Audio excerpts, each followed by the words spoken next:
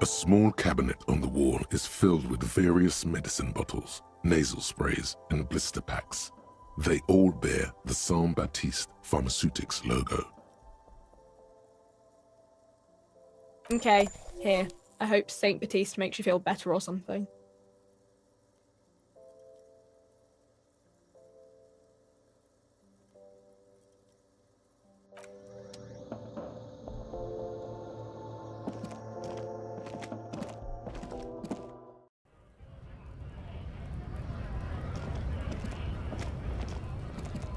Looking for something?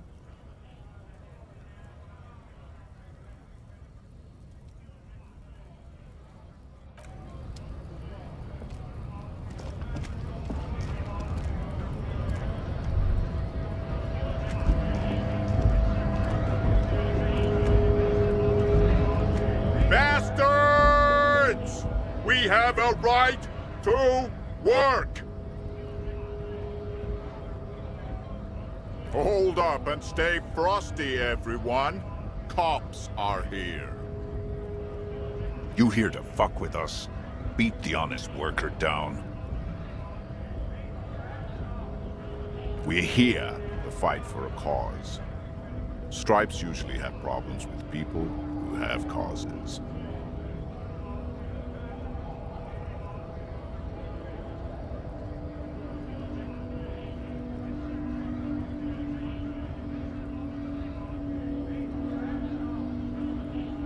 Good. We're fighting for a cause here. Right to work! Right to work! Besides, we're not that different. It helps if people see us talking, cops and strikebreakers together. Shows authorities are on our side. Builds confidence.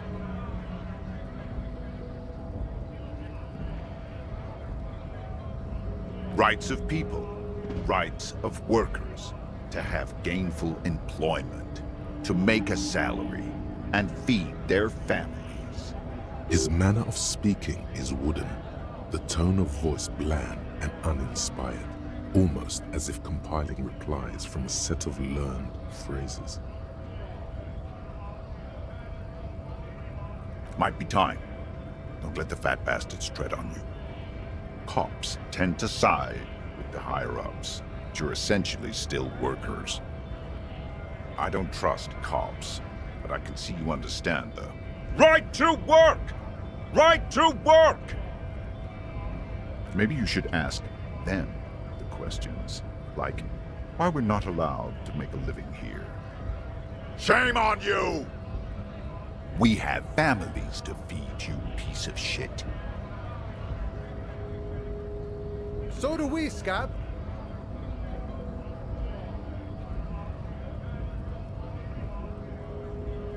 Have fun. Union shits are on full strike. Don't think they're going to let you through the gates. Why you want to meet that fat asshole? I know nothing about a murder. Wouldn't put it past these harbor bugs. They'd do anything to stay alive. Right to work! It's shameful. Cops doing nothing. You should bring backup. Open up the gates for us.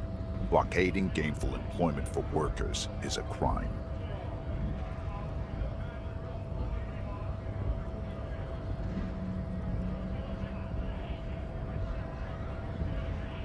We are not picking a side in this just yet, sir.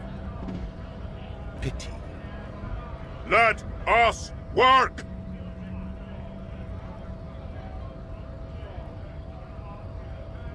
Honest men and women with rights to work, to be useful, not toys for corporate interests. We came here to help the harbor run smoothly in time of crisis. If union fucks don't want work, they ought to let in those who do want work. I have a question. Why do all these men follow your leadership? You think they follow because I'm big and loud? No. They follow the rules of the market, the rules of the economy, because they were Given a job to do! We were promised work. We'd be in there, working, if the bastards hadn't shut the gates.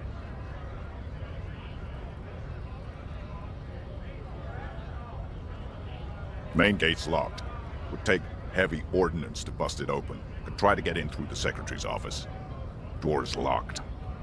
The guards blocking the way to the access panel. And I don't mean the scrawny mess punk either. I mean head measurer. Or whatever he is. Huge Seminese guy standing up there on the overhead passage. Won't let anyone by. The access panel is right behind him. Bad.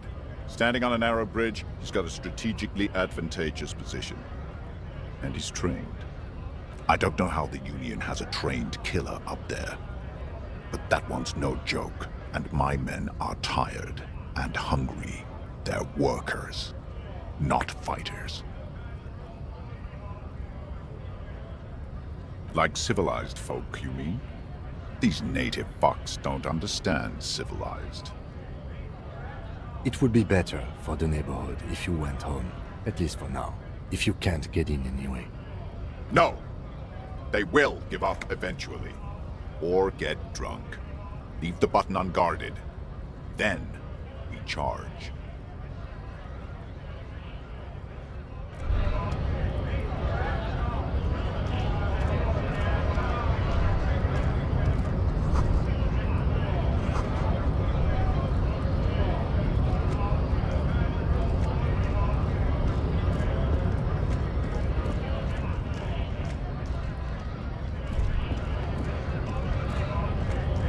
Scab?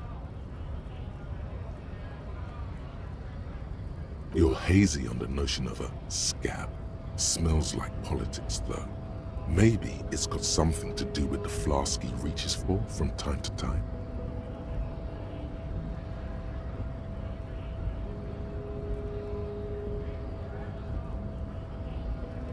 I was just messing with you. No one's ever seen a cop scab. Imagine, you cops going on a strike, but then another cop comes in and says, "Let us cop for less money." Speaking of, what brings the RCM here, to the Wild North? Come to see the strife?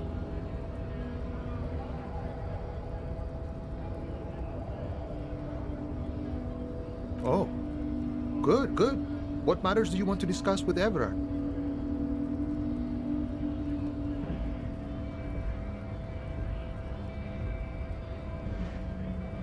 Everard's got a lot of knowledge about a lot of things, eh?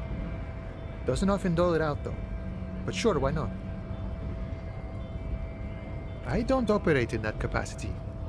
I'm not a granter of passage. The passage grants itself. If it's so simple, why did the scab leader warn you of the guards blocking the way? Aye. Walk right past Measurehead and go in. Yeah, the 2.5 meter tall Seminese supremacist there. Walk right past him.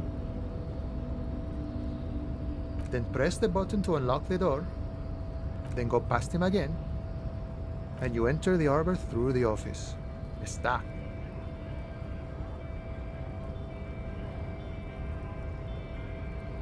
The man whispers a jaunty tune. A coastal breeze ruffles his hair. You know, serious business. I'm sure the big boss will be glad to tell you. You'll have to ask him first. He's a chatty guy. Wants to talk about the strike. Return once you've met the union boss and are on a better footing with the organization.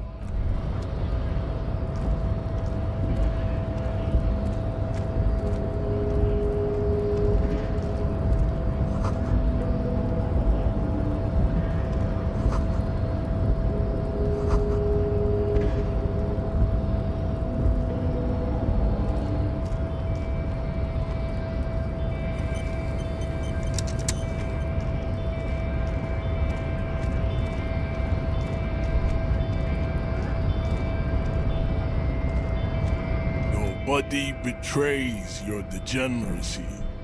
Yeah, Measurehead. His body totally betrays his degeneracy. Don't say anything. Size him up first. Are you admiring my morphophysiology?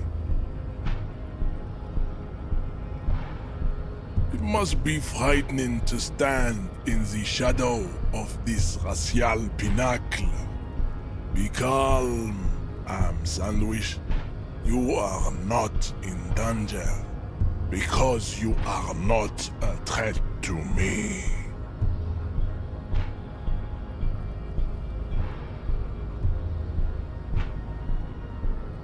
What is this androgynous display of sexual maturity? Merely standing up makes you sweat profusely. Your breathing is erratic. Your own heartbeat in your ears grows frantic, and you feel your blood pressure rise. Stop it! You are embarrassing yourself in front of this woman and your pedomorphic friend. This display of weakness may appeal to older women with a stronger maternal instinct, but it is a liability here on Battlefield Martinez. Jean-Luc, his body is betraying his degeneracy pretty hard. Maybe you can ask him to leave.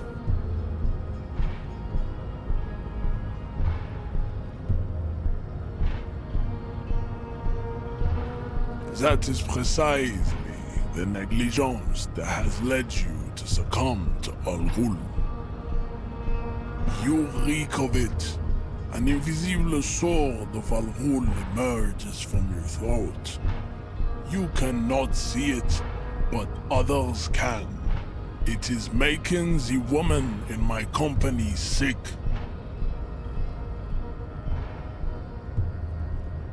It's not good.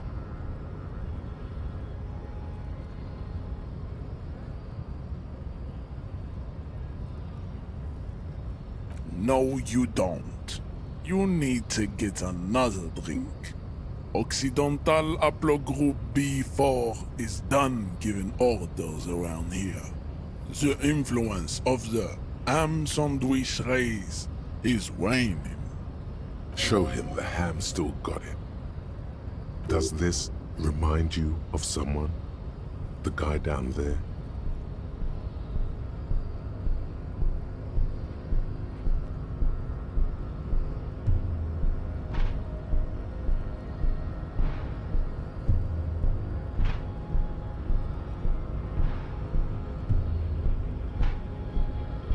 Look at my craniology. I am the pinnacle of my haplogroup. The pink blob is a bad example, even of yours. It saddens me. You were once a noble and powerful race. You gave the world eugenics, electricity, and powerful weapons of war like missiles and aerostatic aircraft. You made great gains in metallurgy, race theory, and statecraft. You dominated lesser cultures, like the deformed Hemians and the inexplicably potato-obsessed Khoikos. But now your ascent to the genetic summit has halted.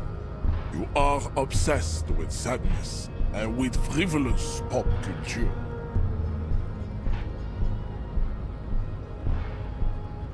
You will be superseded. Isn't that right, babe? It is, baby, yeah. You know it. There is a button right behind him, just out of reach. It must be the one that opens the door to the harbor.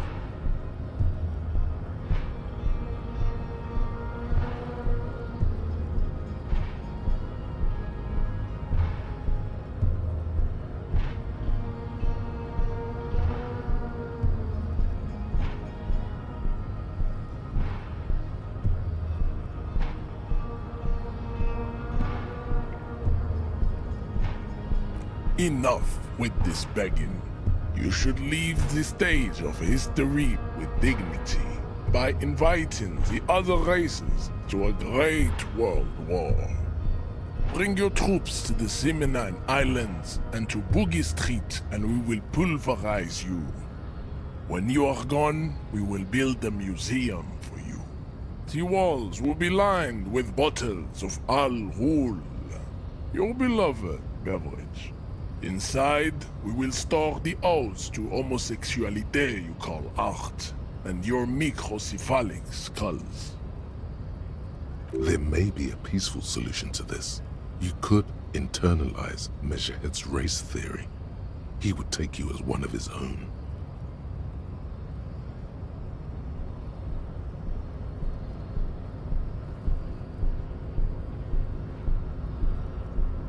Well, not as such.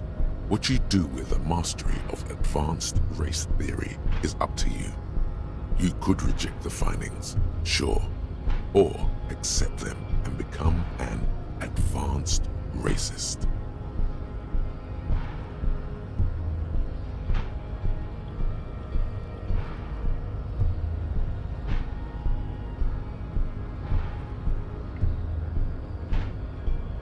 He does not so much as glance at the object. Stop showing me your pathetic cup. I have no interest in it. He had nothing to do with it. Oh, don't be vulgar. White or not has got little to do with this. The race enigma runs much deeper than that. There must be some friction there. He's keeping it well hidden, however.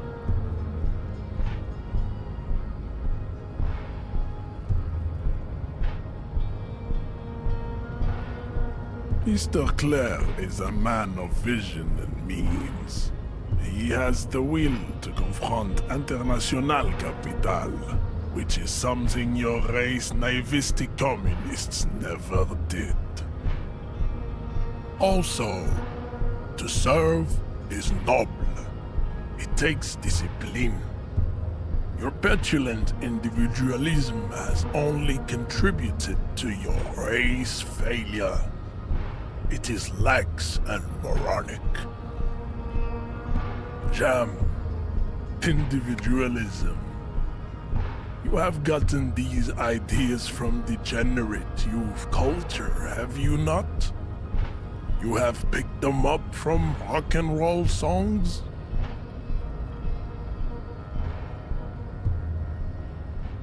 Offshoots of the Seminoles people invented disco while having sex under the influence of cocaine. It is a shame upon my race. But what is done is done. I am not surprised you enjoy it so much. This has happened to many of the side products of the inevitable cultural victory of the Seminoles race.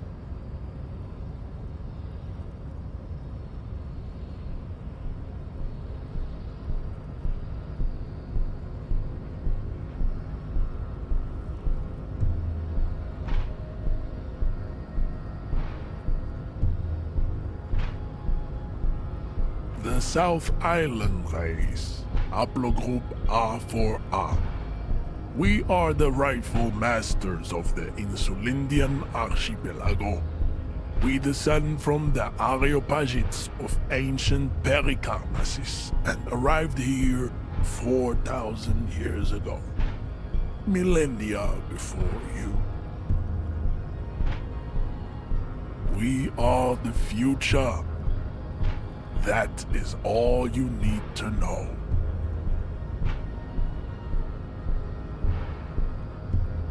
I am a descendant. The narrow streets of Ulimbuir are with me in my genetic dreams.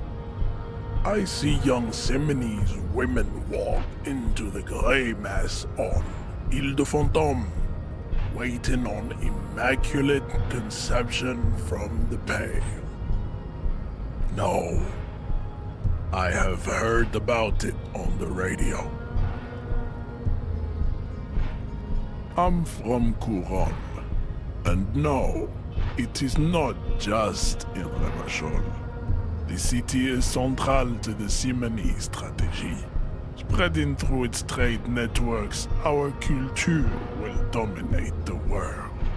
You have heard enough about our phylogenetic secrets for today. You have extinction to come to terms with, and never getting into the harbor. I think this racist is better than the last, but the next racist will be the really good one. That will be the...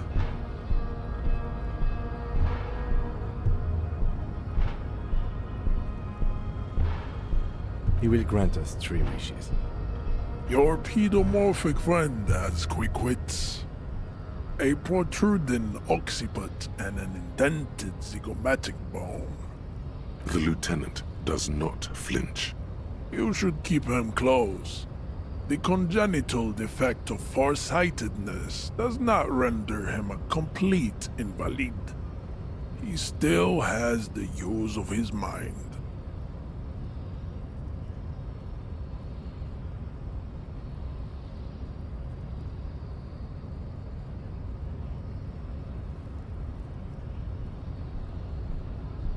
Racists are generally not very good examples of their race. I am not like them. I am craniometric perfection. I have taken the trouble to permanently draw a phrenologic grid on my skull and features. This should dispel any doubt. The drawings are precise and look true to their pseudo-scientific ambitions. One thing, however, it is not entirely free of throwbacks in the phylogenetic tree. His large jaw, for example, could be a trait indicative of criminalism. Also, his earlobes could be small.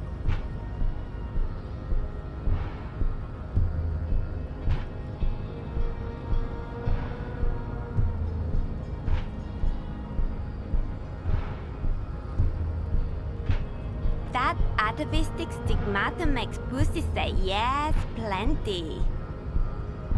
Babe, thanks. But I got this. We still need to get into the harbor. There's an interview to conduct. There must be another way.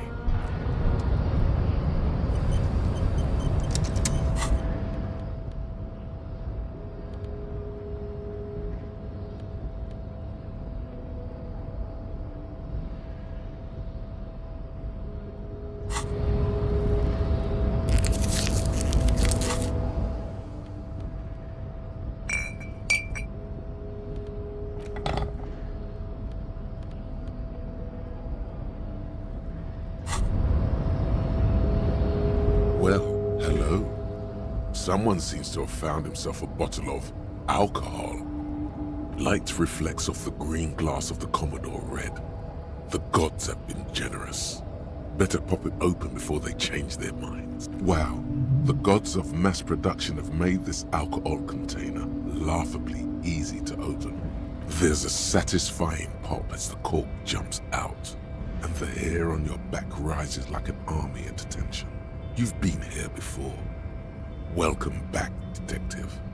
You're home now. A golden sun melts down your throat. Its rays filling your nostrils with sunshine.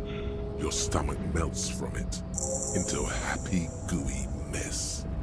So does... In the bottom right corner of the screen, there's an alcohol button. From the void we came, and to the void we must return.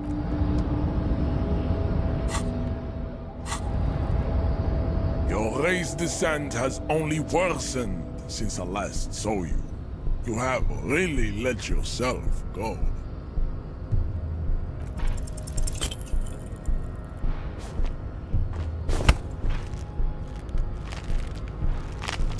How did this happen? Your little...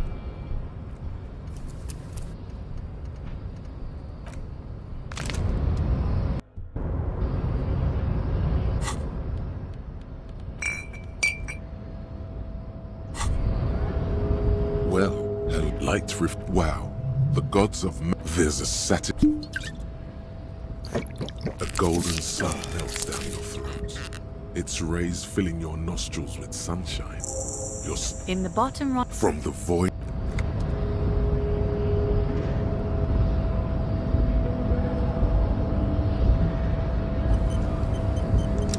Your race descent has only worsened since I last saw you.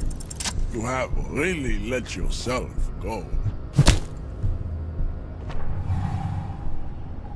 Just like that, instinct took over. A solid strike straight into his throat, into the cartilage. You could swear you felt the soft palate break. The man is reeling, gasping for air. Time stands still around you. In the distance, the sounds of the harbor are falling silent.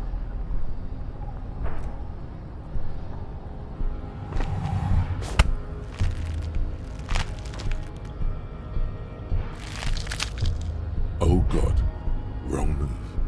Your head is in his hands, like a...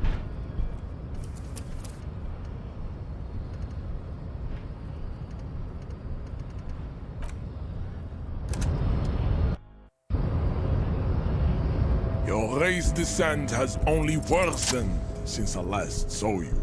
You have really let yourself go. Just like that, the man is reeling, gasping for air. Time stands still around you. In the distance, the sounds of the harbor are falling. Don't wait. You've only got a millisecond. He's coming too.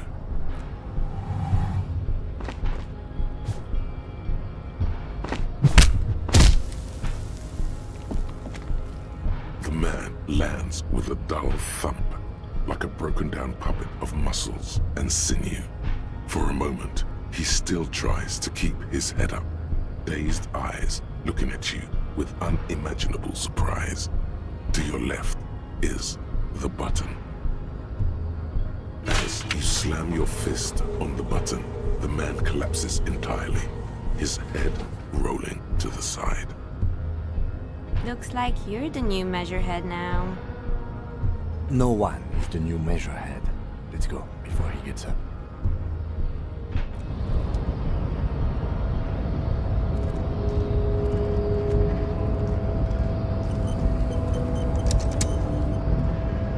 The man is still knocked out.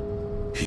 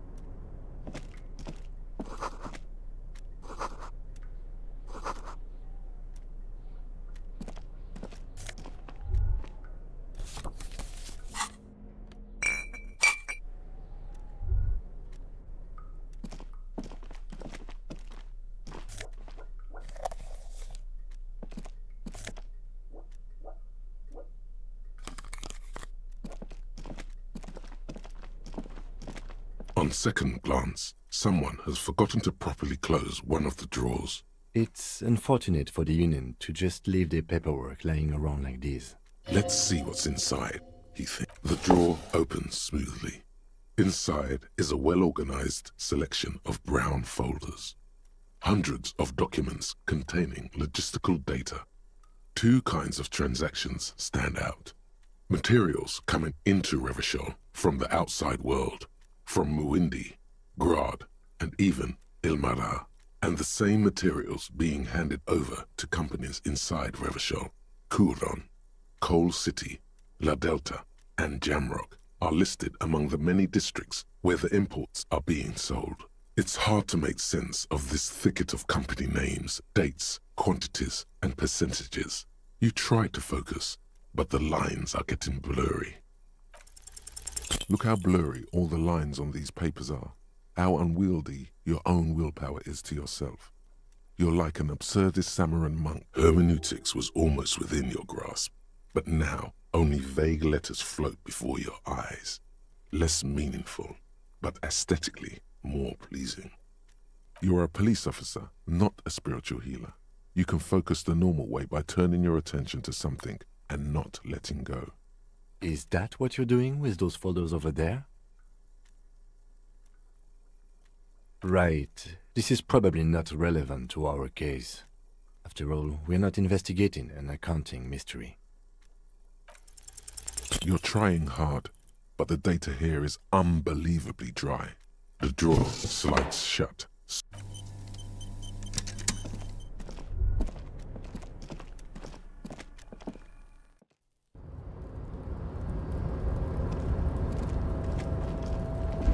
The tarpaulin cloak is still hanging on the railing.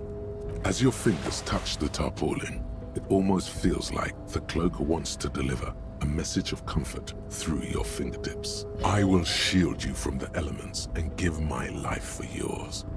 That's what the cloak is relaying.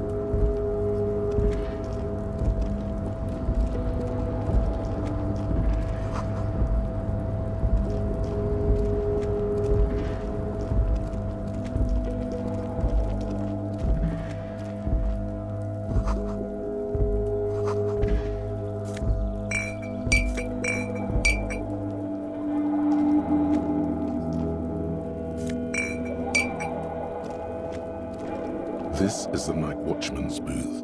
The name on the door reads, Rene Arnaud. Listen, it's okay to take a few minutes to yourself. Sit down and have a breather. If you must. But please hurry. We are pretty easy to spot up here. Nothing incriminating catches your eye. The cabinets are clean and their sparse contents meticulously organized. There's a framed photograph on the table. It's a black and white photo of a young couple out in a street fair. The man, Rene, is dressed in a Royal Carabinier uniform. The girl is young and very pretty. She is smiling playfully at the camera. Why did you take that picture of Rene?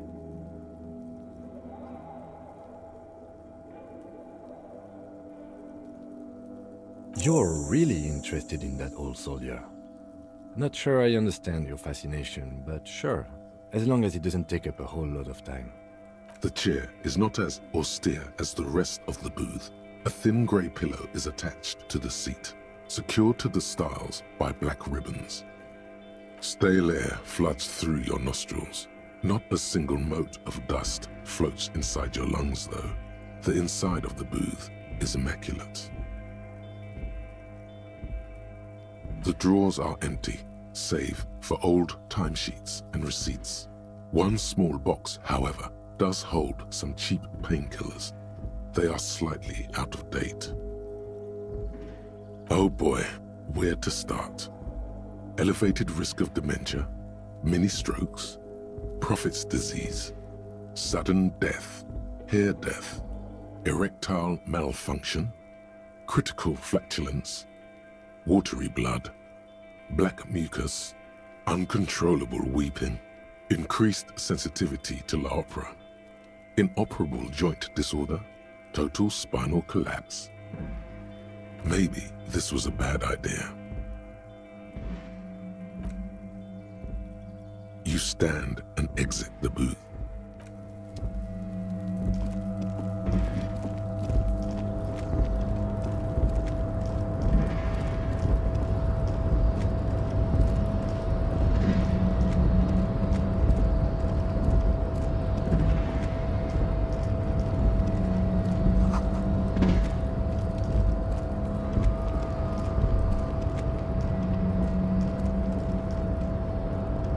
Yes?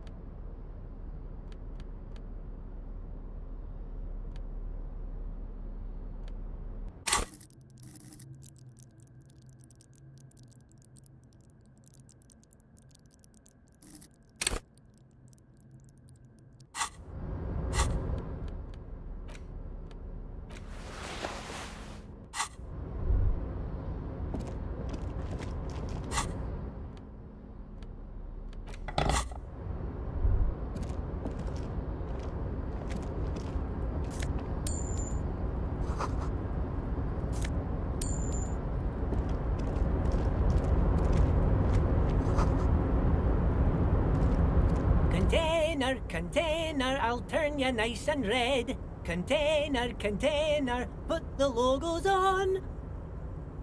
The lyrics to this container song are being made up as he goes along. The accent is so thick, it's impossible not to notice he's Ubi, from the vanishing peninsula of Ubisund on Muindi. Container, container, used to be Wild Pines. Container, container, now belongs to Everard. Everard, Everard, Everard, he looks after everyone. Huh? Well, hey there. How can I help you, mister? I see you are not a union man, mister. Did you get lost? You're not one of them scabs, are you? I mean, I don't personally mind. Folks is just folks, you know, and folks gotta eat. Just some of the other guys don't look too kindly on the scabbing kind, if you know what I mean, mister. Oh yes, born and raised in Irish, mister. Mum had to leave my dad after he got a bit violent. Took us here to the new world. I was about 10 then, too old to lose my accent then. People say us Ubis are up to all sorts of trouble with sheep and other animals and whatnot. I just want you to know there was never any of that where I come from. No sir, those are just nasty rumors. Thank you for clarifying that, sir.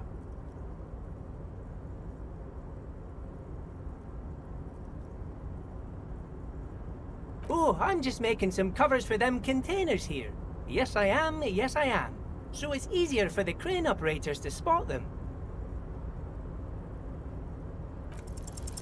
The containers in the yard are green in Wild Pine's livery, and the mountains rising behind Leo is all red in Union colors. It's like some red infection was spreading outwards from the container yard's core.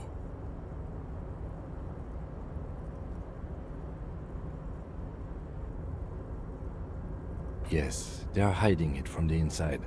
All the red containers have the Debarders Union logo on them. No, not really. Mr. Everett doesn't tell me all the big things. Says I go and tell them to everyone. Oh, no trouble at all, mister. No trouble at all. Oh, most of the guys are down at the gates, keeping the scabs from coming in.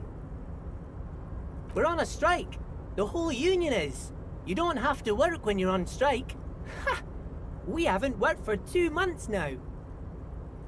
So no one is working?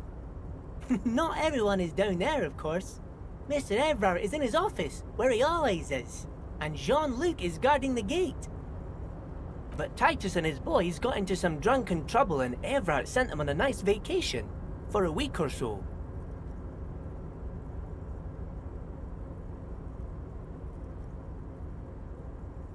Oh, I'm not really supposed to talk about that. That's union business. Him and his boys stirred up something in town. Probably drank too much and got into a fight or something. I heard Mr. Everett telling them to take some time off.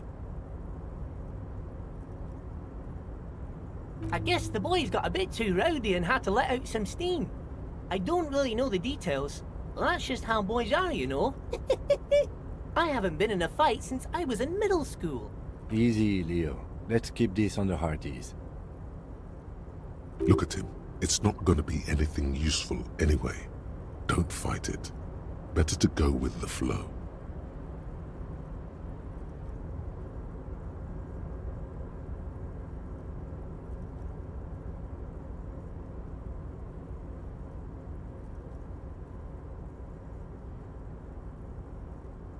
I remember I was the runt of the class. The bigger boys always used to pick on me. You see, I had a bit of a temper back in the day. Flew off the handle like nobody's business. But Mr. Everett and his brother always came to help. Once they beat old Noel Becker so bad he needed stitches on his head. Noel never started another fight with anyone after this. Mr. Everett and Mr. Edgar are real nice guys, mister. You should go talk to Mr. Everett. I'm sure you'll be good friends. He's friends with everyone around here. Yes. Everybody needs a job, and this is mine. I'm Leonard, by the way. Leonard Bellick. But everyone calls me Leo. I'm like Mr. Everett's right-hand man when Mr. Edgar is out of town, and Mr. Edgar's right-hand man when Mr. Everett is away. Actually, Miss Beaufort is the right-hand man, but she's a lady. Who is this, Miss Beaufort? A real pretty lady with a skin like those Douai Sucre candy bars my missus likes so much. Them are real nice to suckle on once the dinner is done and me and the missus sit down besides the radio. But I can't listen to the radio all the time. There's so much to do around here and I'm always busy keeping things running here. Yes I am, yes I am.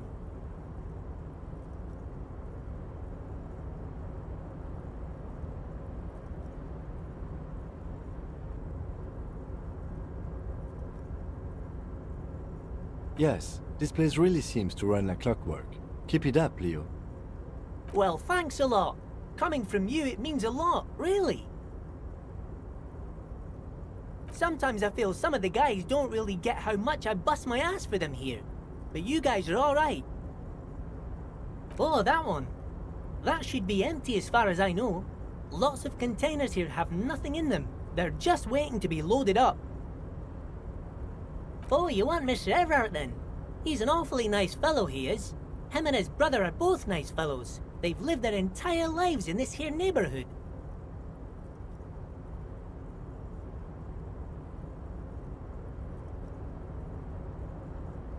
Guys like Mr. Everett and Mr. Edgar, his brother, are real good guys. Made Martinez what it is today. Mr. Everett and Mr. Edgar and I went to the same school we did when we were boys. Oh, Mr. Everett is where he always is. In his office, of course. Bye-bye now.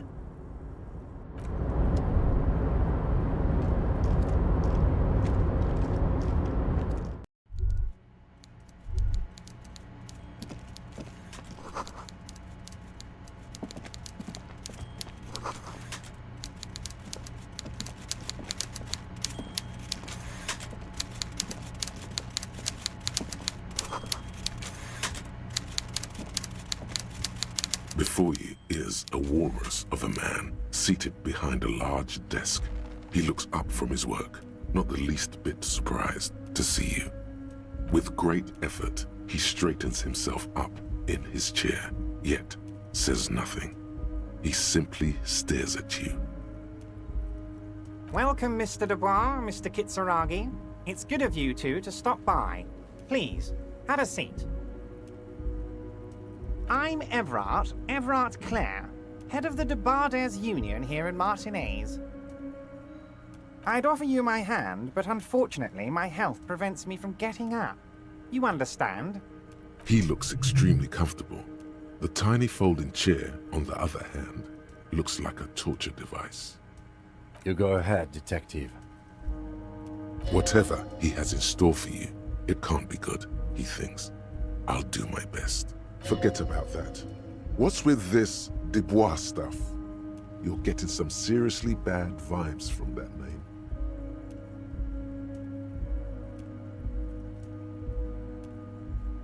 Please, Mr. Dubois, let us converse in a civilized manner, as equals. Take a seat. It's nothing. Yes, that's probably right. It's nothing. Forget about it. Filter it out. He's trying to throw you off your game with this Dubois nonsense. Don't give him the pleasure. Very well, Mr. Dubois. I respect a man with strong convictions. I, too, have convictions. One of which is that I will not engage with any man who won't face me at eye level. Should you find yourself more amenable in the future, I'd gladly resume our conversation. But until then, I'm afraid I must ask you to leave. You're no Titan of Felician, buddy. He's got you in a fork. Sit down or leave. Excellent, Mr. Dubois. I can see that you're a reasonable man, and reasonable men can be of great use to one another. So tell me, how can the head of the Debarders Union help a representative of the Revachol Citizens Militia today? The chair you're sitting on has got to be the most uncomfortable chair in the world. It's violating your backside. Oh, by the way, I heard you got a rather rude reception from a certain Lawrence Gart. Some people have no manners, it pains me to say. This should take care of that nonsense. It should be sufficient to cover your expenses for a few days and patch over your differences with a cafeteria manager. Go ahead, take it. Hey, that's 25 real. That's good money. Think of all the stuff you could.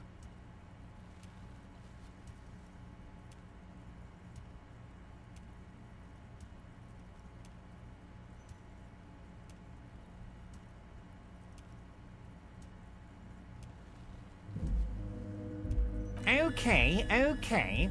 I respect a man with principles. No handouts, then. Now, I'd like to set your mind at ease about one other matter. Your lost gun. Let me assure you, Union people are on it as we speak. I've got my best hounds looking for that lost gun. His slug-like lips move, but all you hear is an echo. Lost gun, lost gun, lost gun. The world is swallowed by a black hole of fear. Only two words escape its gravitational pull. Lost and gun. When he said, "Don't worry," he actually meant, be very worried.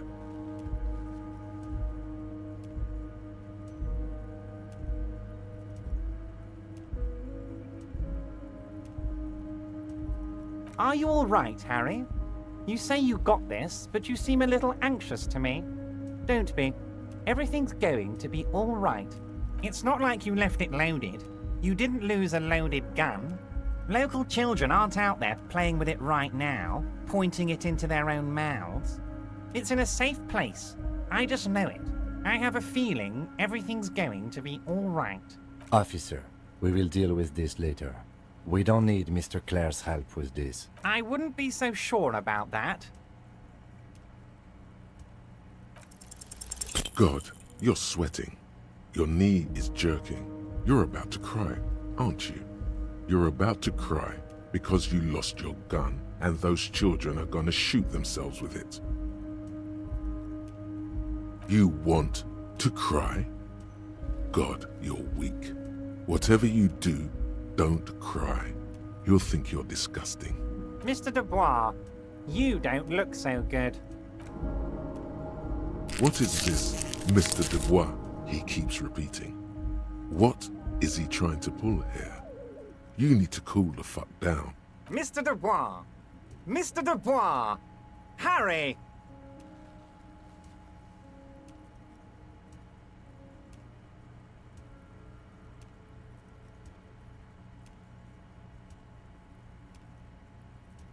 Mr. Dubois, are you okay? Can I get you a glass of water or something? Are you having some kind of medical emergency? Maybe you could use your hands somehow, in a kind of throw-in motion, like you're throwing that Mr. Dubois act right back at him. He's Mr. Dubois.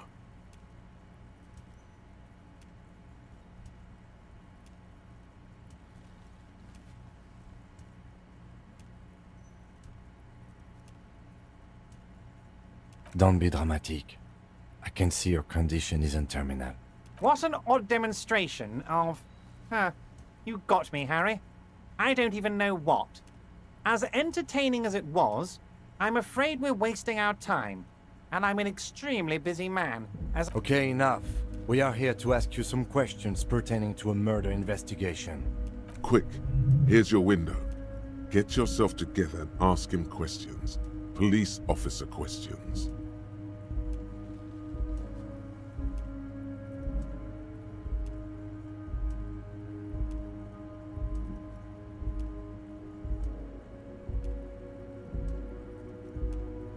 What? Harry, how could you say that to me? You know I appreciate a joke as much as any Johnny Fat guy, but I can't take slander. Are you actually investigating this? The reaction appears to be sincere, but it's impossible to tell with this guy, honestly. You've hurt me, Harry. Me, a friend. But you know what? I trust you, like I trust all my friends. And I know you'll never talk to me about this again, because you don't want to wound me. So do what you want, and let's change the subject. He's hiding his real reaction beneath courtesy. Thank you for your understanding. We will continue to do what we must. You too, Lieutenant. You know, I like you, but you never were my favorite. I'm a Harry guy. I'm Team Harry. None taken. Did we have anything else to do here, Harry?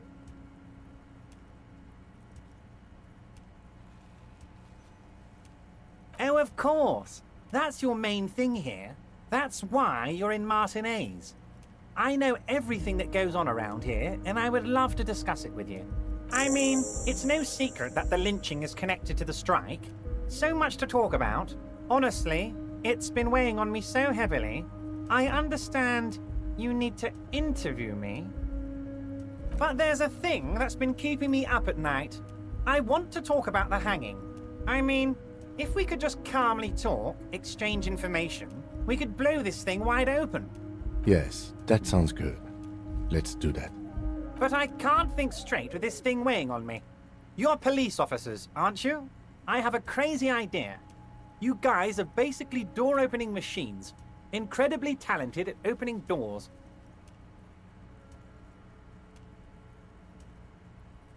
And I'm sure you're going to open this one with flying colors, Harry. This really is very simple, and there's nothing shady about it. An excellent opportunity presents itself, sire. You could win the trust of the arch-liar, pretend to play into his hand. Then, should you wish, bend his efforts towards your own.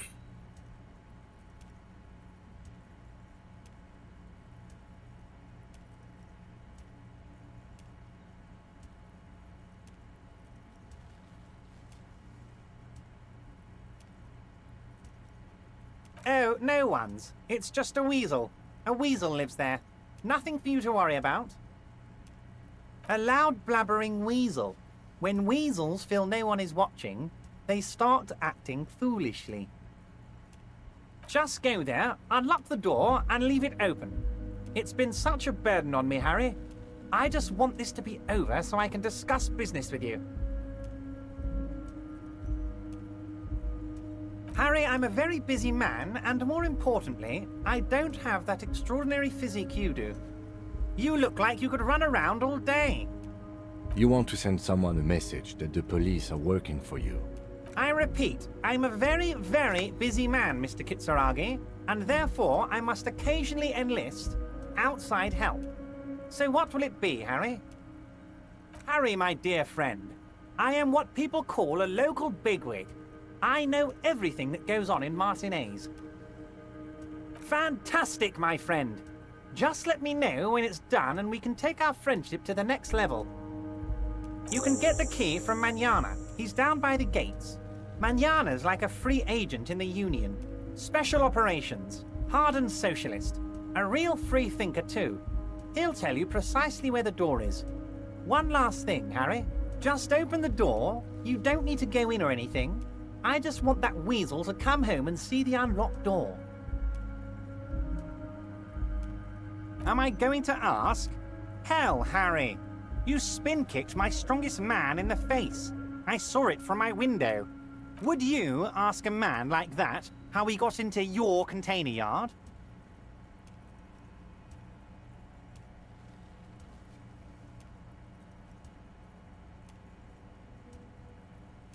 It was a figure of speech, Harry. Of course I don't have a window. I'm in a container. Anyway, I assure you, I am a very well-informed man. Information reaches me before I even get the chance to request it. Of course, let us dispatch with the formalities. You call me Everard, I call you Harry. That's what the hanged corpse called you. Harry. My God, so it's true. I didn't want to believe it, but you are a fantastic science fiction amnesiac cop, aren't you? What are the odds of that? I think the odds of that are very low. It might be a good idea to hide your confusion. I mean, see what his game is first.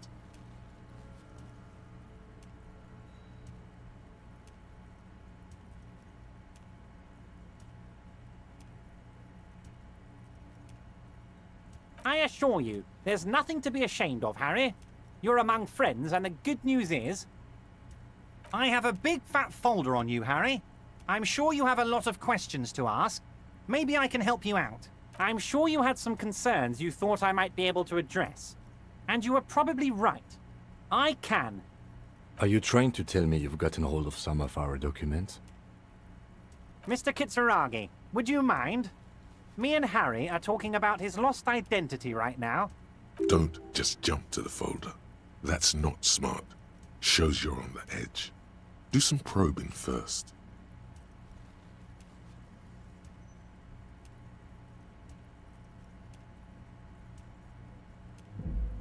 It's Harry.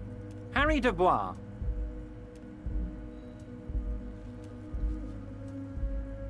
And I can work with you, Harry.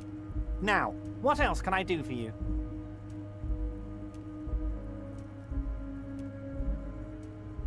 Harry, you're not simply a cop, you're a star. A bright shining star in the drab law enforcement sky, outshining all other stars. You're a superstar. Of course I do, Harry. And I'm gonna help you shine. I'm gonna put you on all the big stages, your name in giant neon letters. Harry Dubois. The giant neon sign reading Harry Dubois, hanging from the Cavalsun crane, can be seen all the way to Jamrock. Somewhere in Mirova, a beautiful woman sees the bright glow on the horizon and says to herself, "Oh my God, I shouldn't have left him." Ah, this? My friends in your organization gave it to me, Harry. This translates into, haha, you guys are so corrupt. I find that very suspicious. May I have a look? I'm afraid this is meant for Union eyes only, Mr. Kitsuragi. I'm sure you understand. Please continue, Harry. As you look at the folder, Everard covers it with his hand and pets it. He's hiding it from you because it's not a real RCM folder. It's just another one of those brown folders you saw in the file cabinet. Okay, Harry, you got me. This is from the Census Bureau, not the RCM. Those Census Bureau people are absolutely corrupt. You should do something about them. He got the name from the Census Bureau, and everything else from your actions here in Martinez. Yes, Mr. Kitsuragi from the Census Bureau. Like I said, now I'm actually a very busy man. So is there anything else I can do for you, Harry? That means he doesn't really know anything about you. A pity. The mystery of you will have to remain a mystery for the time being. Yes, that's what I said. Try to keep up, okay? Let's move on. Yes, your lost gun. My best men are on it. They're turning every stone, searching every playground, asking kids, grandmas, everyone. Your gun will be found, Harry. Let me assure you of that. It's just a matter of time and effort. The only way to find it seems to be working with him. He might even be holding your gun hostage.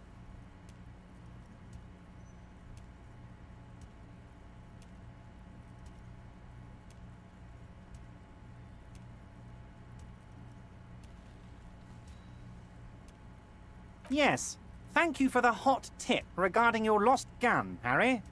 My men have indeed factored in that you pawned it. Now please, let the professionals do their job. Kick back, Harry, relax. I have great guys on this. It did not come as a surprise to him. He might actually not be bullshitting.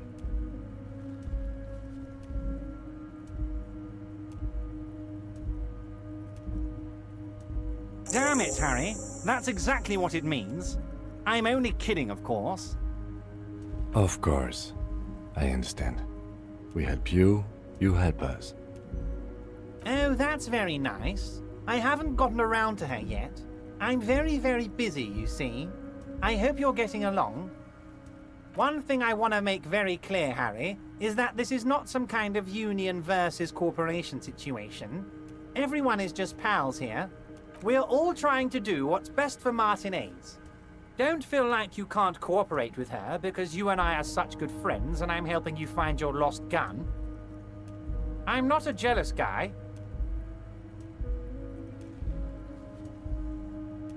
Vanished? Harry, the woman left her casserole in the oven and couldn't make it here in time for the voting. Oh, did I leave my casserole on? Better go home and check. The election can wait. When she got back, the whole thing was over.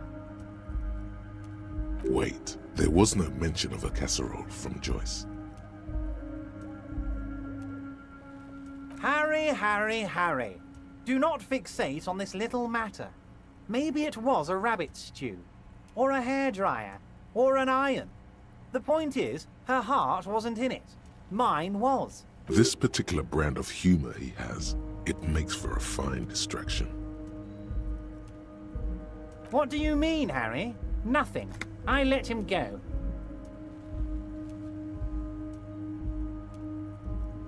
He's an old man, Harry. I wanted him to spend more time with his family. God knows how long he's got left. Harry, I have little people in my organization. I would never call someone a midget. What is this? Honestly, I'm beginning to think you're a midget, Harry. I'm only kidding, Harry. You're not a midget. No one is. We're pals. Yes, yes. Low balling, of course. This isn't a casino, Harry. Real people, real livelihoods are at stake here. But everything's a casino for those rich types. His expression makes it clear. This is childish and irresponsible behavior. If she actually wants to see me, she will find a way. Any good negotiator would. And I just don't have anything to discuss with a bad negotiator. Of course, Harry. Let me just assure you one more time. It's perfectly okay to share anything we discuss here with this Joyce. This is a completely transparent organization. I have no interest in what she is doing, but I myself have nothing to hide. Your business is your business, and I respect your privacy. Just remember, none of this is secret. Tell her about all of it. My brother's picture, my singing swordfish clock. Tell her how overweight I am and how I'm helping you find your lost gun. Tell her about everything. Everett doesn't mind. It is rather interesting to tell people things about each other, isn't it? It was nice telling him about her right now. Wait. You need this to get in and out through the gate.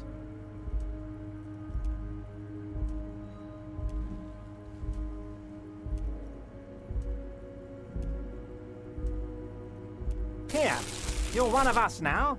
A real red and white union man. Take care, Harry. Revacholian nationhood.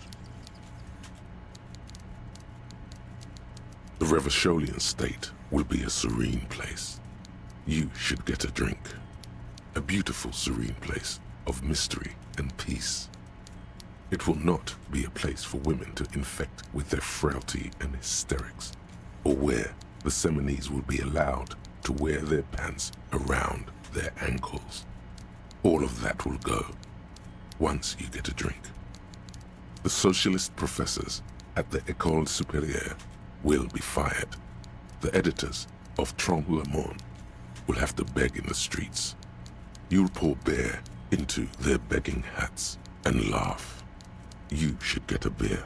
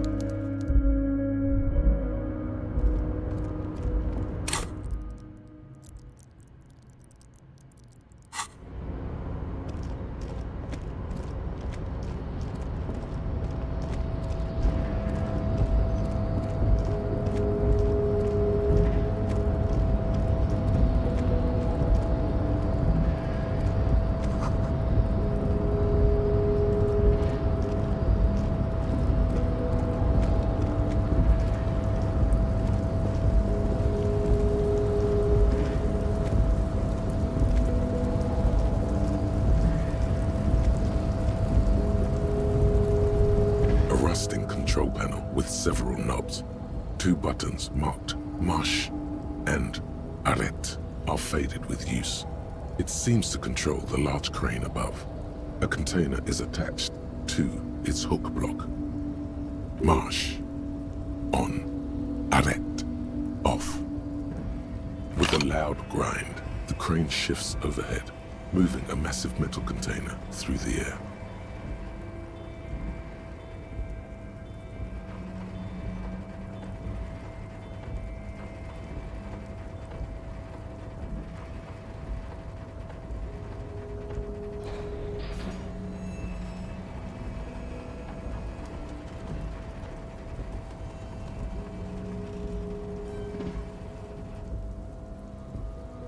With a surprisingly quiet thunk, the crane places the container down. The harbor sleeps as the strike rages in the distance. The crane can rest again, now that its purpose has been fulfilled. Moving this container, of course. For this purpose it was built. For this purpose it has acted. I can't see how that was worth the wreckers. Except for seeing the crane in action.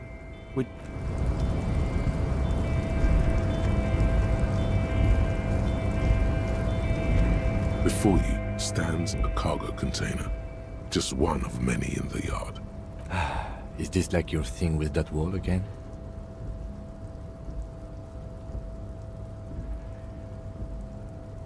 There are a million containers here. Why are you fixating on this one? You just picked one out because you wanted to interact with a cargo container. We are not here to interact with containers. We are here to talk to the Union, right? No reply. You attempt to turn the handle, to no avail.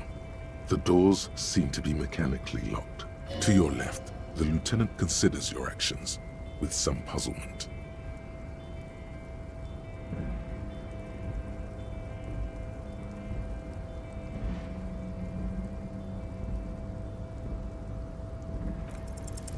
Why are you even trying to open a door with rhetoric?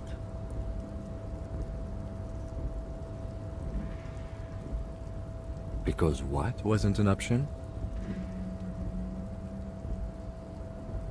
Now is not the time to get philosophical, detective. You can do that after hours.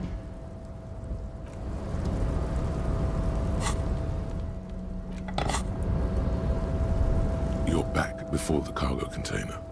Its draw has not lessened since you were last hit.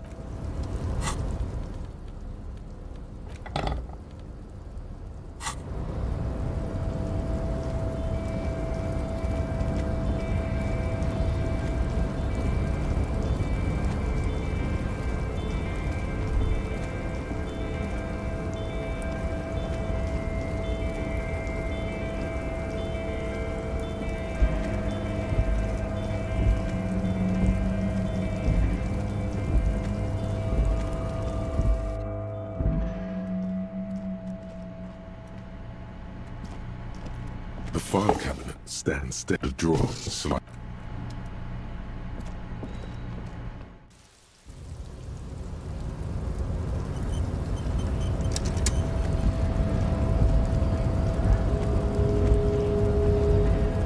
Do not presume this has drastically altered our race dynamique.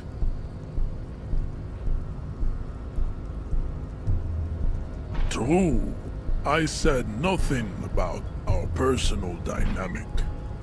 That has altered. A little. He means very little.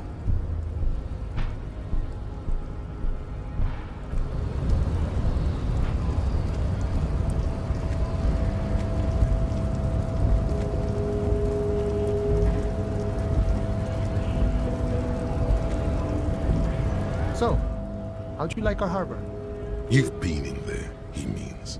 Talked to the boss man too, probably. It's but a rest area on the path leading across open plains. Right. You talk to the boss, eye to eye, like men of the plain. If you have any more questions, I'm set to talk. The mercenary, eh? Who could have killed him? That's indeed the question. Why even do such a thing?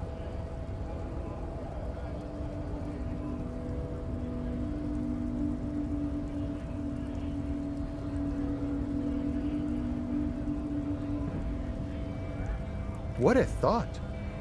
Why would noble workers resort to such a thing? Unless they were pushed, of course. Your dead guy was an enemy combatant. He was an agent of the opposition, attempting to undermine our honorable efforts. I ain't the murdering type, but that's just me. Large organizations like our union have all sorts of men, with all sorts of skills. He's not lying about not doing it himself. Understood. This has been of limited use. Still, thank you. No problem. I wish the best to you in your search. A key, huh? What door is this key supposed to open? Oh, say no more. I got you. I got that key right here. And let me tell you, it's mighty good of you to help us out during the strike. Working class solidarity, as they say.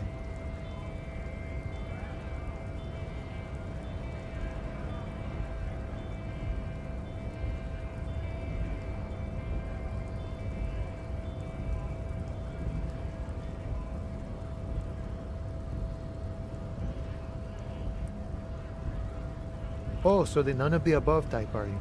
I get it, I get it. I like to keep my distance too. But it doesn't matter. It's a good thing you're doing. Thanks. What you're looking for is a basement door behind the greenhouse. That's behind the wailing in rags. That's all I know. Our organization is what you call compartmentalized. Means we keep out of each other's business.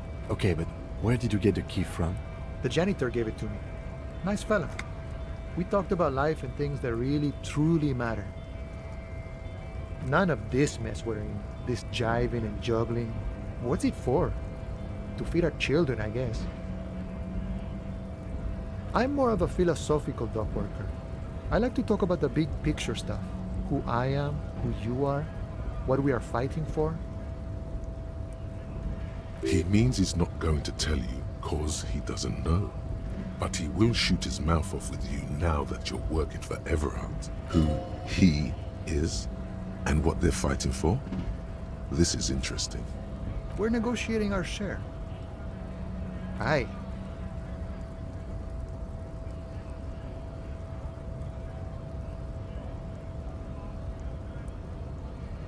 All of it.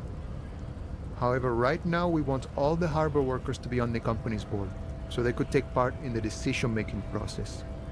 This seditious talk sounds like communism. Just so we're on the same page, communism is basically wanting to kill the rich people, or deporting them to a labor camp in southeast Grad.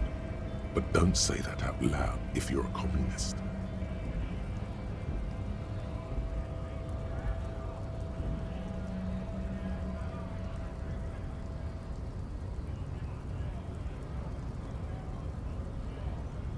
No. I don't think I'm a communist. Seeing something of value and saying I want it all to myself is a much older and simpler notion. No science to it at all. Even a weak child can think it. The only things holding someone back are I can't and I shouldn't.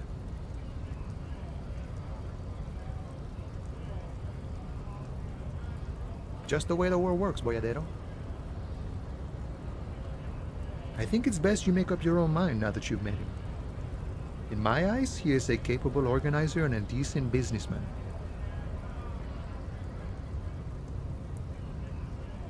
I guess you kind of get to be the village chief.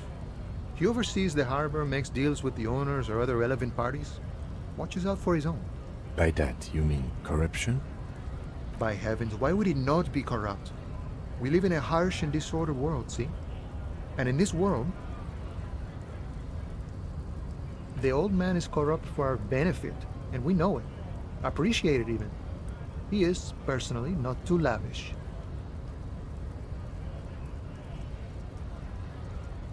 Okay, he's reasonably lavish, sure. That's his prerogative.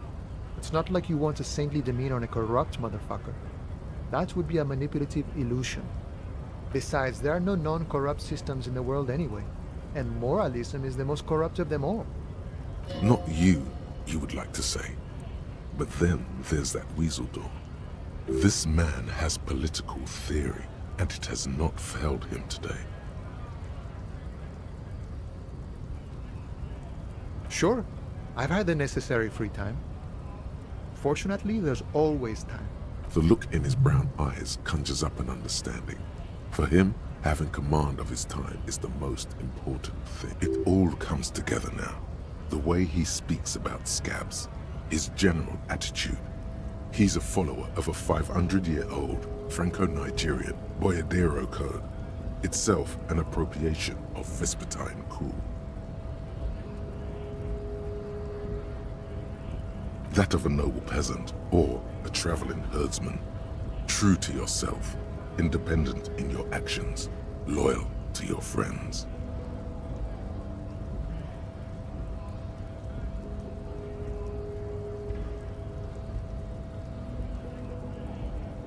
The man sits on the railing, his hands reaching far and wide. Yet it feels as if he could, effortlessly, go even wider, if need be, an endless torrent of time.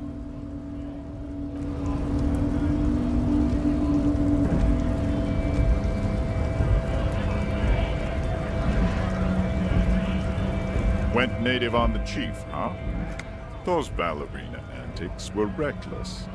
Should have just punched him in the throat again. Let's talk about our right to work. When a bunch of ungrateful, lazy cockroaches can't get their act together, decide to block honest work for other people.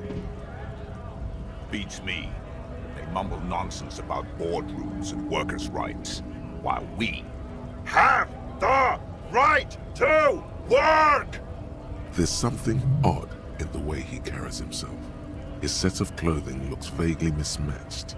The different pieces of the attire seem ill-fitting. His shirt is far too small and an unpleasantly tight fit, while the overalls, held up by a belt, seem to fit a man with much more corpulence.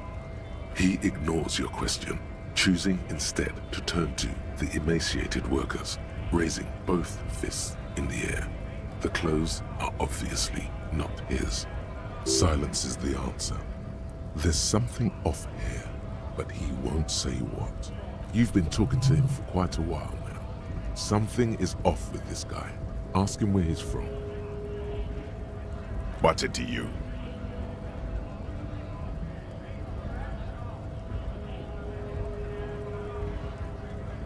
Am I a suspect? Done no crimes. I only fight for the rights of people.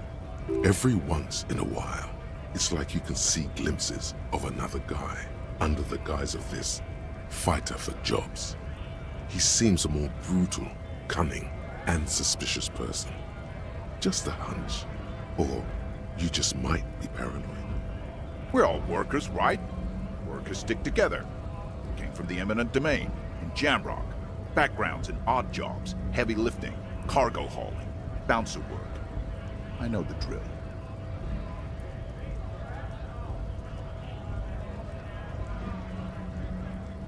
Worked at Territorial.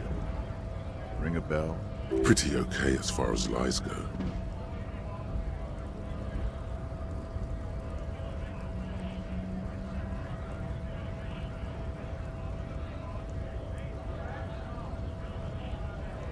We're done here. I have a strike to break. Right to work! Right to work! Shame on you! Things are busy enough. You going to waste less of my time? The hulking man oozes stark skepticism.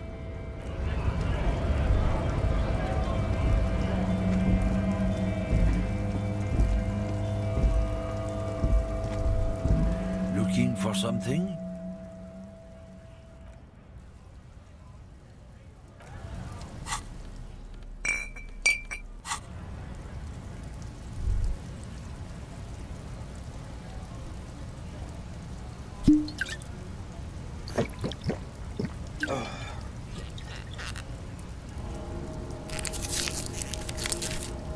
Looking for something?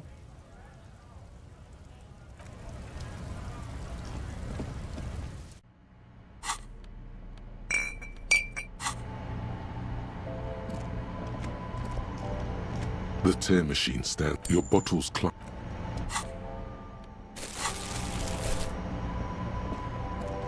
A small cabinet on the wall is... Okay, here.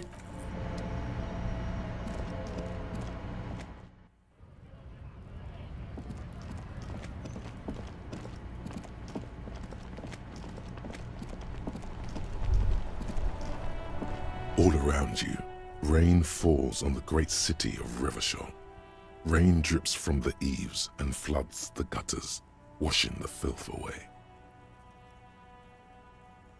The spring thaw must be here. The snow is melting. Looking up at the sky, cold water dripping from your hat. Grey sky like great battleships, clouds colliding with one another. Rain falls down on the world. Humid, your coat shields you from the rain while the city shivers around you. Sheets of rain over the water, a flight of stairs leading into the ocean. Wave after wave washing the coast of Martinaise. The ruins of a half-sunken sea fort crumble on an inlet beyond the Bay of Revachol. Ghosts rise into the sky. Your hair is an oily mess flecked with ash from neighboring coal plants. Smokestacks rise somewhere in the distance. This rain will not let up anytime soon. At least we are dressed for it. Let's keep moving.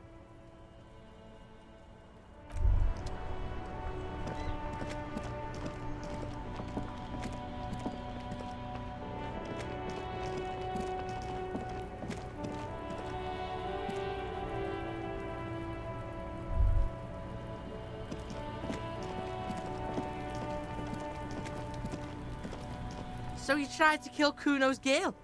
What's up with that? You want to talk about it? Not all of us. Acts like that stick with you for a while. No one's moving anywhere. Do this shit again, and Kuno's gonna climb in your room at night with a knife. Kuno knows where you sleep. The pig who fucked his window up. I'm gonna climb in through that balcony. Put the fucking knife in you. Yeah. I've been in your room. But you and Kuno are good for now. Pals. Shoot that shit at Kuno.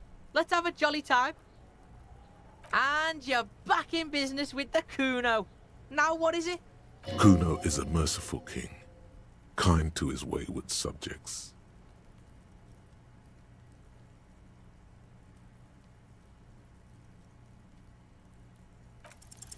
What's going on? He's an ungovernable youth on your crime scene, throwing around incendiary language, trying to push your buttons.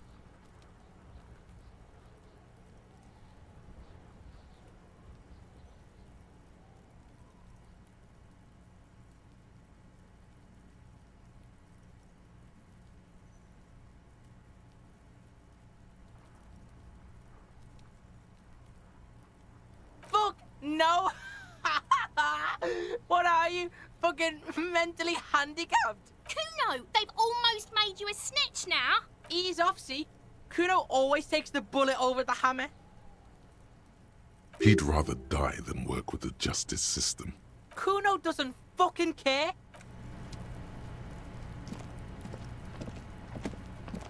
I'll die before I squeal, pig.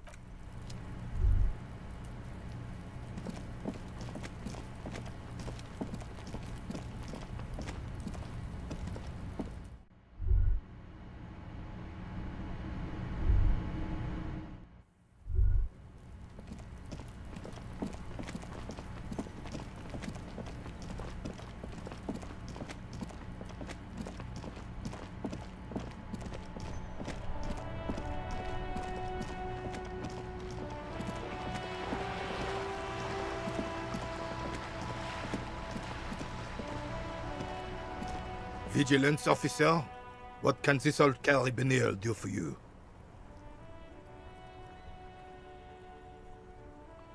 Yes, the Debardeurs Union pays me to stand vigil during the night. Not out of any political allegiance, mind you. I'm an old man. Don't sleep more than a few hours every night anyway, and money is tight.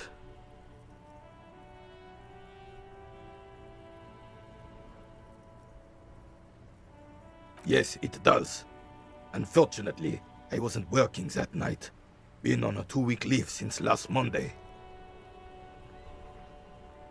It's a private matter.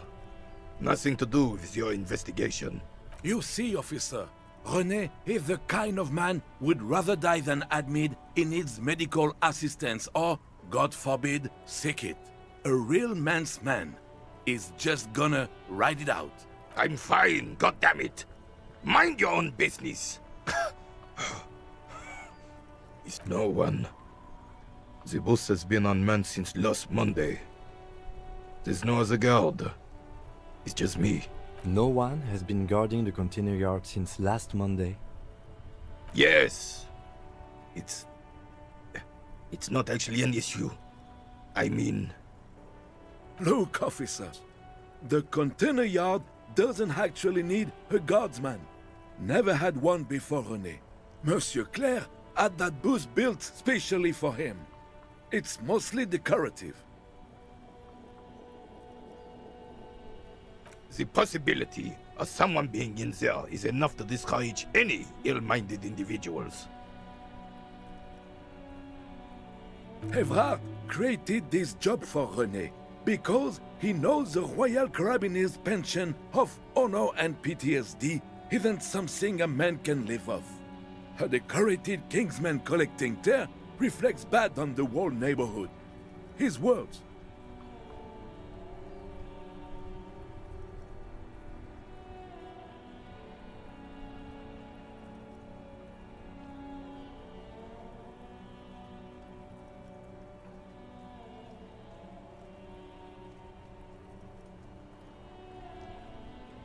Oh, I didn't mean to imply there's something wrong with that.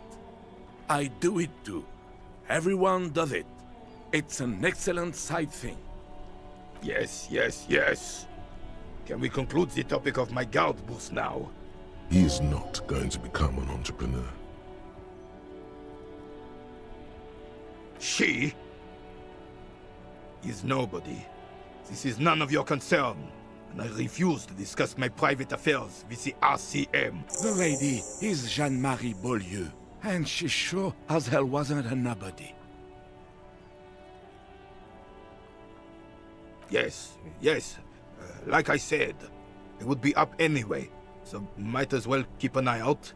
It keeps my senses sharp.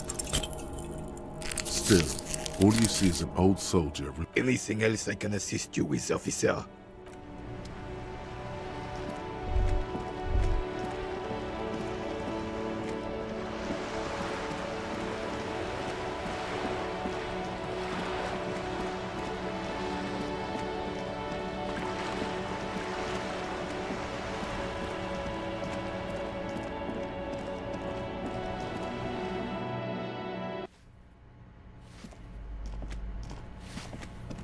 Give me a moment.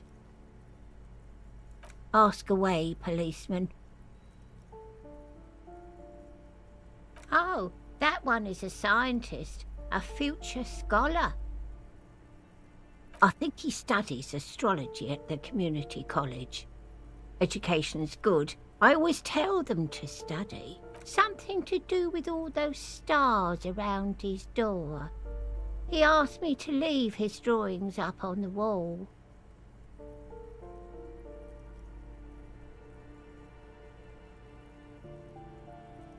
The symbol of what and how?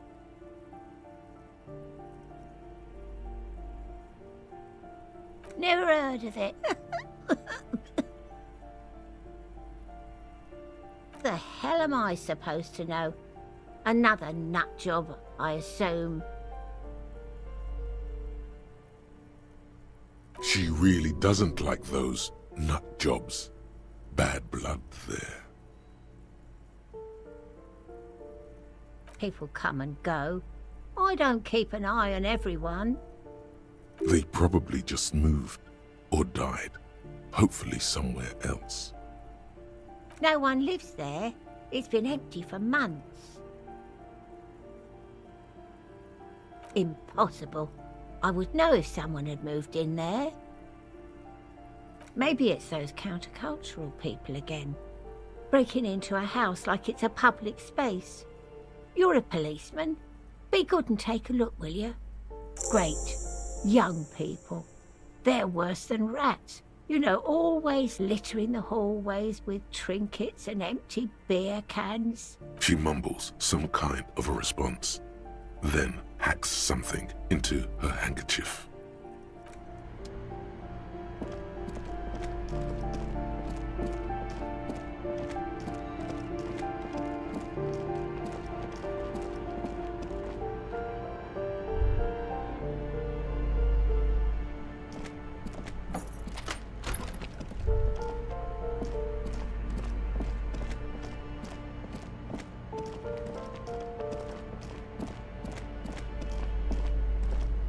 You hear someone walking around inside, rearranging the furniture. A poor communard, from the looks of it. The room is barely bigger than a closet. Do I have to open the door? Do you have a warrant? I'm not obligated to open the door if you don't have a warrant. Let's go. We don't have a reason to get inside that up. It's generally easier to do things if you have literally any reason. Excuse me? Of course not. Scare them. Suspected of some big crime. You have plenty of reason to enter.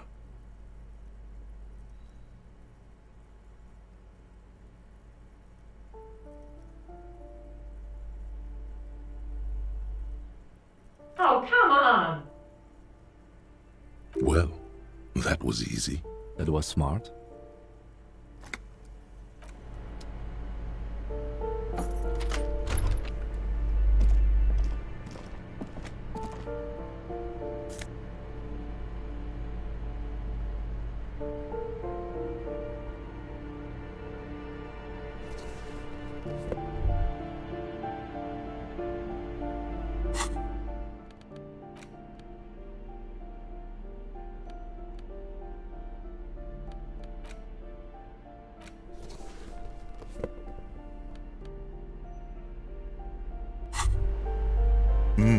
The luxury of fine things. Just look at those black monk straps. After spending an entire day hustling, who's to say that you didn't deserve a pair of ridiculously expensive shoes on your tired feet? Beautiful things give you a rush. It's power. Crafting your style, draping your flesh in silk and leather, deciding how to present yourself to the world.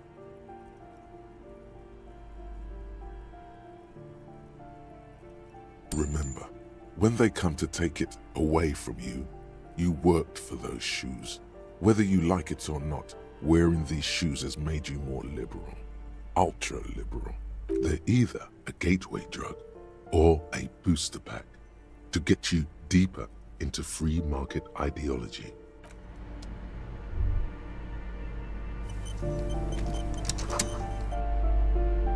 Satisfied? My name is Marielle Charpentier, and I'm an agent with Martinez Realty Associates. I am not breaking in, as I have every right to be here.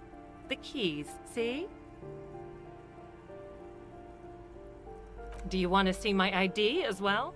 You can't legally ask for it, but why not? Want to see my residence permit too? Very well, but please make it quick. I need to be back in La Delta in an hour. I need to get it ready for the next lease, but as you can see, the previous tenant completely trashed the place.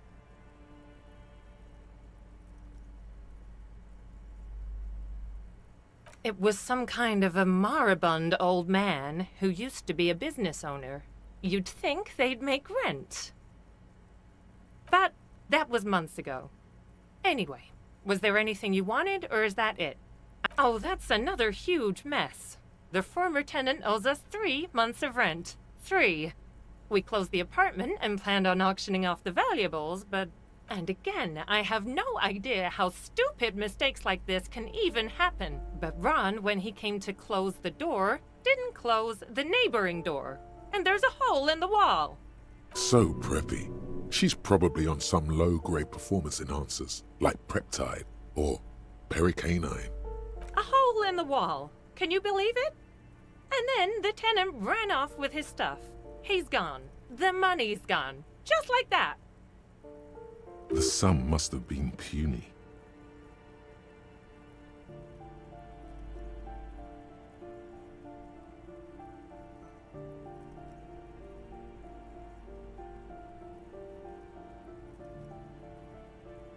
These apartments are perfectly fine. They have gorgeous architecture, a million-real view of the bay, good ventilation, neighbors, life, spark, and they are affordable. I'll tell you, Martinez has a future. In a few years, it's going to blossom with artists and creatives and those radio computer wizards. Don't ask me what happened with the wall. I have no idea how we're going to find the time or resources to fix it. Both apartments are now unrentable. Both. Of course.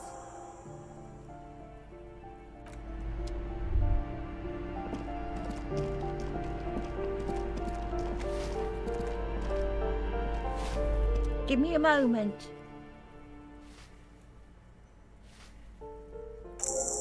I see. I hope some good people are finally going to move in. This place needs them.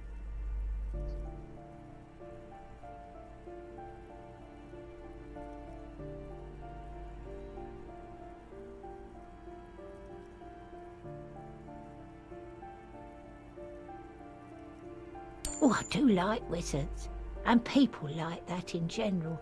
They have a lot to tell us about our fates. She means clairvoyance.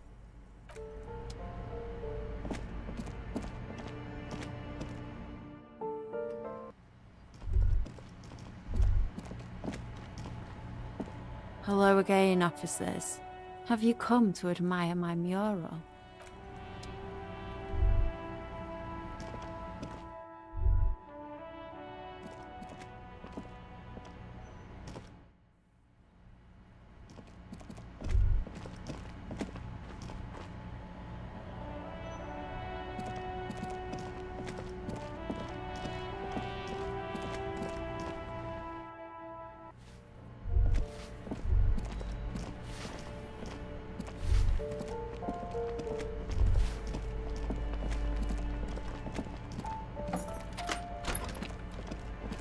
A plaster cast bust depicts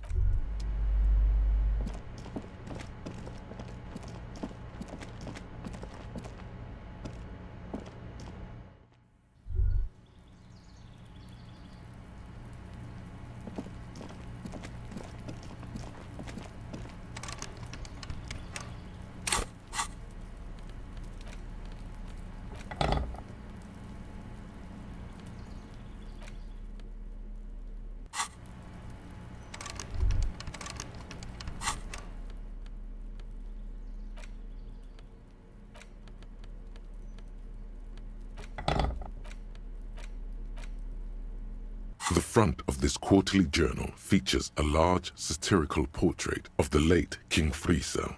From the sides of his head, a pair of white antlers spread to the corners of the cover.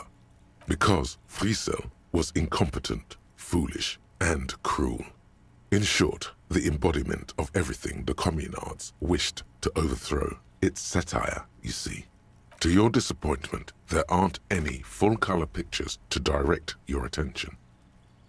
Just column after column of closely set text, interrupted occasionally by little doodles in black and white. After rifling the pages with your thumb several times, you return to the table of contents. The magazine is divided into several sections: international developments, Kunst und Kultur, and local concerns. Just inside the cover, there's also an editor's note.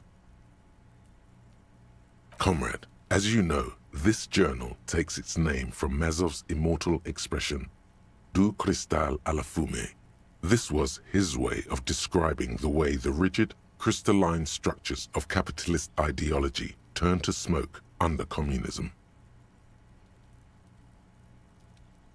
But, like the structures of capitalist ideology, we too are at risk of going à la fumée, unlike many publications which are content to spoon-feed their readers reassuring drivel. La Fumée is committed to telling the radical truth, even when that truth may drive away potential subscribers. Only 4 issues in, and it sounds like they've already alienated their readership. So please, if you value our radical Mazovian perspective on contemporary politics, culture, and international affairs, please consider subscribing today. What do you expect? It was laying around the office of the Debarders Union. They're probably bankrolling the thing. You flip back to the front of the magazine. The table of contents unfolds before you. This section includes a long, tedious critique of the latest round of free trade negotiations between the EPIS nations and the Free State of Semenine.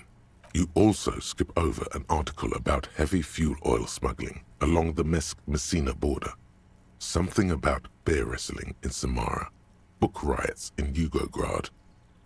Face it, you really aren't interested in foreign affairs. You're not even sure where most of these countries are. You flip back to the front of the magazine. It takes a moment, but gradually it dawns on you that Kunst und Kultur must mean arts and culture. Why they decided to title this one section Invalda is beyond you. It evokes a sense of recognition and fellowship among those privileged enough to understand. As you leaf through this section, you come across several reviews of recent radio plays, as well as a brief artist spotlight featuring a local artist identified only as CS. The main feature, though, is a long essay titled Tip Top Tournée, a critical Mazovian perspective. The Tip Top Tournée is an inter-Isolari racing series, mostly known for its high speeds, ludicrous sponsorship deals, and high death toll. In Revachol, it's held quadrennially on the prestigious Zero Carousel racing circuit. You think you're settling in for a relaxing recap of the most recent season, maybe sprinkled with some nice anecdotes about a few of the more colorful drivers. Instead, you find yourself skimming a 10,000-word feature about all the politically problematic aspects of Tip Top Tournée. Where to even start? For one, there's the crass commercialism of its sponsorships, and then there's the practically criminal emphasis on deadly motor crashes. So, all of it, basically.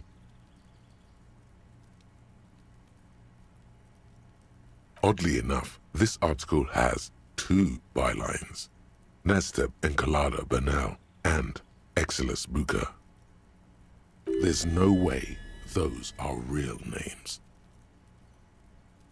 Have you ever met anyone named Exilus?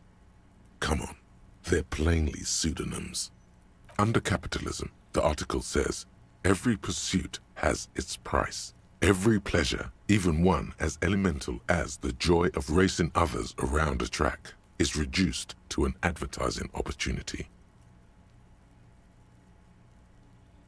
Thus, the so-called tourney becomes a competition between increasingly meaningless brand signifiers. Your discount laundry detergent racing against a pack of Astra cigarettes, or even a frita.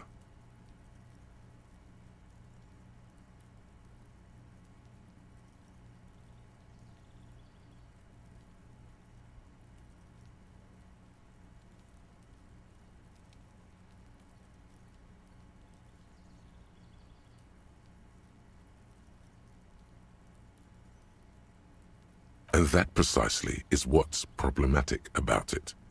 Were it not for the promise of random, spectacular violence, audiences would quickly lose interest. At the end of the day, it's the destruction of these 750,000 real racers that you're really watching for.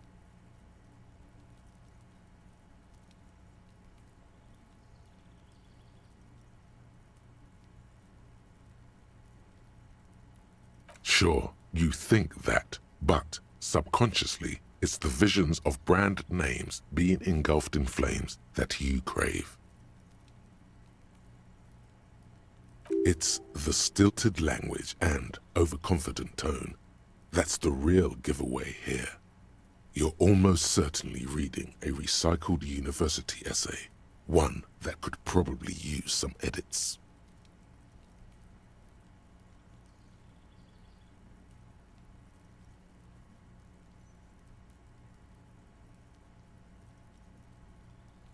Armed with Lena's friendly green ape pen, you spend entirely too much time writing constructive feedback in the margins of the page. By the time you're finished, the original article is nearly illegible. You know, most people would just write a letter to the editor. Or even better, just leave it be.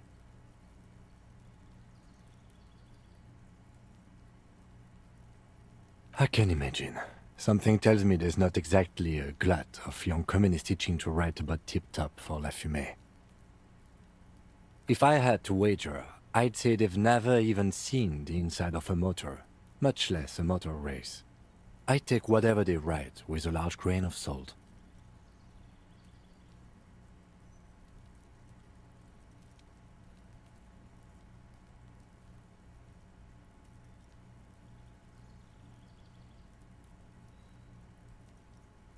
You flip back to the front of the magazine.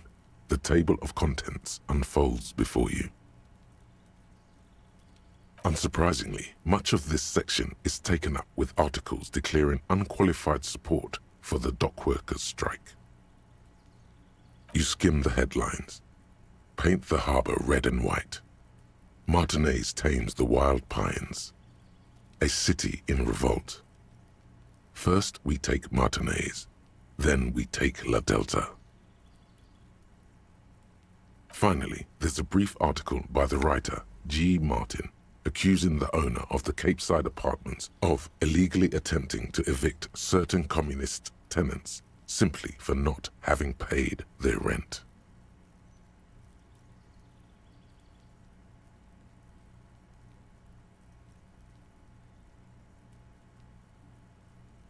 According to these editorials, there can be no accommodation with the forces of international capital or their mucilaginous allies in the coalition.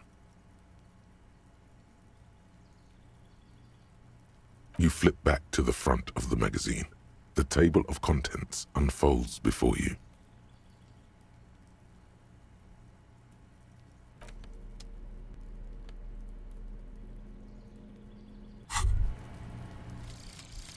Actual art degree.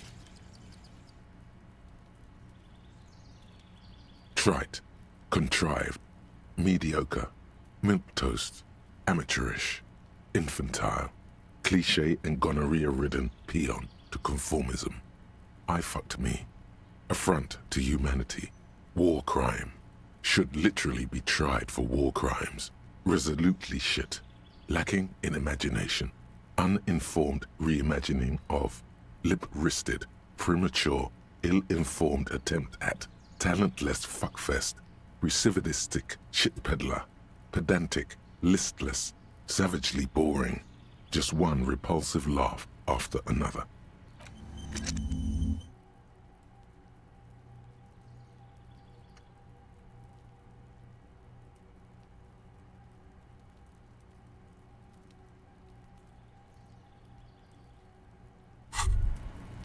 What's this? We're getting reports of normal, reasonable, temperate, political opinions somewhere in Martinez.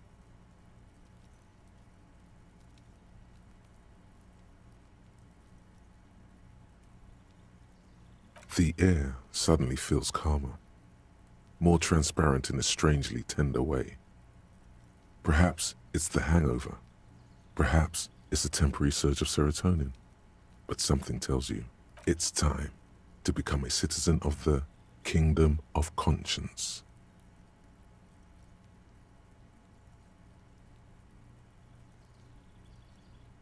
It is not a place. It is a moment in time that can only arise in the right circumstances. In all of human history, it's only been achieved a handful of times. Incrementally. Yawn. You'd get there faster with a little speed. History's greatest catastrophes have been brought about by people trying to make the world a better place. Too quickly. That's the genius of Dolores Day. She recognized that progress is meaningless if its gains are lost because of instability. Real, lasting change can only come about gradually, increment by increment.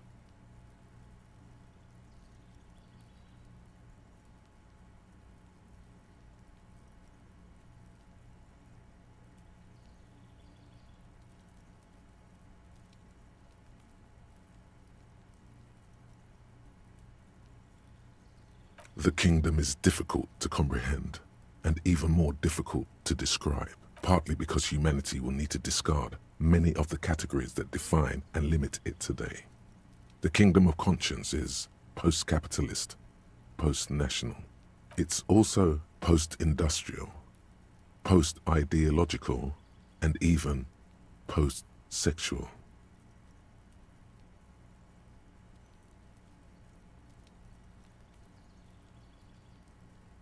What you want is immaterial. The kingdom of conscience is coming, whether you like it or not.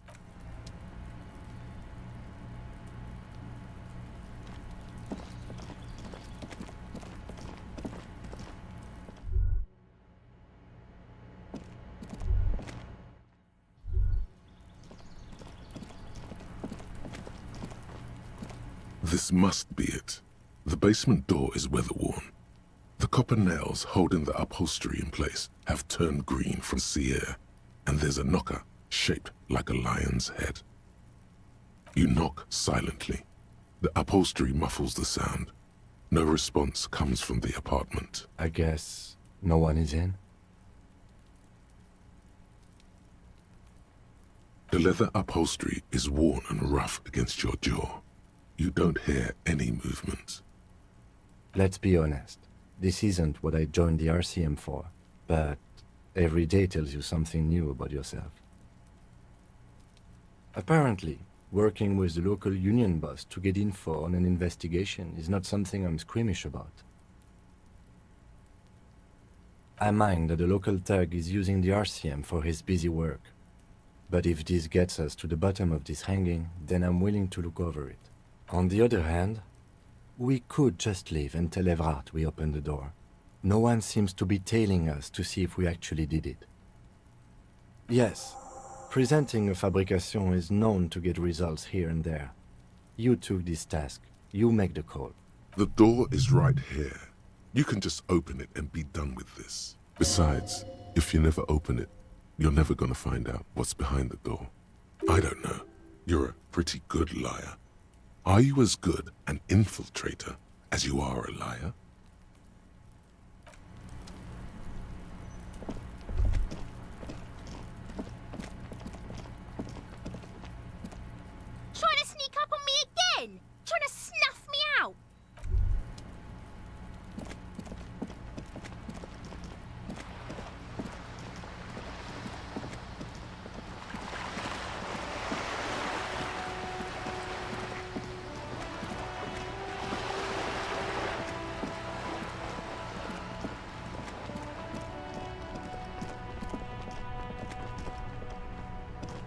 The dented yellow mailbox greets you with its graffito.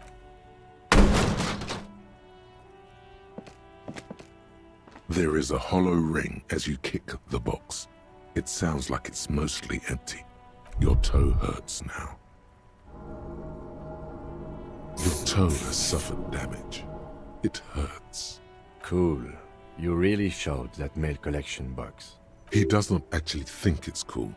If anything, the lieutenant feels sorry for the poor box. He's leaning in to inspect the layers of graffito that deface it. The lieutenant pats the box, ever so slightly.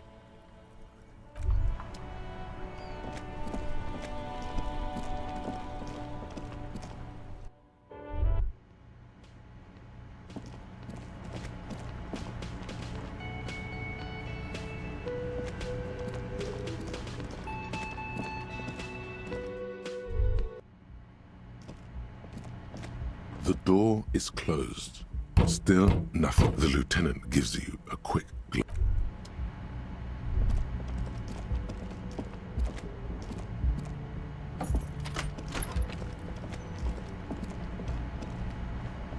A mirror hangs on the bathroom wall.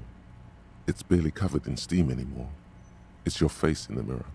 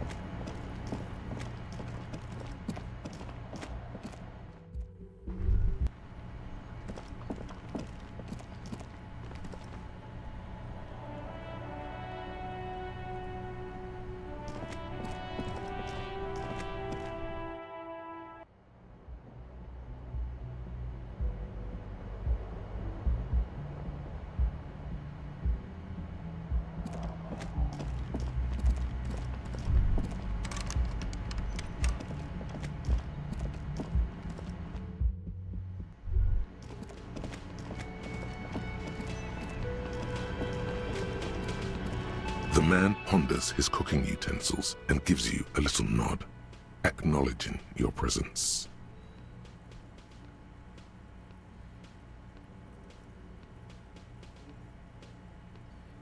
He looks up at you, then looks away quickly, shrugging and muttering something to himself. Shrugging is an international sign for, no, I don't know what's behind that door.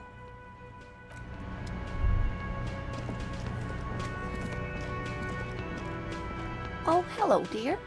There you are again.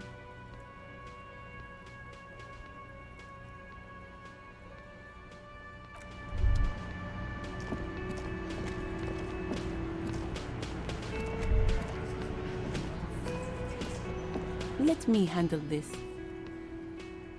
Detective disorientated.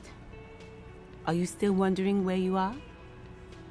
This is Martinez, in case you've forgotten. Her entire character has shifted. This young woman is cold as ice.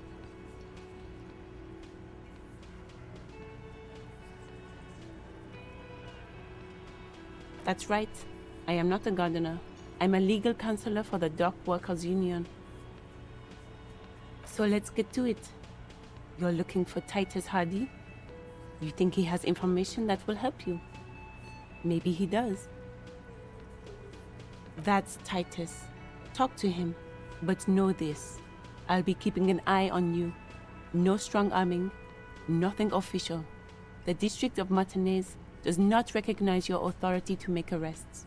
It doesn't matter if you recognize our authority. We will make an arrest, if we have to. She says nothing. Her glare speaks for her.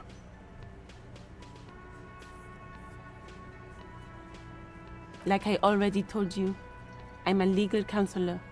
Do you have hearing problems? What you want is of no significance, officer. Don't test your authority. In Martinez, you are no one. I saw what you were thinking. You want to say, what are you going to do to me? Don't.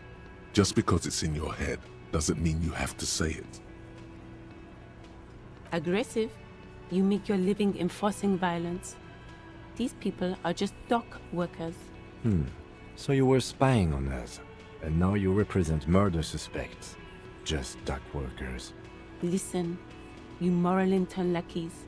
You're a mob, enforcing the unlawful privatization of Revachol.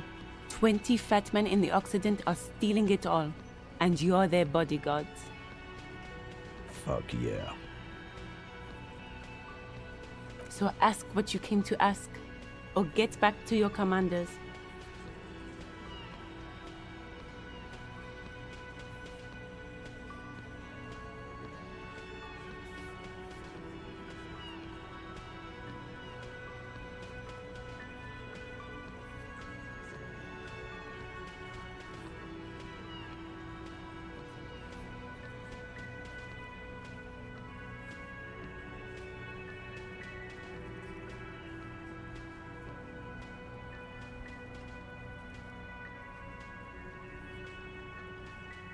I don't need privatization peons from a rent-a-cop.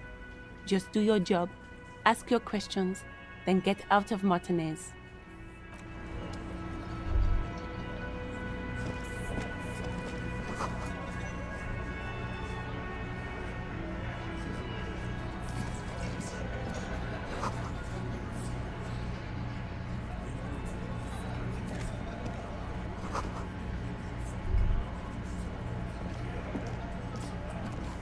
This is where you say your bit.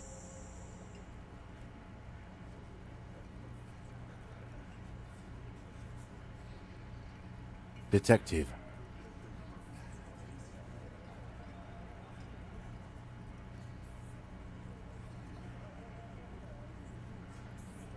Hey, dipshit. You hard of hearing or something? The boss man's talking to you. Do not let their squeals disturb your serenity. These are but simple peasants, sire.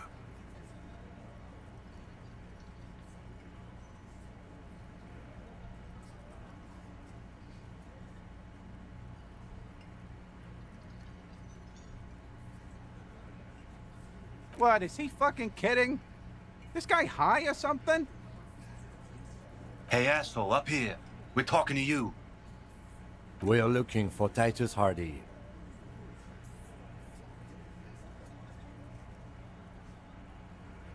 Wow. The RCM sent us some big dick cops. Real big dick cops. Look at them. Reckless. Swinging in the wind. Yeah, look at the big dick on that cop. Can't tell a dick that big what to do. Must be something in the water in Jamrock. Yeah, gave him real nice big dicks. Yeah. Anyways. You might want to start asking your questions now. It's not going to get better than this. No. I's here. You got business with my boys. You got business with me. He understood what you were doing, taking inventory of them. Yeah! You fuck with the Hardy boys, you fuck with Titus Hardy! Relax, Dennis. No one is fucking you yet. Yeah, Dennis, calm down. No one's fucking you, you stupid fuck. Let Dennis enjoy his fucking, man. We don't mind. Yeah, you're not even being fucked, Dennis. Easy, fellas. We got company. Let's see what brings the cop around. Too late to stop you. You've already got them all, including the old bearded man who's smart enough to smoke instead of talking. As you can see, he doesn't speak a lot, and you almost missed him among the others. That's enough to take another look at those tracks in the yard. See if they fit this band of miscreants.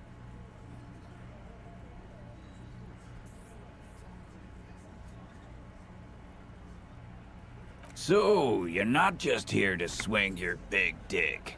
You're here for the pretty boy. A real looker, that one. Stinks like shit, too. They love him, boss.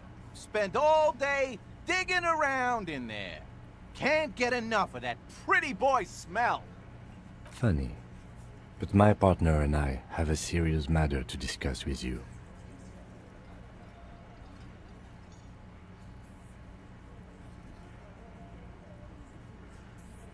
Container belt, like we use in the harbor? Because we took it from the harbor where we work. Then we went out back and used it to hang him.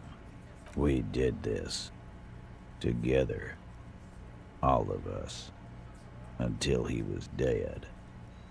That's why there's a container belt around his neck. Goddamn right. No. These 7 honest men have equally come forth. They told you what happened, so that you don't waste any more of your time. All 7 together. They're diluting responsibility. It's an anti-arrest tactic.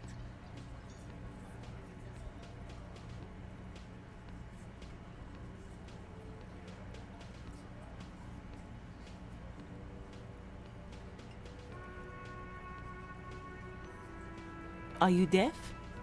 There will be no singling anyone out. You can't arrest a Hardy Boy without arresting all Hardy Boys. Do you think you could do that? Do you think you could arrest them all? A trick question. Don't let her lead the conversation.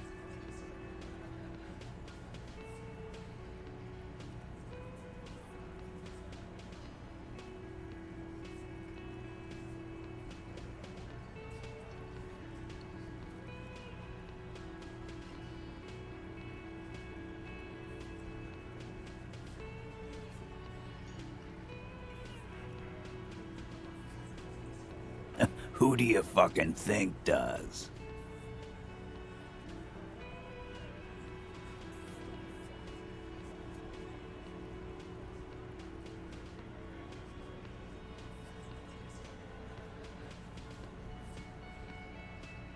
You keep him the fuck out of this. We have autonomy. It's all on us. Evrard runs the Union. I run the Hardy Boys. When the shit starts spinning, it will not land on Mr. Clear. That's the deal here. The Fixer will ignore the notion completely, focusing on Titus's culpability. When Titus Hardy says he runs the Hardy Boys, he means that in an administrative capacity. On that night, everyone acted as one man.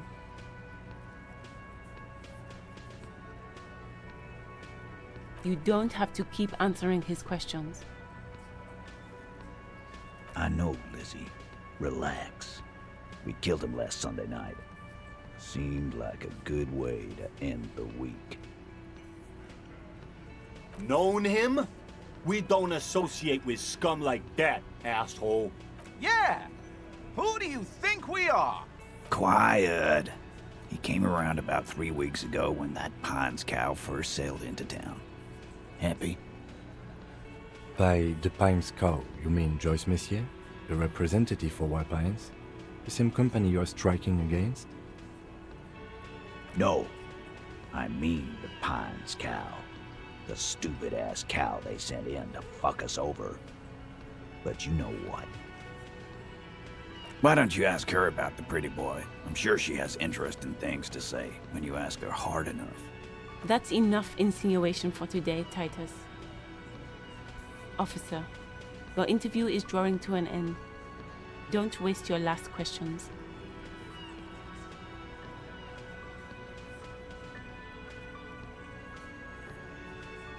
Why? 'Cause he was worthless mercenary scum.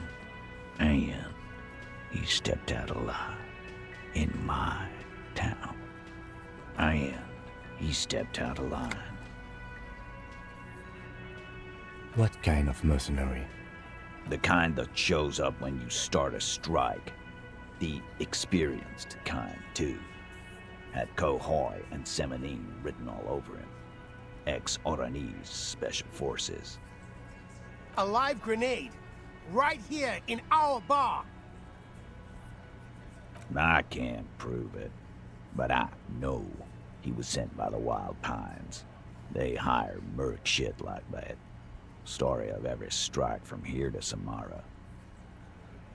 Cause one night, he walked straight up to the mic and said, I'm RNA's goddamn special forces, and I'm gonna fuck you all! Really? Yeah, really. Had a gin and tonic up there, sang some RNA's paratrooper song, and said he's gonna fuck everyone. We couldn't believe it either, but he fucking did, right there. Like some kind of animal. Sire, the tale is true. This is a serious violation of the karaoke code.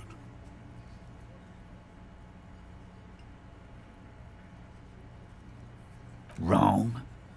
He harassed women, raped one, harassed workers, threatened to kill some as a warning. From rape to harassment to threats of violence. Why the strange de-escalation? He regrets mentioning it. Hopes you didn't notice. To kill us all, if we don't open the gates, if we don't let the scabs in, if we don't bend over. That was before he started coming here. Yeah, he said it was his favorite joint now. Started coming here every night. Drinking, grabbing girls. Grabbed one of ours mid-karaoke, right there on the stage. He grabbed someone? Yeah. This girl's on the mic. A beautiful girl, young. Gets into the second verse of Lover Lake. The fucker grabs her legs, starts screaming. Show me your cunt! Why don't you show me your cunt? Then, he gets knocked on the head with a wine bottle. Doesn't even fall down.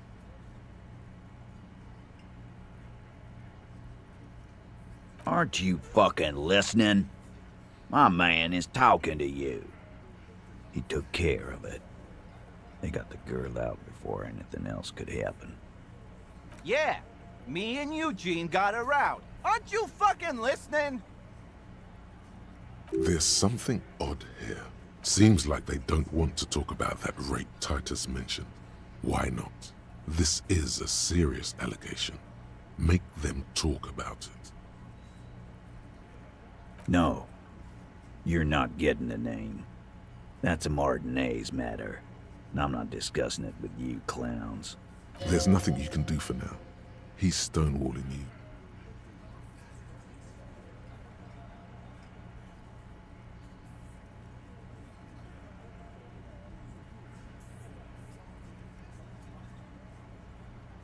How many people have you sent to the Shays? Ever felt remorse for them?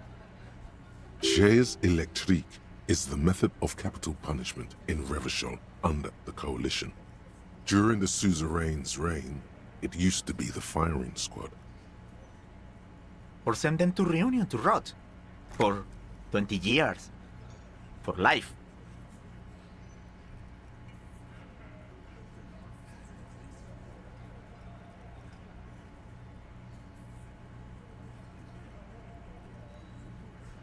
But you see, a lawman, is something people agree upon. And here in Martinez, we agreed that this man had to die. We hanged him up by his neck until he got real still. Wasn't that obvious, Copper?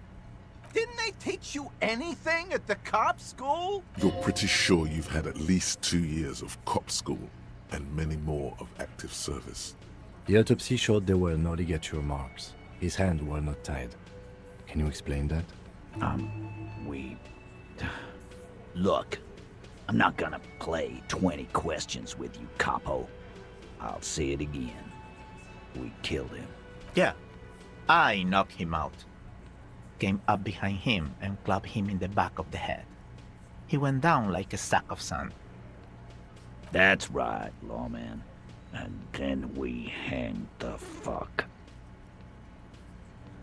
Make them a bit more uncomfortable first, then see if it all adds up.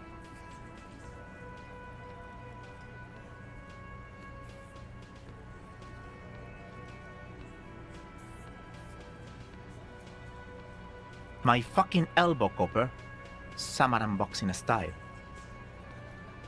Samuran boxing, or Sambo, is an eloquently violent set of one-on-one fighting moves originating from the Samuran Isola. Sambo style implies stealth, cleverness, and cool. He may be lying, but he's good at it. No twitching, no rushing, no uncalled for details. Right fucking here. Eugene already told you that the fuck had started coming to our bar. Yeah, man, weren't you listening?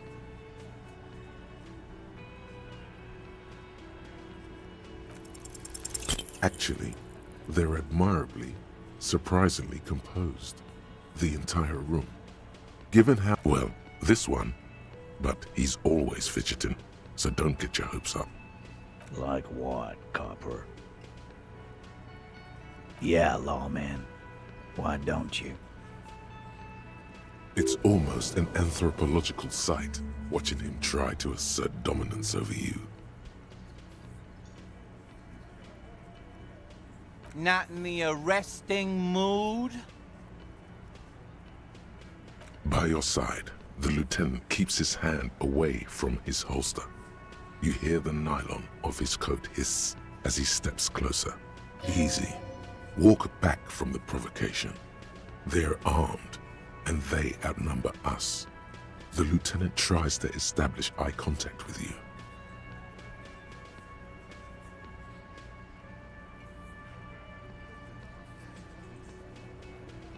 Look, Coppers, I know you think you're doing your job here, but there are 7 of us, and 2 of you.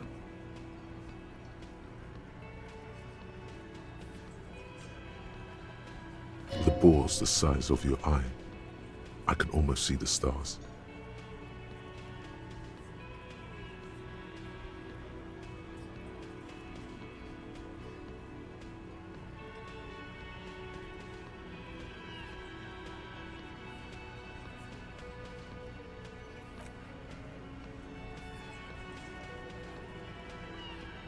The little guy? You're the little guy now. So, little guy, you had some questions? Yeah, little questions. Nothing. Your investigation here is done. Leave Martinez, go back to your stations where you belong. I think we're going to stick around, thanks. Some things don't add up here, Titus. I've done this job for long enough to know that people don't just confess to first-degree murder. Even if it is a group responsibility, we're going to look into this. Good luck with that. You've heard everything a rent-a-cop is gonna hear from us, real law officials. You're lucky you didn't get a beating. Forget about their games. You've mapped out the characters. Reading the footprints in the yard should be easier now.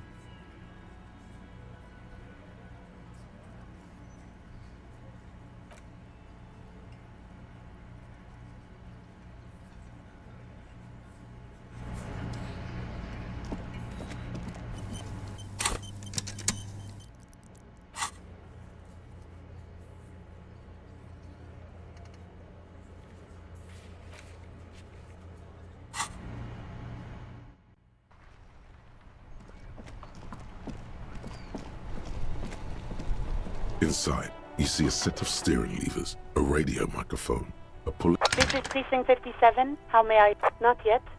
But I was able to convince the database people to serve private sector information. They promised to get back to me by tomorrow morning. Do you have any other questions? Just a second. Sylvie Malaika on the line for you. Yes. Hello? Oh, great. What else do you need, detective? You hear the... Anything else I can help? 57. In the cabin, you see a set of steer. The white suede feels luxurious under the touch, and the...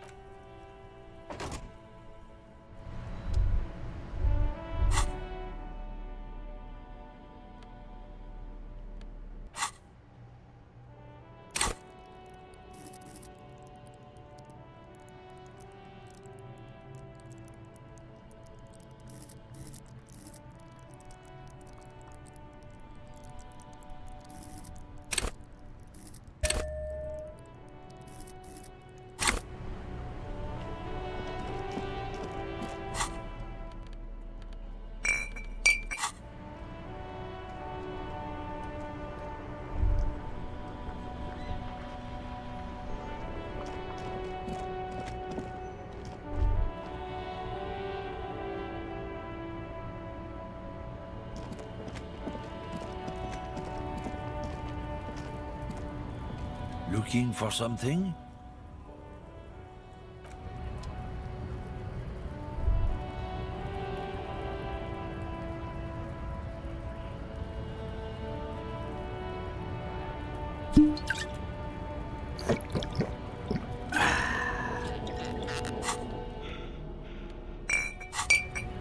Looking for something? Men like this only respect two things: strength and fear. Time to turn up the volume. Fuck you, I told you. I'm not gonna... There. His voice grows smaller as yours.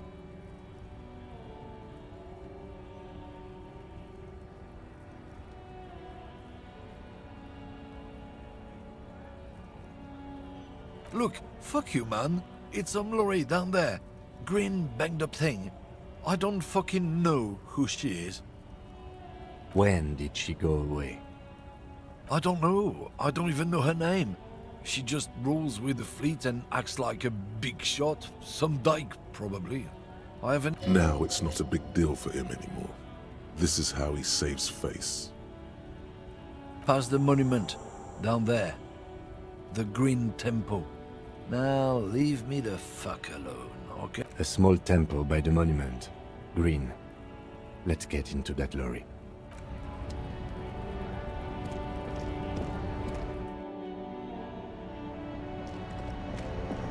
A small cabinet on the wall. Okay, here. Okay, here.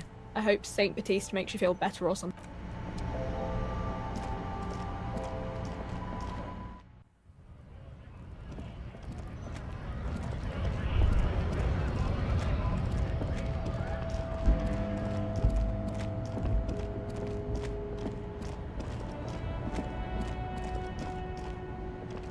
This screen found, A to Z, contemporaire, is parked in the shadow of the ruins looming overhead. It's seen better days. This must be the one he told us about, unless he was lying. The glass on the side windows is tinted and covered with dust. You can barely make out the shape of the seat and two steering levers. The door is locked. The handle looks shiny, like it's recently replaced. Use the pry bar to smash the window. Open it from the inside. I don't know how good it is, but this investigation has taken long enough. We can't afford it to take any longer. This screen found, A to Z, contemporaire, is parked in the shadow. With a firm grip, you raise the pry bar, a glint of light catching on the tip. Call down the hammer of truth and justice. Release your secrets, lorry cabin. The window shatters, and droplets of glass fly everywhere, shattering over the lorry floor and pavement. Subtle. The smell of cigarettes and perfume welcomes you. The cabin inside is plastered with old movie posters. Actresses smile from the walls. There's a radio transmitter in the front and a toolbox tucked under the driver's seat. Some tools lie scattered near the pedals. These are movie posters featuring starlets from long-forgotten films from the 20s, the teens, even the 90s of the last century. One of them particularly catches your eye, a centerfold of an ingenue attached right above the back seat. The actress is draped in a sheathed dress, one of her shoulders bared. The faded remains of an autograph run across the poster.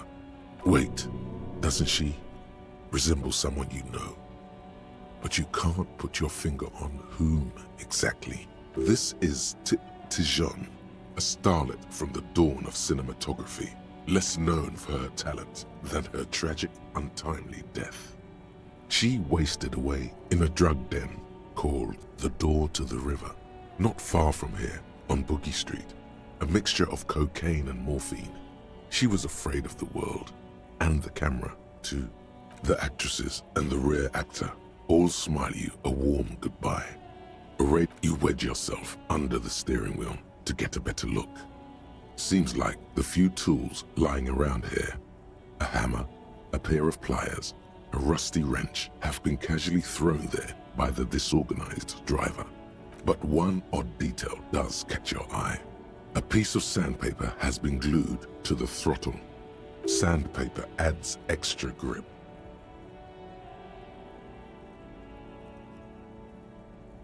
Sandpaper? A novel technique? The movie stars are still smiling from the walls. There's a radio transmitter in the front. A metallic drawer slides out from the seat. It's empty, except for a folded newspaper. It's an issue of Périphérique from last Wednesday. A piece of paper falls out from its pages. It looks like an article ripped out from a radio enthusiast magazine. Complex mathematical equations explain the basics of something called the Ulan frequency system. These formulas look oddly painful. Maybe it's the hangover, but they give you a headache. The Ulan frequency system? I've never heard of that before. I know of FM, AM, UKV, but... The pull-out toolbox slides back into its nest. The rest is as it was. Looks like the frequency dial is absent. It requires a key to work, but the key has been removed, likely by the missing lady driver. Strange. There are so many radio stations saved here. Must be over 100 at least.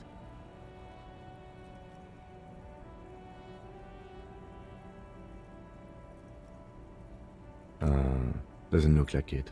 It's completely inoperable without a dial key. For contacting an entire fleet of lorrymen, for example. This is all shortwave, UW and UKV. Looks like we are dealing with an impressive organizational tool. The nerve center of a huge operation, with quite a range too. The smell of 1,000 cigarettes, some dead actresses, and a rusty old toolbox. You close the rusty old lorry door. Great. I think we got everything. A word, detective? Before we return to Joyce?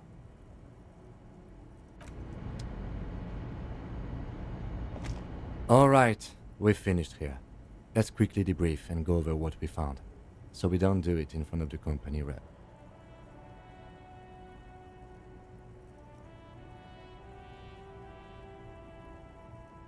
Honestly, I'm quite worried by what we've seen so far.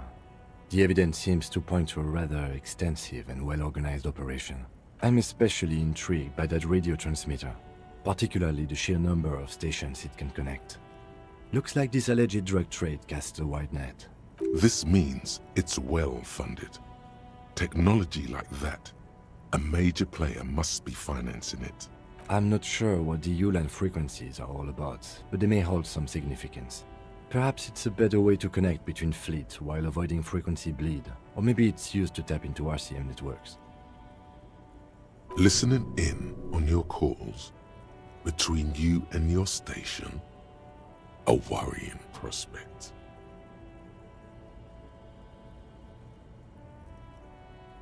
As elegant as they are, I don't think they are relevant to the drug trade. Don't be fooled. Desire always plays a role.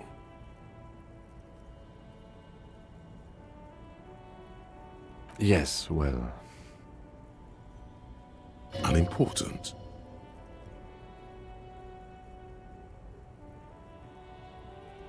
We didn't find anything conclusive linking them to the smuggling operation.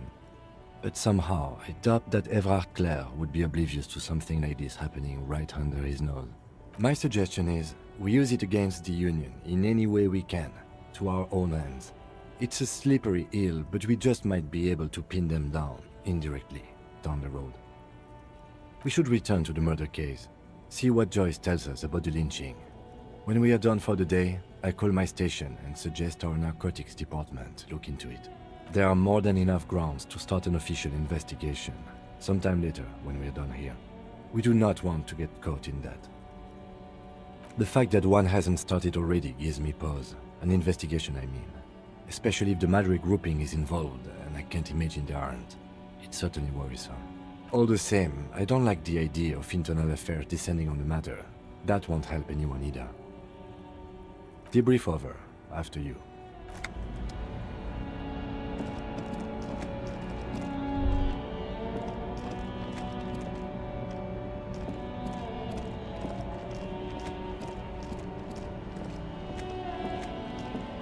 I, saw you poking around in Lady Driver's lorry.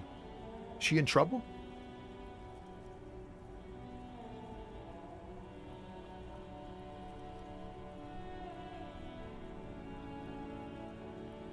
Still better than me, I guess. Told you there's plenty of others who tell on her. But, is she in trouble?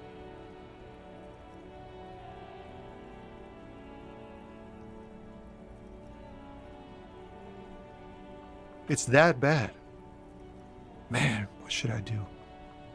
What should I do to help her?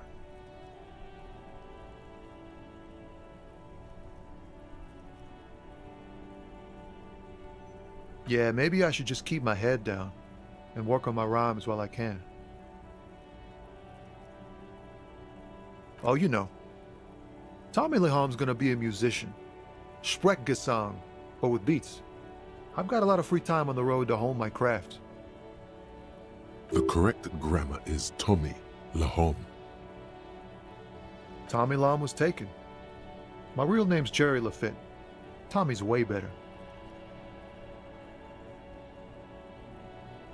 The man taps his fingers rhythmically against his arm.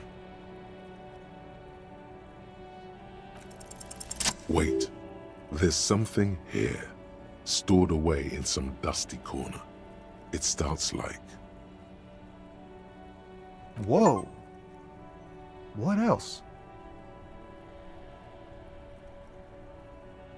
Silent communion. That's good. Dang, that's some great shit. You came up with that yourself. Or did you learn it in school? More importantly, who can prove if you did? Go with it. You deserve some acclaim.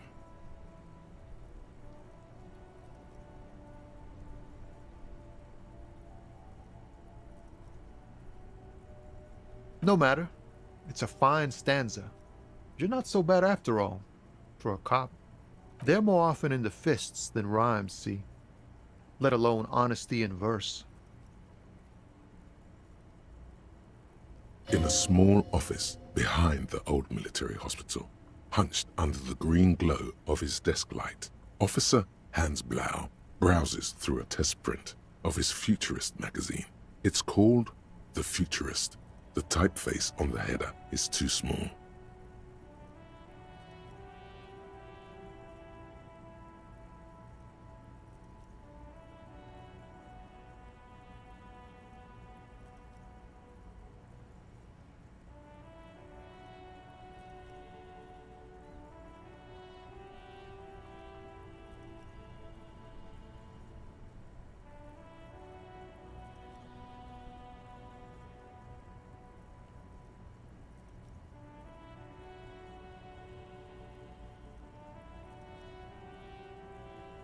The lieutenant looks at you in silence, a curious look in his eyes, nodding slightly.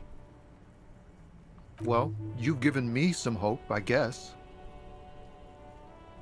You found some common ground with this man, even impressed him. The next time you look in the mirror, though, remember those words.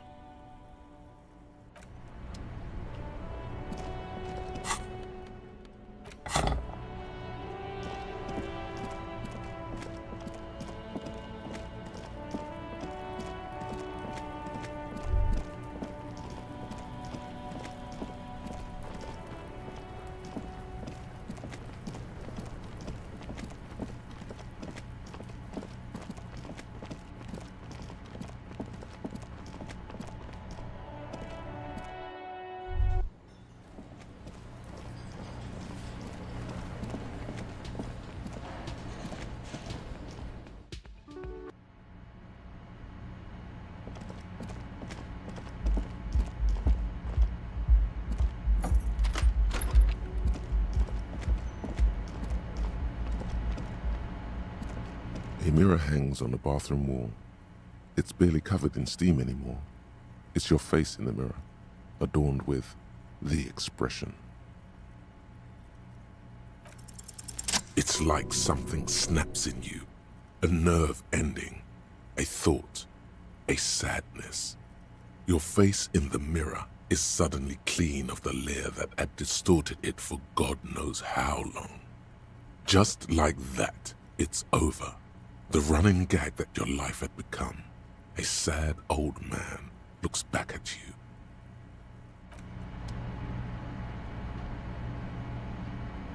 A mirror hangs on the bathroom.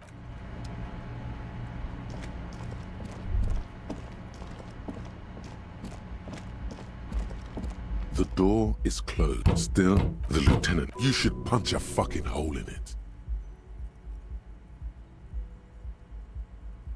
The murmur in your ears recedes slowly. This door can only be opened as you hold the metal. You sense the warmth left there by her hand.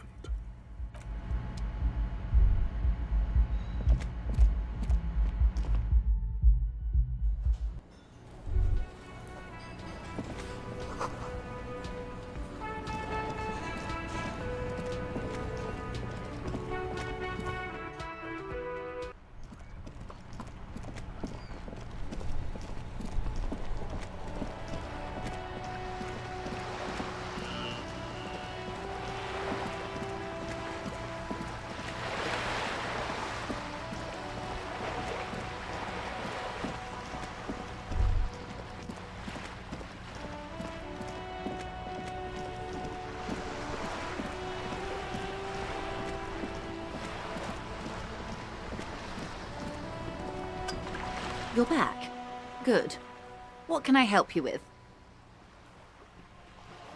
Yes, my eyes on the harbor have sent word to that effect. What have you discovered? Yes. And will you start an official investigation? The lieutenant is about to interject. Cut him off. This decision should be yours.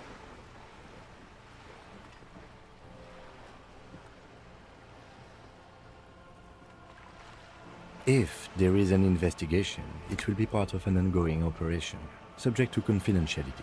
I am sure you understand. Of course, detectives. In any case, you've held up your end of our arrangement. I trust you with the rest. Now it's my turn. I wouldn't normally break protocol like this, but the situation demands it. If you don't solve this murder, I'm afraid we may have a bloodbath on our hands. The words bloodbath sound cold in her mouth. They taste of iron and strawberries.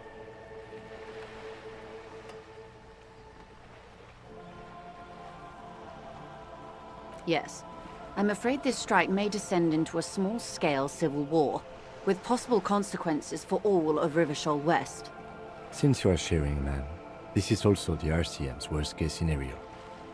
Then we're on the same page, as grim as it may be.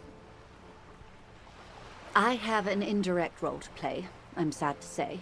My employer experienced a momentary lapse of faith in me. In that moment, they elected to deploy a private military contractor as an insurance measure. They called it my security detail. They were dispatched after I relayed the union's initial offer.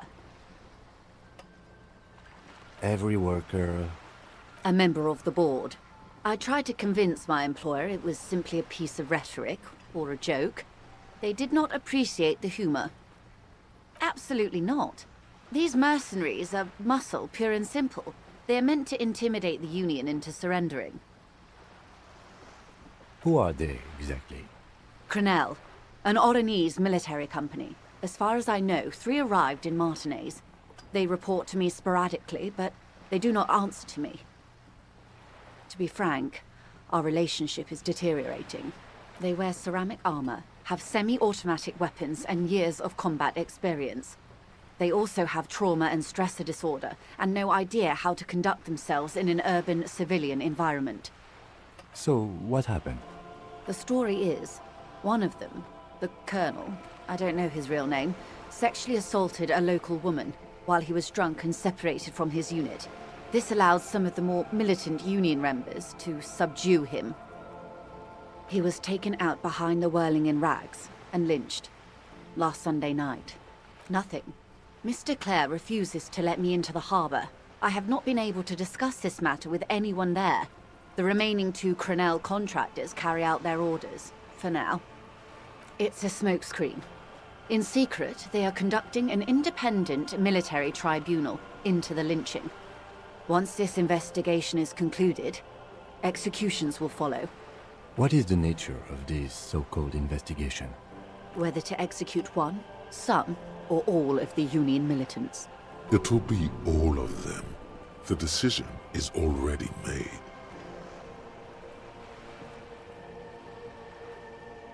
It is very far from disco. My only hope is that you provide a single, concrete suspect before the mercenaries indiscriminately pick theirs. Simply put, if you don't pin this on someone good, and do it fast, they will identify and execute everyone present at the lynching. This in turn will force the Union to respond. They would have to project strength and power. The Debardeurs have over 2,000 men. It will be 1,000 to 1. Have you ever seen a hornet invade a beehive, Lieutenant? It's not pretty. The Serai's giant hornet, the world's 2nd largest insect, can kill 40 honeybees a minute, while a group of 30 can decimate an entire hive of 20,000 bees in less than 4 hours. These men work in tandem using semi- and fully automatic firearms. Their armor is virtually impenetrable to muzzle-loaded weapons, even yours. Most Union workers don't have guns at all. As I said, a bloodbath. Maybe a good bloodletting is just what Martinez needs.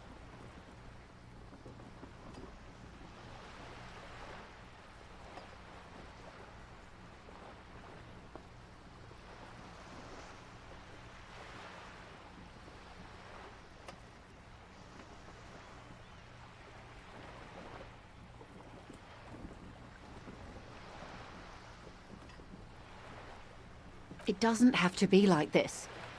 Nameless, badgeless officer of the citizens' militia. One single concrete suspect delivered into civil court, and I may be able to defuse this situation.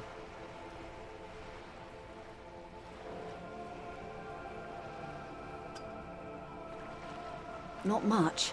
Their public resume is relatively good, as far as private military contractors go. I believe they were once called Downwell. They boast a long list of clients: Saint-Baptiste, Welchman-Lorenz, Eintracht. A warning sign, however. The operations concerned all take place in 3rd or 4th world countries. Guarding facilities, escort missions and such. Meaning they're used to operating in war zones. Yes. All the good conflict corridors, Supramundi, Yesut, the Seminese Islands, countries that don't have a good record reporting atrocious military conduct on their soil.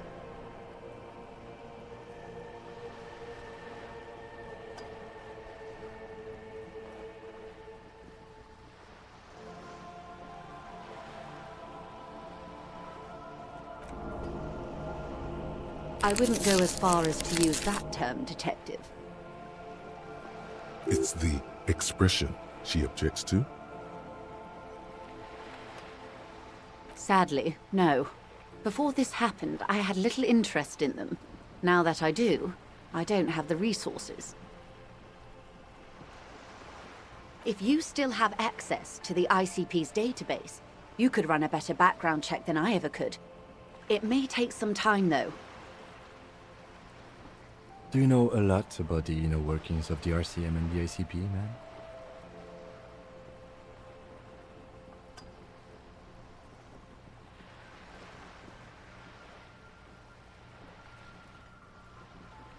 In my line of work, it pays to do your research. I was prepared to deal with the RCM. I did not think I'd be dealing with a group like Crenell.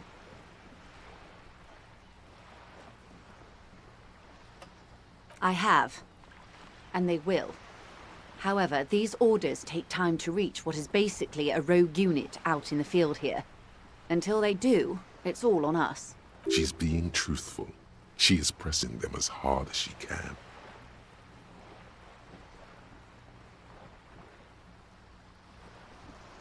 Or he didn't. This is information passed on to me from some teenagers loitering around the canal. I cannot testify by it.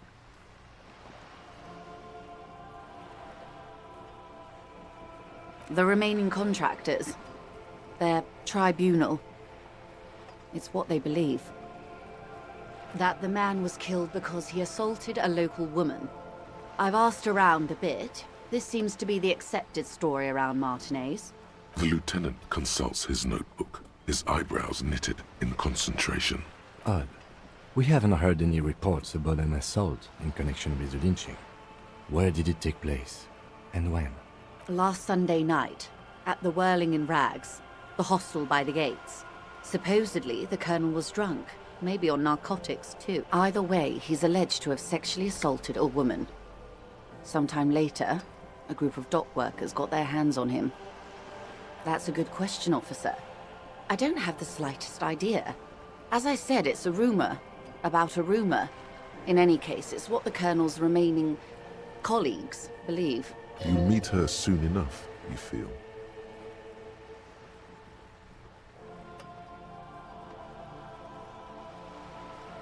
If you mean did I see him alive, yes. But I did not know him. Lely, his service name, a nom de guerre, most likely. He wouldn't divulge his full name. Only one of them did. A bad sign if there ever was one. One is a man, Corty, they call him, a nickname as well. The other a woman, Phyllis DePaul. Corty is the gunner, I believe. DePaul is a radio operator. What would you say was his eye color, the deceased's? She closes her eyes, trying to picture the man's face, then shakes her head. I can't remember. The lieutenant was testing her, asking a small detail first to see if she knew him better than she let on. She passed. That's all right, man. Anything else? Nationality? What would you say was his age? He was 40. Or 50. It's hard to say which. He had a combat injury on his lower jaw. It made it difficult to estimate his age, or gauge his facial expressions. Indeed. This matches the dental reconstruction we saw on the body. What else? Nationality? Accent? He was, Occidental, I think. Light brown hair, a mixed accent. Oranese. Or Messinian, maybe. His injury gave him an accent all his own. In a way, it was humanizing. He had to learn to speak through it. Through the injury. That's all I know, I guess. They've gone to ground, as it were. I don't recommend seeking them out. For one, they're almost certainly armed to the teeth. They don't have the same respect for the Revachol citizens' militia as I do. To put it bluntly, they think you're vigilantes. Ghetto savages. It will not be a fruitful meeting. Vigilantes. You're a professional officer of the only legitimate authority in Revachol.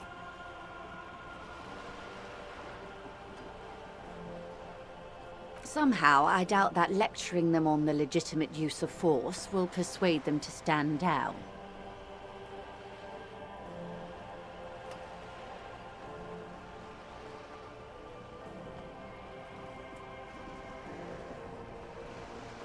You're likely to run into them eventually. When that happens, I'll be in a better position to mediate if I don't appear involved.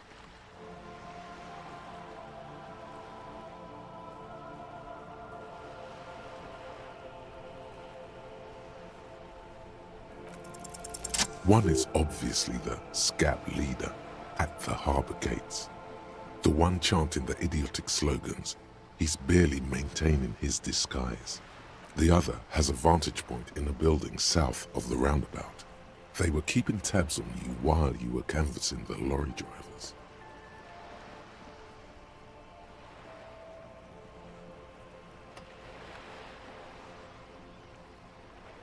That may be so. I still hope you heed my advice. There's no need to kick the hornet's nest. For all your talk of averting this catastrophe, the situation at the gate is a powder keg. Does this not bother you? Of course it bothers me, Lieutenant. But my hands are tied. How would my employer react if it appeared I were intervening on behalf of the Union? Your concern may be appearances. Ours is keeping the peace. That would afford a good vantage point. In any case, it's practically inaccessible. Where is your radio for contacting them, if I may ask? Do you have an earpiece? Heavens no. I'm not an undercover agent. There's a shortwave at the ship's wheel. I hope I can answer it better. Until the executions start? Truthfully, I don't know. It depends on their progress identifying the members of the lynch mob, and their impatience. They don't report their progress to you? Not on this matter. I'm afraid they consider this a personal initiative. It's a matter of days, not weeks. I am sorry to have been the bearer of bad news. If there is anything else I can help you with, please ask. Of course. Excuse my hesitation before. For about half a minute, in silence. It was taken with a Trigat not long ago. This is the man's upper body. There were no more markings on his hands or legs. Her mouth is relaxed. The accordion lines near her mouth vanish. The pearls of her eyes move slowly on the photo's surface. Sorry. I was trying to see if I can read the web of interdependencies between these points. The stars. I can't. But that's how you read this story. The points themselves don't have letters, numbers, anything. Their size, location on the body, and distance from each other tells you what they represent. Close. Port cities. This is an Oronese map of the waterways, a sailor's tattoo worn by wayfarers of the Dolorian century. Over 300 years ago, the sailors would mark their bodies to map their travels.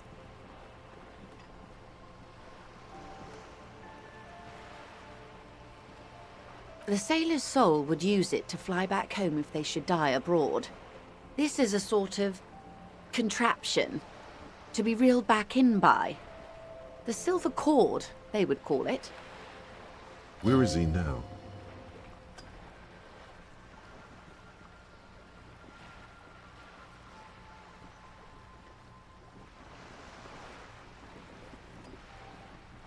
That is precisely what the sailors feared when they drew these maps. A fear of drowning within one's own corpse. Quite a few. Vredefort, the Oronese capital, traditionally stands on the right shoulder. He started somewhere near here, I think. What next? Then he made his way to the Pretto Grande, through what I think must be the Stutz Canal, an artificial channel through the Occident.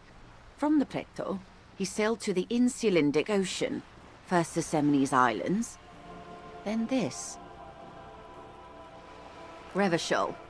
Those are the two constants. Vredefort on the shoulder, and Revachol in the heart. They started the tradition of these maps right after the discovery of Insulinde, at the dawn of the Interinsulary Age. The old world passing by, and the new world already here. You said you can't read it. I can't.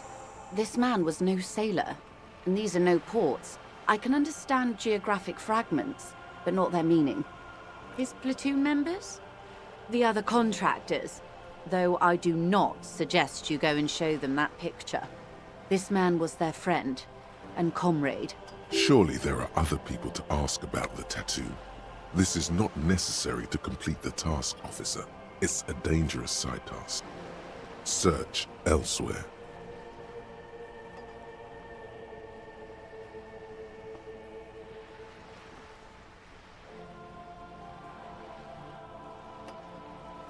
Do what you have to do, Detective. I don't think deciphering that tattoo should come before public security. But if you should wade into the mob to find out, I couldn't stop you. We will be careful, ma'am. Is there anything else I can help you with? More lessons in basic reality? My favorite part of the day. Go ahead, ask me anything. 6 kilometers southwest in the Valley of Dogs, Junior Officer Chad Tilbrook takes aim at a rabid black dog licking its wounds in the grass. To his left, his partner, Emil Mullins, whispers, "You heard what happened to Tequila Sunset in Martinez?" "Yes, he lost his mind," Tilbrook answers, fingers on the trigger. "Don't worry, Emil." He pulls it out slowly. Slowly now. He'll find it again. We always do. You're an officer of the RCM. Preciso Mundo. Nothing more nor less than the de facto law enforcement body of post-revolutionary Revachol, Detective. Yes, we are the Revachol Citizens Militia. He's being sarcastic. Yes, that means not de jure.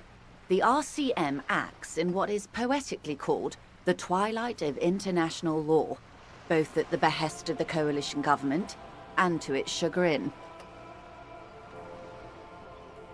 Permit me to conclude with this. Who you are to me is the police, the only legitimate law enforcement authority in Revachol. And if those authorities drink so hard they need help recalling the basic terms of reality, well, I am here to help. Glad to have been of assistance.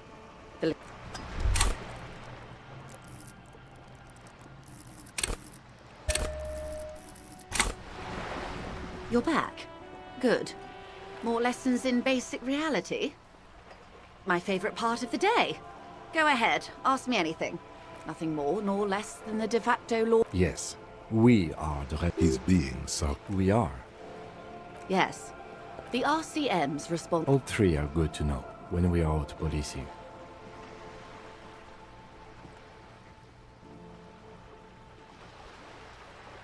There's nothing basic about your role, Detective. It's true that the RCM keeps everything the way our seemingly permanent provisional rulers like it. Yet, on the other hand, I know these people. I deal with them daily. Let me tell you, dear, they are not fans of you. The post-revolutionary decade was a disaster for the coalition government. Revachol in the 20s was hell, especially on the west side of the river. Gang warfare, a botched privatization scheme, a nuclear pile meltdown. They called it the International Zone because no nation wanted to claim responsibility. The RCM restored peace where the coalition failed. A true blue citizens' initiative. They will... That's somewhat of an exaggeration. In reality, ours is a mutually beneficial arrangement. Revacholians get to keep the peace in Revachol, and the coalition doesn't have to worry about it. Anyway, sorry to intrude. Please continue. Yes, Lieutenant. Permit me to conclude with this. Who you are, to me, is the police. The only legitimate law enforcement authority in Revachol. And if those authorities drink so hard they need help recalling the basic terms of reality, well, I'm here to help. A strange coldness comes over you. Glad to have been of assistance. The little that I know. Anything else? You have. And how did you like Mr. Clare?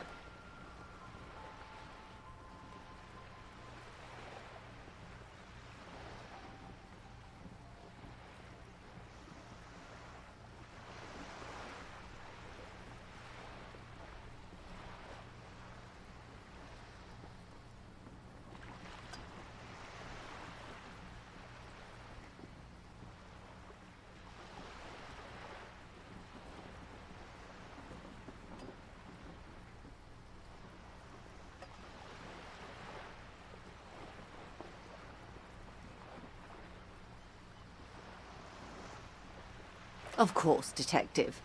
Excuse me for implying otherwise. The RCM does not pick sides in this. I hope it doesn't come off any other way. Of course. and I don't expect you to share anything he told you with me. I'm not a corrupt verm myself.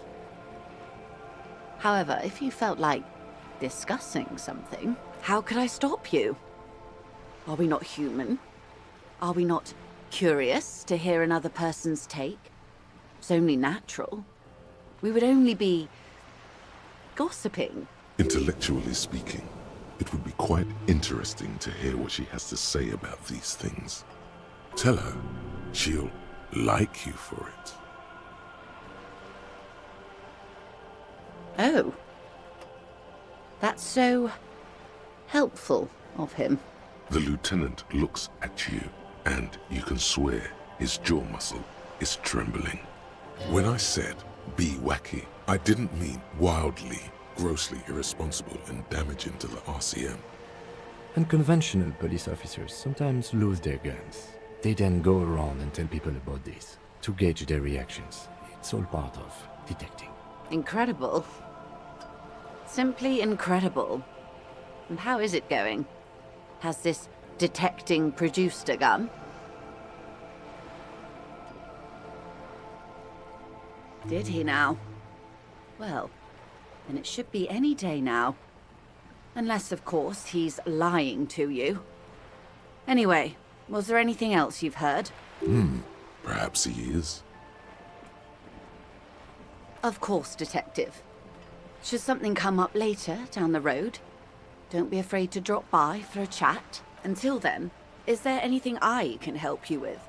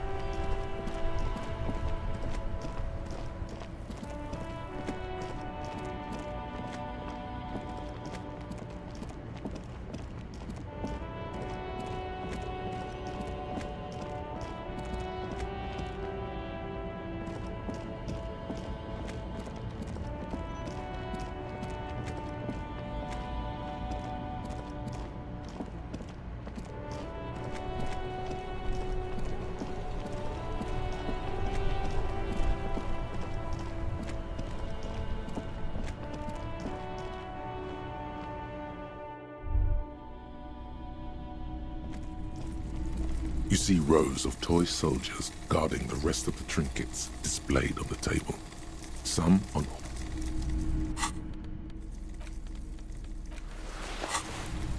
You see rows of toy soldiers guarding the rest. Everything you pick out seems faded, chipped, and sad somehow.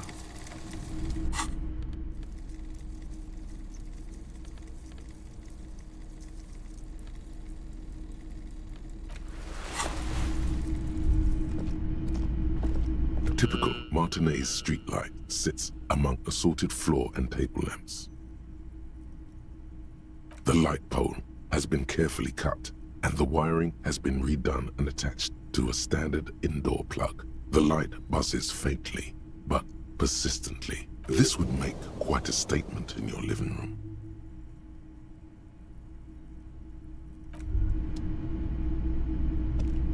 Hello, hello. Let me know if I can help you with anything. Sure thing. Maybe. Shady-looking guys came in here yesterday, looking like they'd just taken off their Wild Pines overalls. They asked if I have a police weapon to sell. I told them I already sold it. They went their way. It was a trip, but you know, all sorts of people come here, asking for all sorts of things. Maybe Claire really is tracking down your gun. People as oleaginous as Everard seem like they're lying, even when they're really being truthful. Sure, man.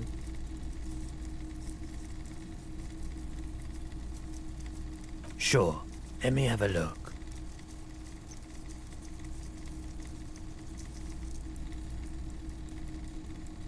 Anything else you're thinking of selling?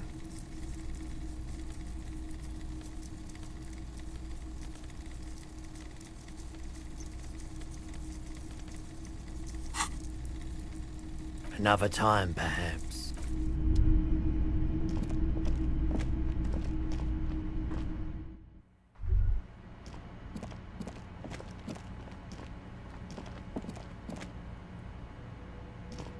The crumpled Samaran butter billboard still soaks in the canal, marked by tire track.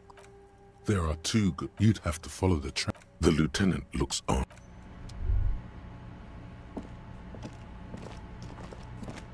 G'day to you, officers.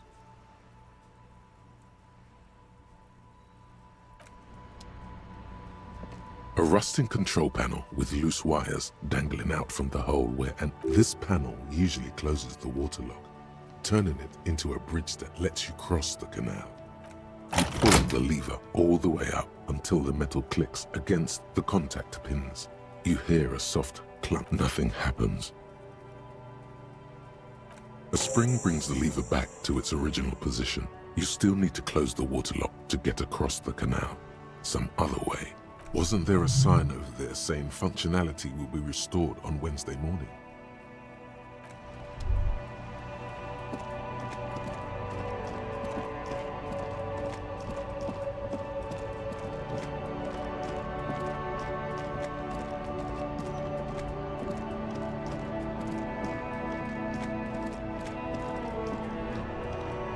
Everything's still cool here, officer.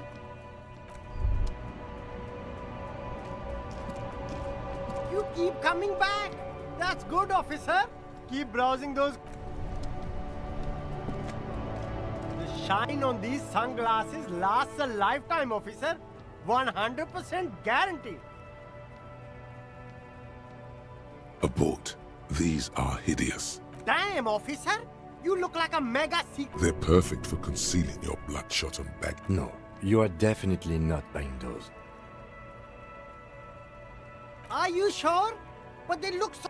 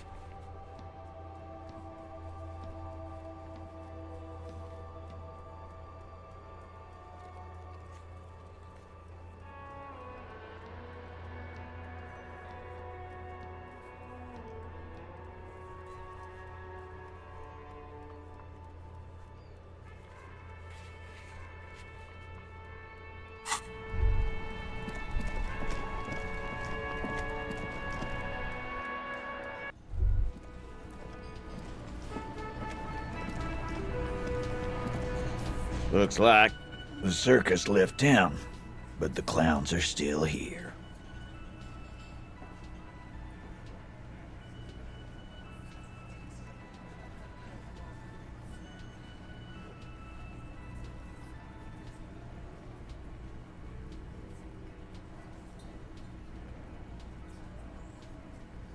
Again, just get the dead guy's autograph. Good one, Ty. About fucking time. Yeah. By friends, you mean his squad mates from Cronell. Wouldn't want to beat up his grandma. Nervous, snickering. There's a rush of adrenaline present.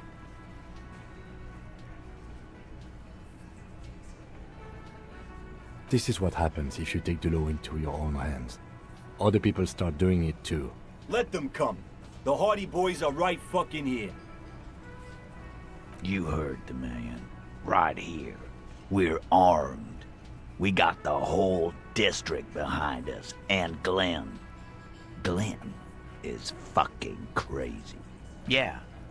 A well-oiled murder machine.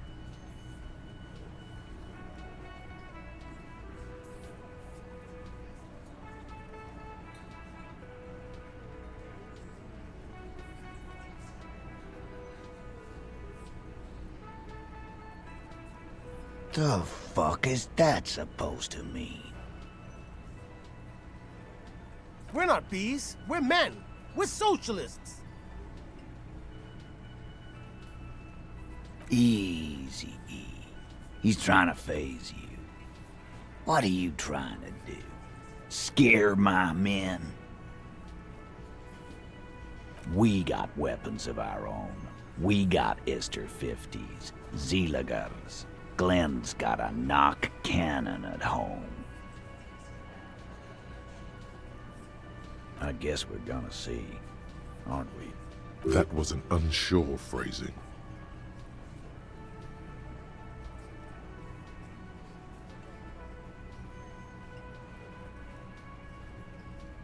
Right about what?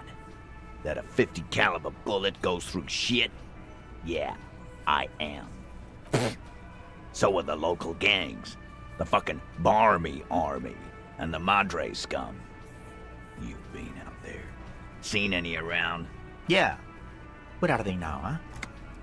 Sent back to Madre in an airtight cargo crate.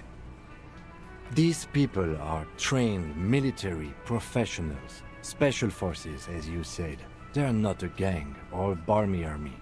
No, they're not. They're uncoordinated and drunk. We know more about them than you think.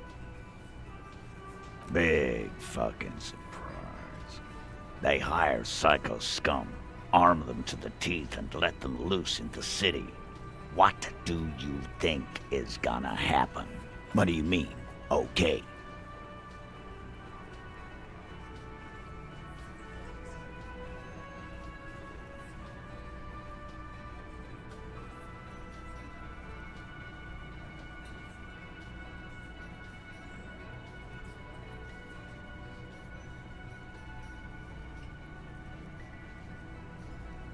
No, they won't. Get out of here with your negative energy. He really doesn't like you ruffling their feathers like that, on what might be the eve of battle. All he means is that the situation is serious. No wonder you cops get shot to shit every day. Can't go to war with an attitude like that.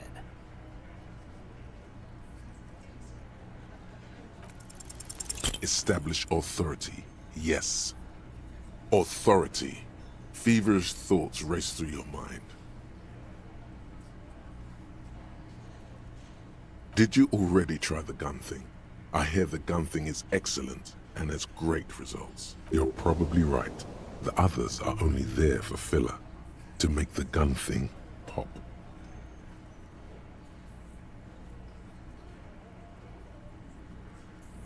And what exactly is it you've been doing that's so goddamn special? Shitting yourself in front of us. Going around, harassing kids on the street.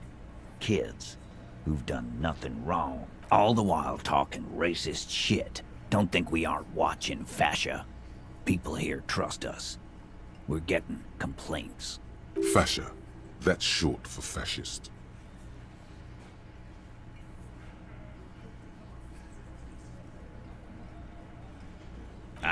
course you have. You've been calling people Kip left and right, inciting race violence in my town. Kylie said they've been trying to set up a race rally, whatever the fuck that means. Trying to get the Kips out of Revachol before the economy goes to shit.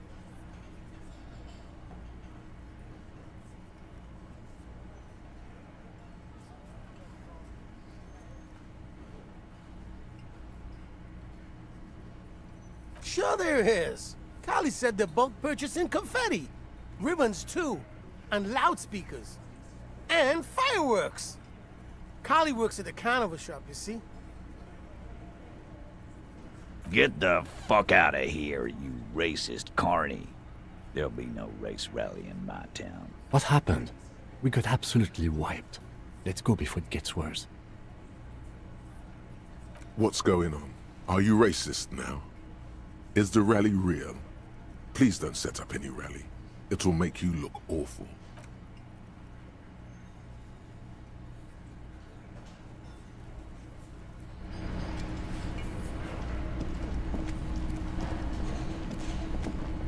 Can I help you?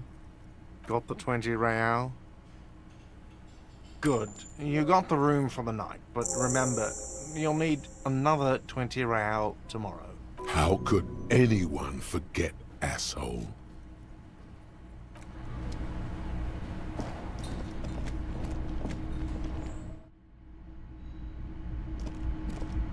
The door is closed. Still nothing. The lieutenant gives you a quick... You should punch a fucking hole in it.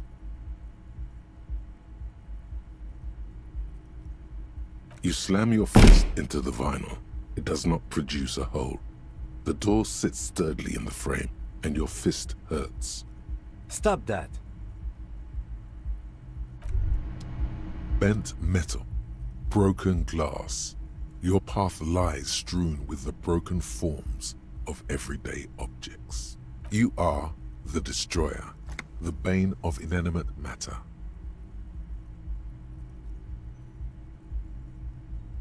Kudos.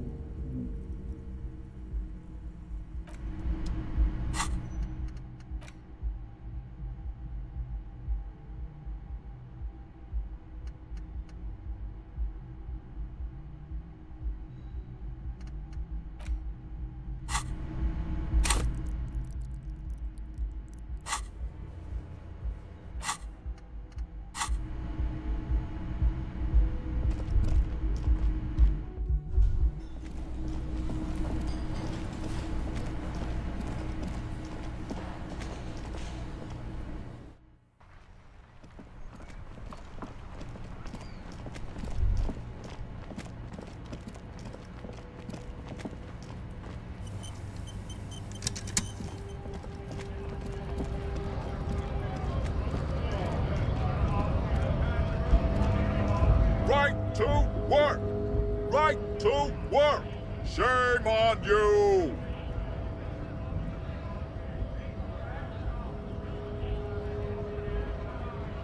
Hell no. I'm just an honest scab. I won't have talk like that around here. His neck muscles tense up. The veins on his neck bulge. It just has to be said, that was not a convincing line.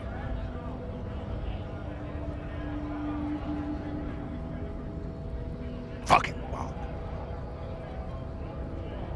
I'm going to interpret that as a yes.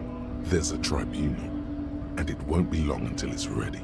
How about you fuck off now, huh? Okay, of course. There could be weapons aiming at us right now, somewhere above, in the buildings. The other merc. Don't push this, he's thinking. This is not the time. Fucking loincloth. Loincloth? Now you see, that's not really what a scab would say, is it? Better. The man's breathing steadies, but his eyes are still narrow. Slowly, he's trying to get his right-to-work dance back. Don't think so. Suddenly, this feels like a really, really bad idea.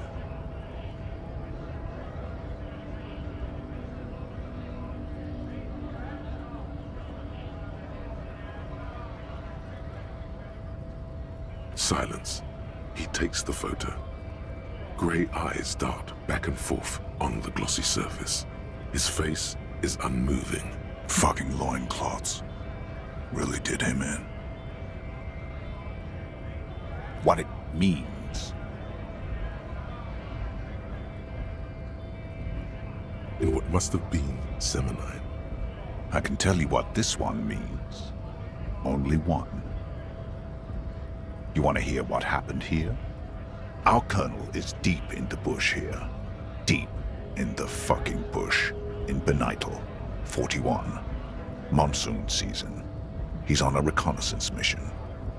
Benital is one of the inhabited islands of the Seminese archipelago near the Pale.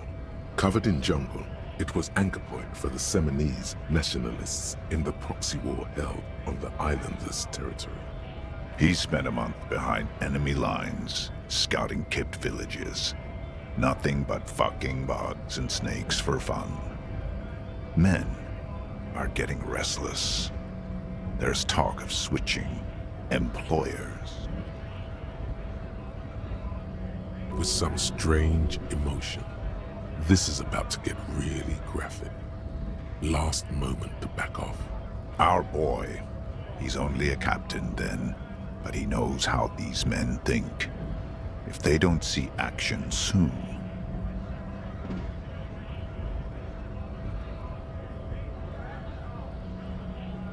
At dawn, he comes upon two kips, breeding in the bushes by the river. Or maybe they weren't breeding. Maybe they were just making eyes at each other. I like to think they were breeding. We shot the boy. He was useless, but the girl, she was nice. A little fat, you know, but not too old.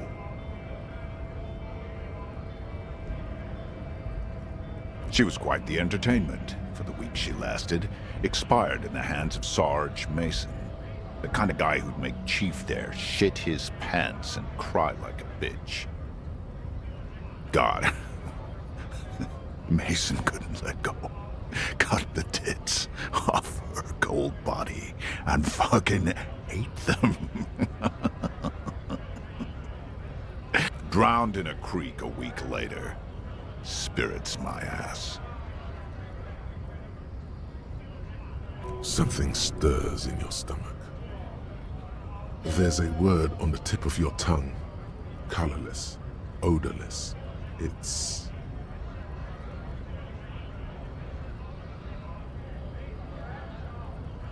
No. I was in the domain. In Jamrock. Being a bouncer. Fucking mask is getting sweaty. I want to take my mask off. He's under orders. And orders are orders.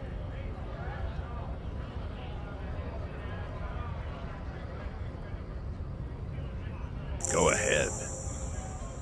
All right now. Free commerce! Keep the goods flowing! On the photo in your hands, the dead man's skin is studded with stars.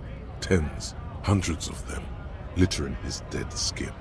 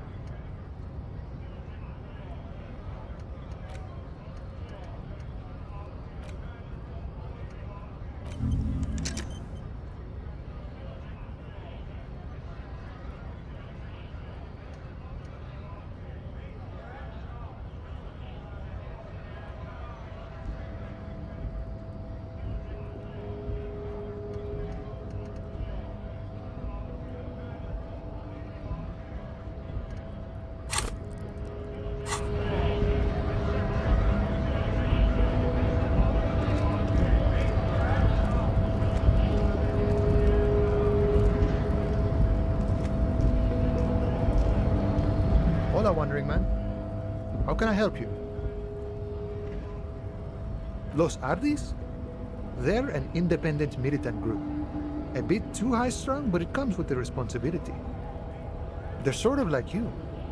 Preserve the rule of law and all that. Except it's Everard's law. But really, they're just like you. Is he actually comparing you, an officer of the law, to some neighborhood vigilantes? Come on, he's just trying to keep the peace.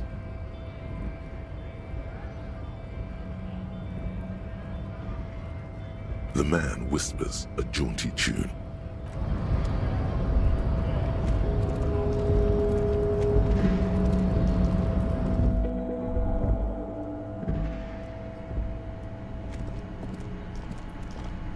The file cabinet stands step to drawer, slides. An imposing combination of a punch clock and a payphone is looking down at you from the wall. A note on the side says, "Tokens unavailable due to strike. Use change." The machine swallows your coin and seems to be waiting for your next move.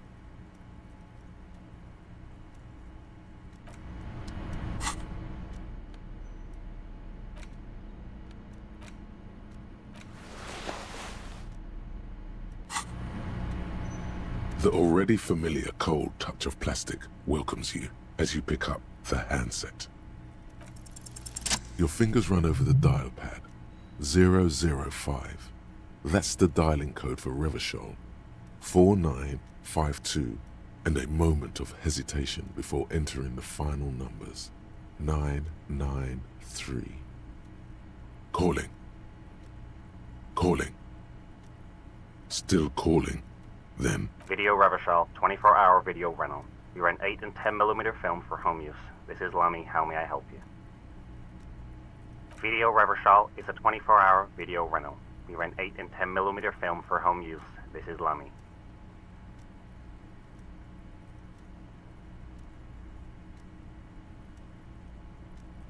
Sir, I don't know. It's a video rental. Maybe you rent videos here. No. Maybe you called to extend your rental period? Do you need to extend your rental period? Let me fire up the machine.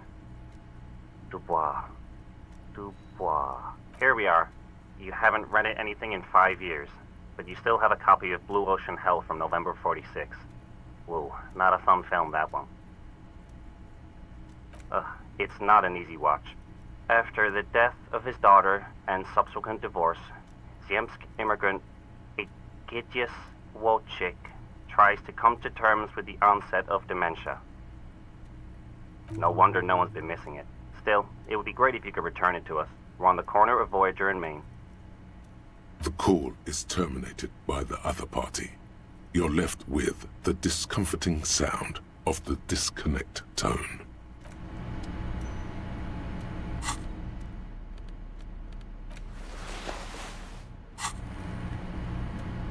The payphone hangs mute.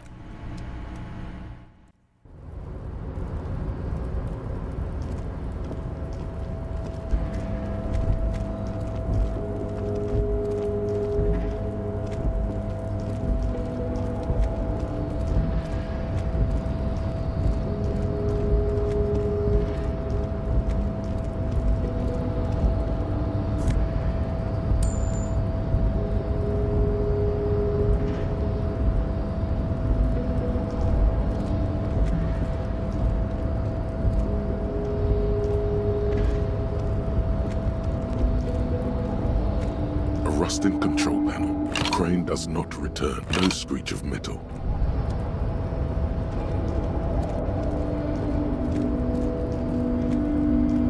You're back before the cargo can...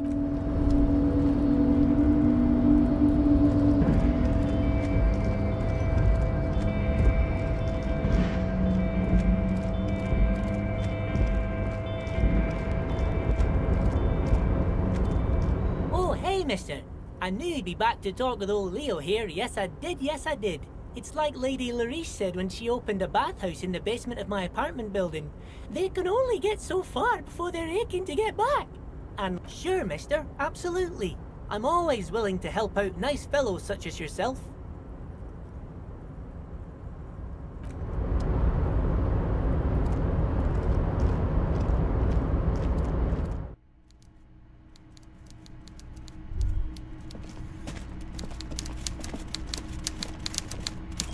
Mr. Dubois, a pleasure as always. You don't have to sit down this time, since you've already sat on that chair. My dear Harry, there are literally millions of containers in this harbour. I couldn't possibly remember what's in all of them. Harry, you smooth-talking son of a bitch. Time is a precious resource, and I don't have enough of it to count containers with you. Smooth talking. Maybe that's the way to go about opening the container. You should at least try convincing it. Ah, yes. Your side investigation. Thank you. You've got some spirit clearing up phony drug accusations alongside this murder. I'll talk to the mayor and see if I can get you the key to the city, Harry. Now let's talk real business. Actually, Rivershell doesn't have a mayor. He refuses to discuss it further. It's probably just a small nuisance to him. Are you shitting me, Harry? Did you not really open the door and are now just telling me you did? You're a wild one, Harry.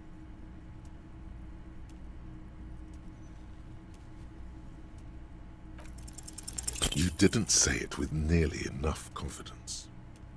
Be it far from me to ever question your integrity, Harry. But you see, Harry, it only benefits me if you open the right door.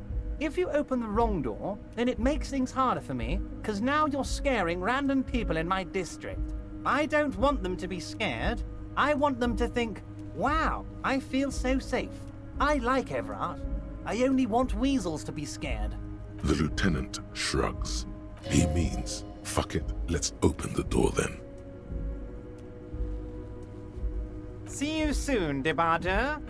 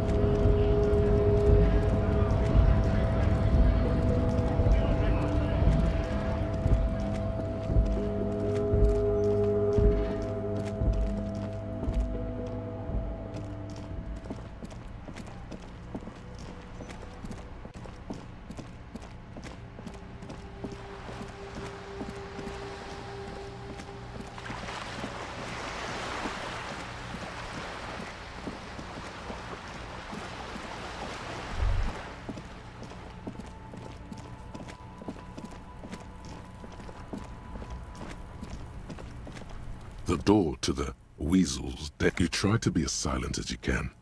It takes a bit of rattling of the handle to loosen the bolt. Finally, the door unlocks with a small clack. Thoughts race through you. Only curiosity could account for stepping over that threshold. Maybe there's treasure in there. A white alligator. A fountain of quicksilver. There might be important information in the apartment.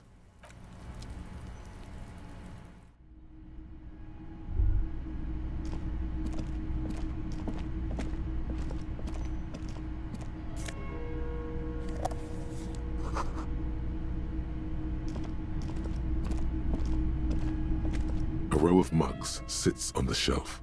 Each one depicts a human figure. A dark-skinned woman grinning amidst mysterious symbols. A broad-shouldered man shoveling potatoes, and others. A little ring. Though cheerful, the images on the ceramic make you vaguely uncomfortable. There's something disdainful in the way the curves and lines of the bodies were drawn. It looks like the artist is celebrating diversity, but underneath, he's just making fun of these people.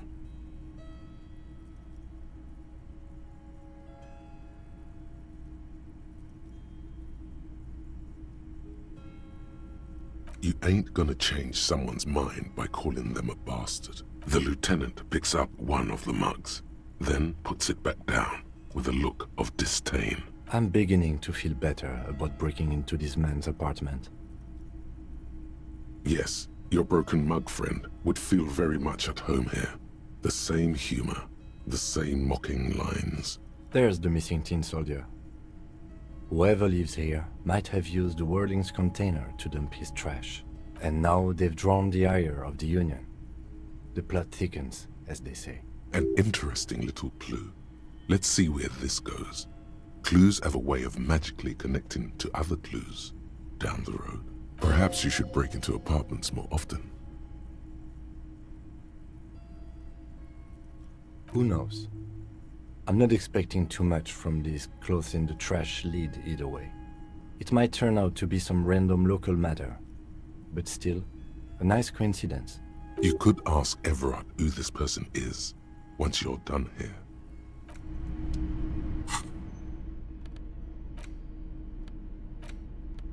It's the ledger you found. Oh, and the cool piece of toilet paper is stuck to the back.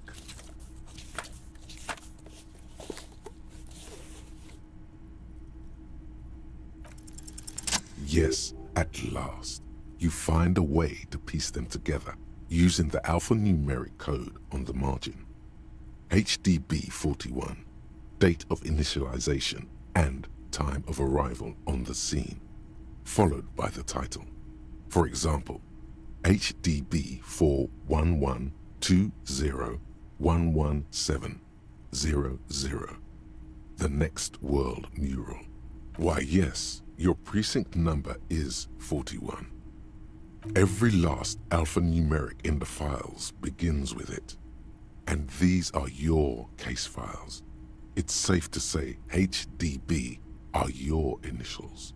Harry Dubois, HDB. Still feels like there's something missing from that. This one is relatively easy to reconstruct. Overnight on 1202, a graffito, nay, a mural, appears on an 8-story tenement overlooking central Jamrock. The building is a sparsely inhabited ghost tower, part of a failed real estate development called Grand Couronne.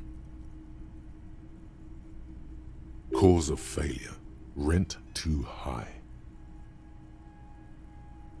The mural is enormous. 2 silhouettes, a man and a woman, are kissing. The text cut into their form reads, "True love is possible only in the next world. For new people, it is too late for us. Wreak havoc on the middle class. People call it that thing and that fucking thing. It's visible for miles. In 2 days, the station's complaints desk gets clogged with requests to remove the bummer. You and your partner are assigned to the case."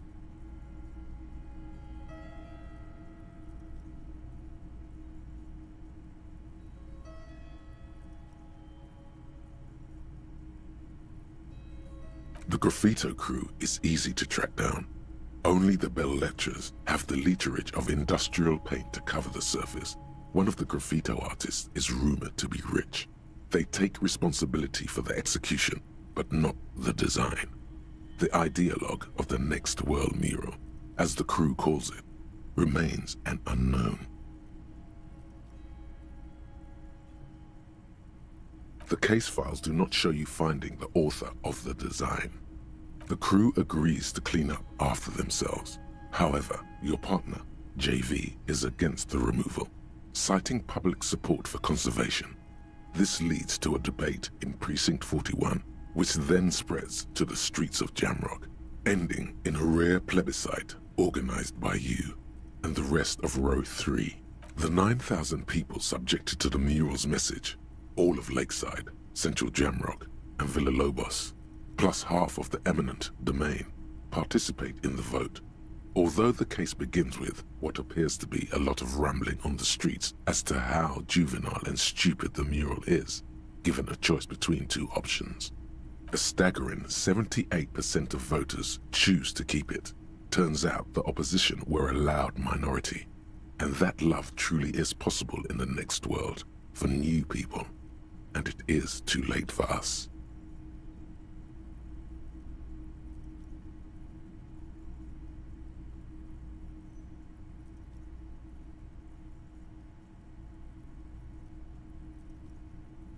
In any case, it appears to have been a rare case of civil activity in the quarter, and agreement as well. What do you want to tackle next? AKA Leslie and Burke, AKA the public indecency drunk and the property damage drunk, is a cursed case. It has been passed from unsuspecting officer to unsuspecting officer for 10 years. On January 29, the unsolvable case made its way to you. Why you accepted it, it is unclear. Every officer, and indeed most civilians in Jamrock, know it's unsolvable. You were so drunk you didn't remember what it was when you signed on. That, or you were high. Leslie will always take his pants off when he's drunk. Burke will always trash everything. It's just what they do. It is their nature. You cannot change the nature of a man, and you can't lock them away because public indecency and small-scale property damage are not punishable by incarceration. The only way for Leslie to stop displaying his genitals and for Burke to stop attacking things would be for them to stop drinking alcohol, which in their 40s or 50s, it's hard to tell because of their distorted features, is a medical improbability. Threatening fines, dragging them to the station, locking them up in the hellholes they live in, locking them up in the station, hypnotherapy, even trying to get the local gang of Zemyaki to take them out. The Zemyaki gave them ethanol, so Burke and Leslie would expose and rampage even harder. You tried it all, and still the complaints wouldn't stop, as they hadn't stopped for 10 years.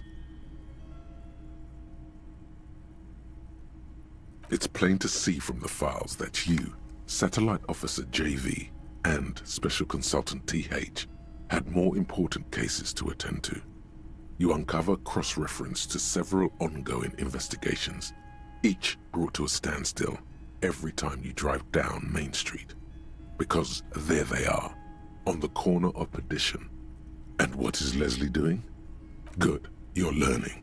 If the files are to be trusted, that's all there is to it.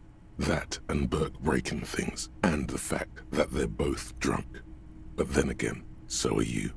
The case becomes considerably less comic one day when Burke takes a swing at your ledger. He must have it confused with the property he likes to damage. But the joke's on him. You're drunk out of your mind on potent Pilsner. You slam the hardened plastic board in his face. Then you proceed to beat him unconscious with it. In the process, the ledger sustains damage. The compartment within, reserved for permeable documents, is jammed shut. You stop your assault on the now unconscious Burke to open it, but are unable to do so. The officer began to cry, reports Leslie, who, at this point, is tending to Burke. Kill them. They broke it. He came at us, and at us. I think he was trying to kill Burko. While trying to kill Burko, you slowly come around. The permeables compartment is open. You've smashed it open on poor Burko's kneecaps. The good news is, Burke can't walk anymore. Can't get out of his apartment, an invalid. With Burke to tend to, Leslie cuts back on the indecent exposure. Maybe he flashes his genitals to Burke, who knows, but both drunks are off the street. The complaints stop. The unsolvable case is solved. Which is also why the officer responsible narrowly escapes a disciplinary hearing. The end. Do you want to read another one? It would be very interesting to read about these, wouldn't it? I mean, there seems to be a square-shaped entry wound in the victim's forehead. She's been sitting there for weeks, on her rocking chair, with a square hole in her skull, staring at the wall, her mouth agape. That's all you got. From the half hour you spent piecing it together, all you know is the entry wound was square-shaped. You never found the bullet. And then another body showed up, also with a square hole in his forehead. Who knows? Those pages are missing. What next? Don't worry. One day you may still catch the man with the square gun. Not much has changed in the meanwhile. A bunch of sodden papers still sags from the clipboard. Just relax. The two sides of the board are slightly misaligned, like a drawer that's come off the slides. All you need, the slides snap back into place. It should be possible to just, you know. Without resistance or sound, the two panels move against each other. The compartment is now open. 2 ticket stubs and a handmade postcard. 2 octopuses are smiling, reaching their tentacles toward each other in the colored pencil drawings. The tickets permit access to the zoo in Revachol East. The aquarium costs extra. These let you go there too.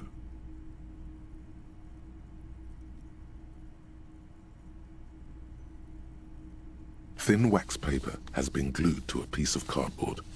Sounds like leaves rustling when you pick it up. You see violet flowers, floral patterns, patches of glue. It smells of chewing gum, apricot flavored, exactly like the gum wrapper you found. The same brand of chewing gum. Familiar handwriting lines the inside of the card, looped, round letters in a woman's hand. A young woman in her 20s. There is care, effort, and a smile, you think. Although that is not something you can read from someone's handwriting. Harry, it begins. You're already reading. I wanted to write you a letter so you can read it when you wake up. Maybe it will make you happy. Throw it away, please. Outside, you hear the wind howl. A sudden gale blows in from Martinez, flapping street signs and window blinds. Come outside. Your hand shakes, holding the card. Every morning when I step out and you're asleep behind me, it says, I find a little piece of sadness in me. I carry it in my chest, down Voyager Road. Every step I take, it grows. By the time I reach the fuel station, it has filled me entirely. I step onto the light rail and look back. Sparks fall from the bow collector.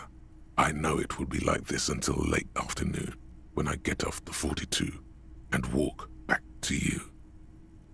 You. Every step I take will get lighter. It almost makes me run. Sometimes I do. I can't believe I met you. I can't believe the happiness I feel with you. You have a vast, vast soul, and I will always, always, always come back to it. Kisses, kisses, kisses. You feel the air sucked out of your lungs and the blood sucked out of your head. Everything around you gets dark. Small white dots appear. Sparks fall like snow from the bow collector. A streetcar distancing. You feel the ledger slip from your hand.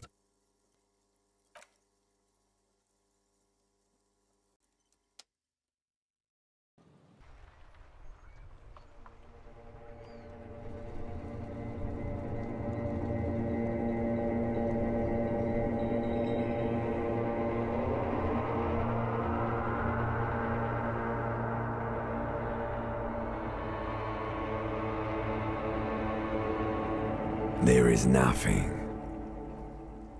Again. Nothing sad, brother. No treachery, just blackout.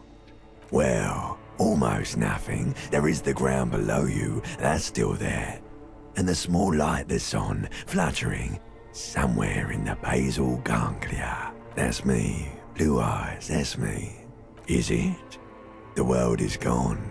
You are no longer reacting to outward stimuli. A bitter, caustic sense of loss remains.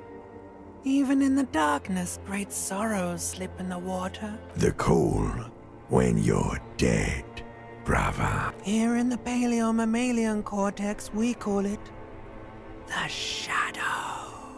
Because it's always there.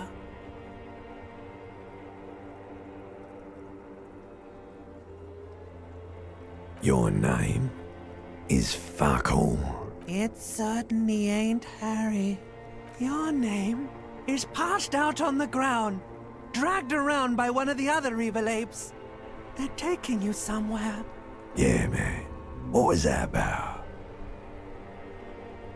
There is no Voyager Road. There are no roads, no houses, no lights in the windows. It's all on pause.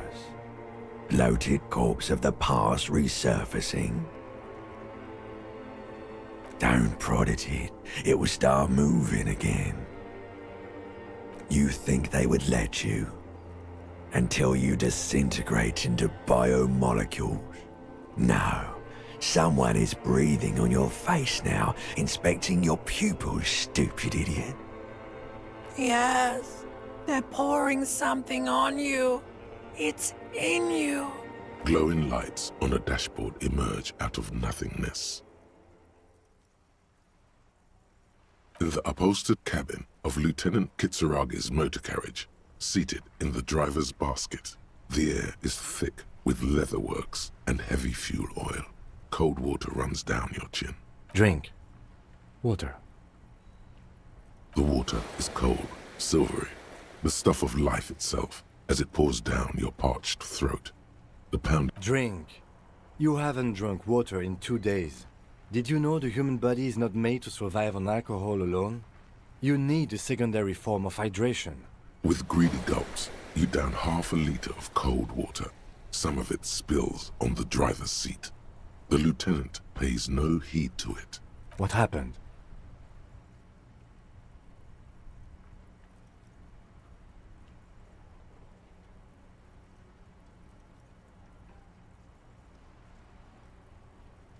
That does sometimes happen.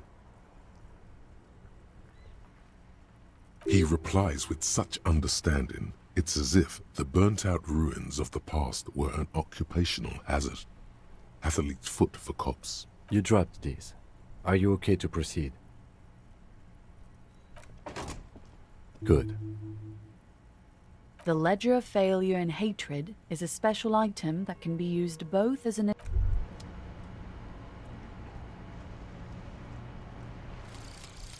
Anti-Object Task Force.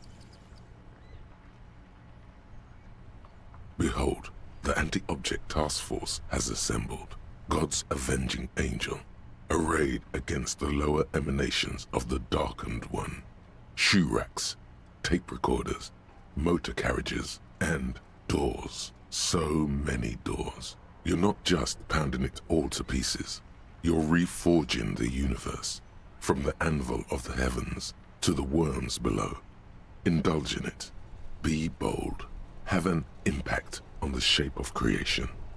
Out of the furnace of your rage, a new reality. Also, you should trash your room again.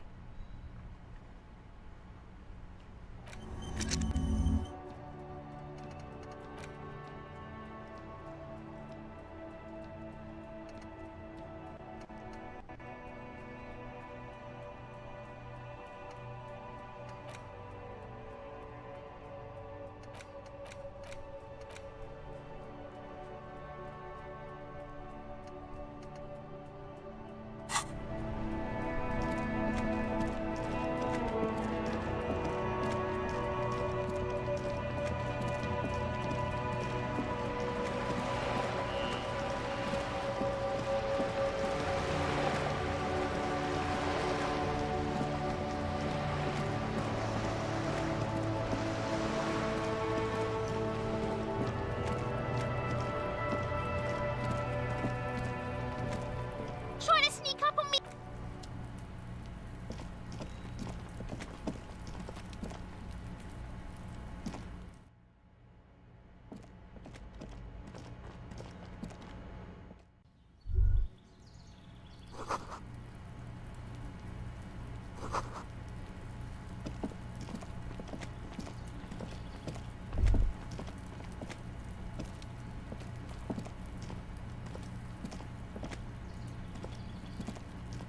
Gendarmerie, you found me.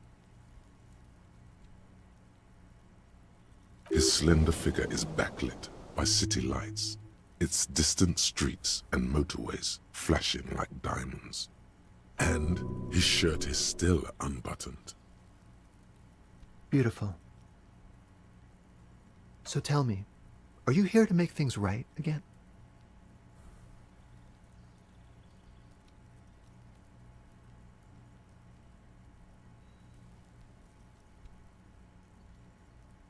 Beautiful. I have some good news for you. My Sunday friend is visiting me tonight. I told him about you and he'd like to say hello. Step in. He's already waiting.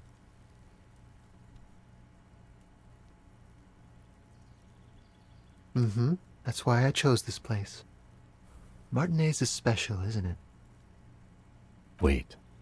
Suddenly you are digging things?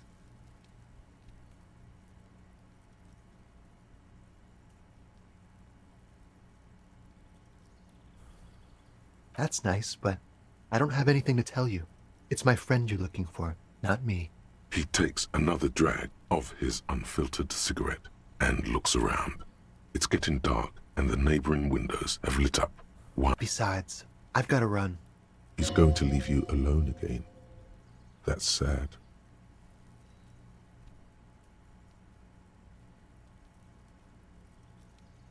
Just look at it. It's a beautiful night. Who's going to stay in on a night like this? He's right. Only losers go to bed early. Time to break out the booze.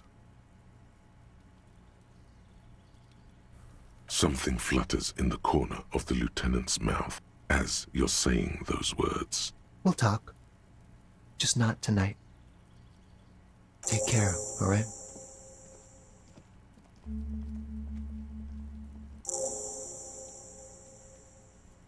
And he's gone again. Looks like it's becoming a theme for him.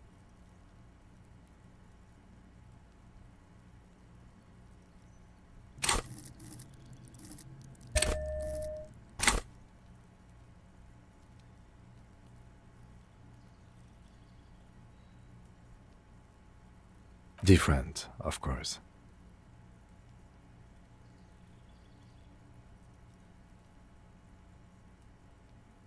Something so mysterious about the way he talks. Very. Come on, detective, let's go. We've got a potential witness to interview. His Sunday friend, remember?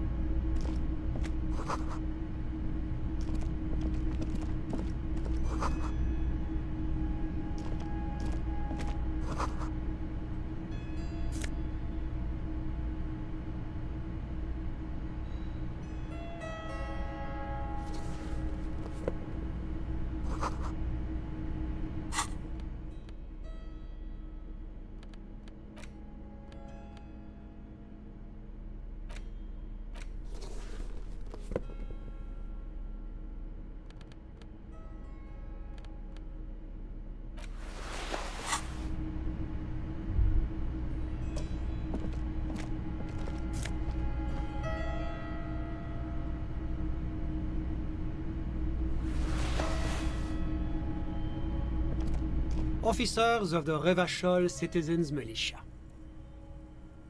You shouldn't be seeing him in an intimate setting. For some reason you feel this man is your superior. Superior, but he's not in the command chain. My name is Charles Vildrouin, and I am an official with the coalition government. I work for the Institute of Price Stabilité on assignment from Sur-la-Clé. I heard you talking to my friend outside. Very good. Super. I am here to assist you in any way possible. Ask me about the hanging. Hanging? What a drag. He seems like a cultured gentleman. You should ask him about the finer things.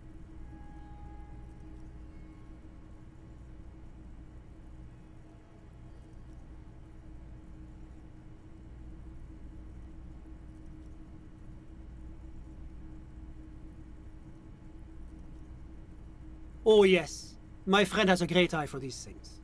He refuses to tell me where it came from. It's a mystery. I believe they call this type of frame industrial. It's very comfy. That's really all I can tell you about it. The lieutenant takes out his notebook and nods to you to proceed. I'm sorry to say I did, officer.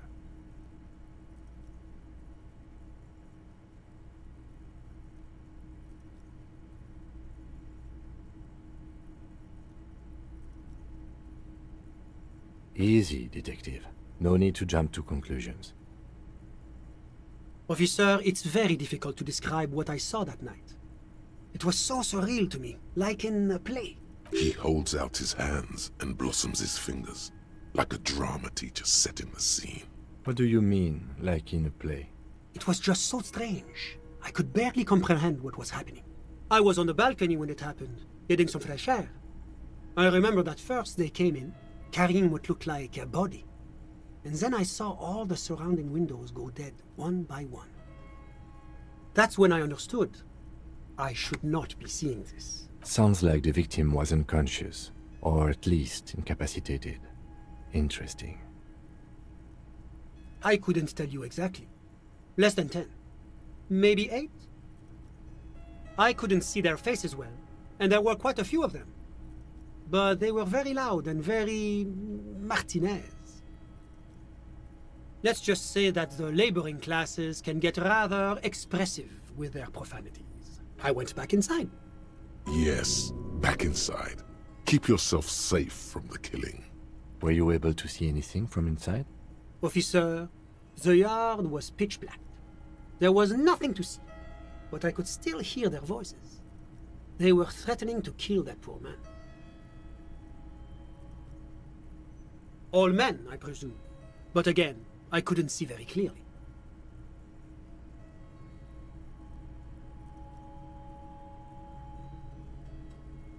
Well, that's the strangest part, officer. Nothing happened. It was oddly quiet for a public lynching. Eventually, their shouts died down, and that was all. There were no gunshots, no celebratory shouts, no anything. I'm afraid I don't have anything else to add. About what time was all this happening, approximately? All I can say is that it was late.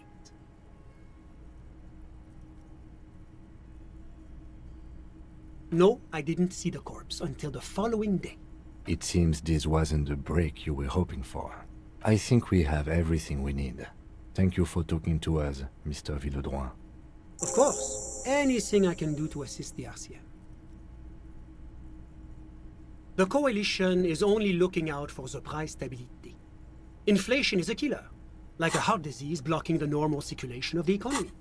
It must be controlled. The economy impacts the entire international community, which is why it requires international oversight.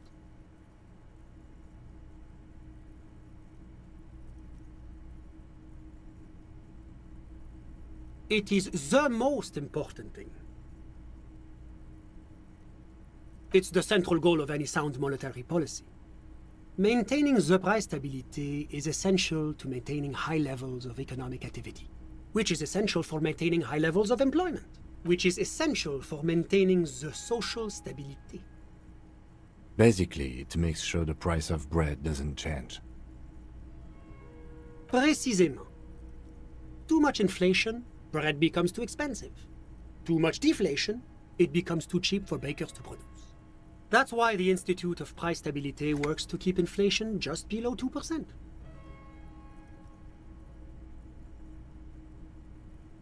But not too far below, no.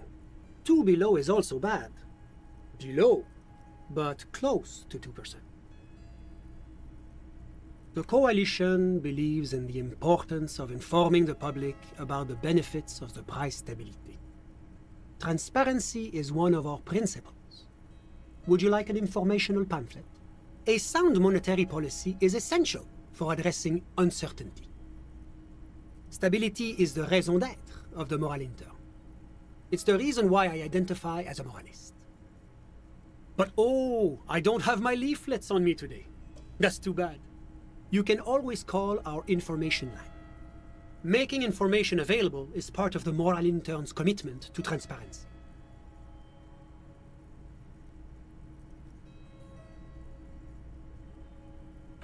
Well, I'm renovating it. It is an interesting project. The building used to be a 12-story skyscraper before the cannons took the top 4 stories off. This, of course, happened when the Coalition forces landed here.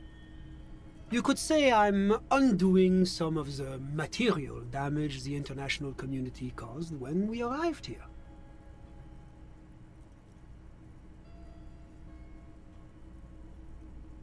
La communauté internationale is what Revacholians colloquially call the Coalition. In other words, the nations that stopped the disaster of the revolution. Yes, as I said before, I am a commissioner from Sur-la-Clé working for the Institute of Price Stability. Wait, there isn't actually an Institute of Price Stability, is there? Or maybe there is. God, it's impossible to understand whether someone from the moral intern is joking or not. It's the International Organization for Moralists, hence Moralist International. The Institute of Price Stability is just one of its many mind babies, as is the Coalition. Doing one's job doesn't automatically make one anyone's bitch. Besides, there are more nefarious powers to work for than the moral intern. But of course. Because moralists believe in a normal, stable world governed by democratic values. Me?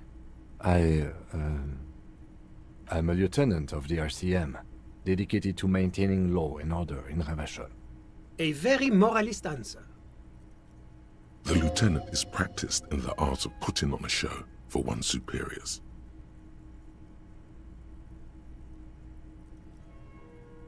Martinez? No. Martinez is something else. Revachol is generally difficult.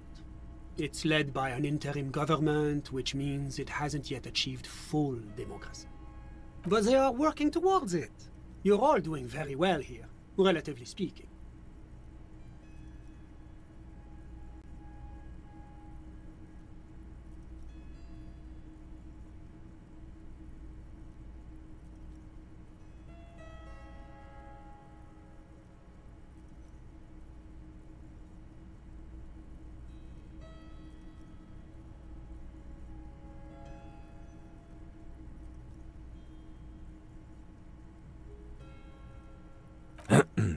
Of course, the detective's personal views do not represent the views of the RCM.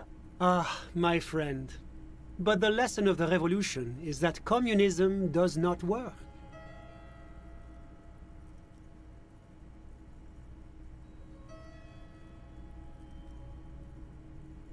It's moving towards the right direction, and that's all that matters. Progress is measured in centimeters, my friend. Now, enough of this delightful political interlude. Was there anything else you wanted to ask? What's there to say? Sur-la-Clé is a modern, urbanized country that measures very high on the Human Development and Freedom Index. Mostly, though, it's known as the executive heart of EPIS. Moreover, it is a great sponsor of less emerged countries. Revachol is only one of its many darlings whose progress it supports and cherishes. Darlings? That can't be an official designation.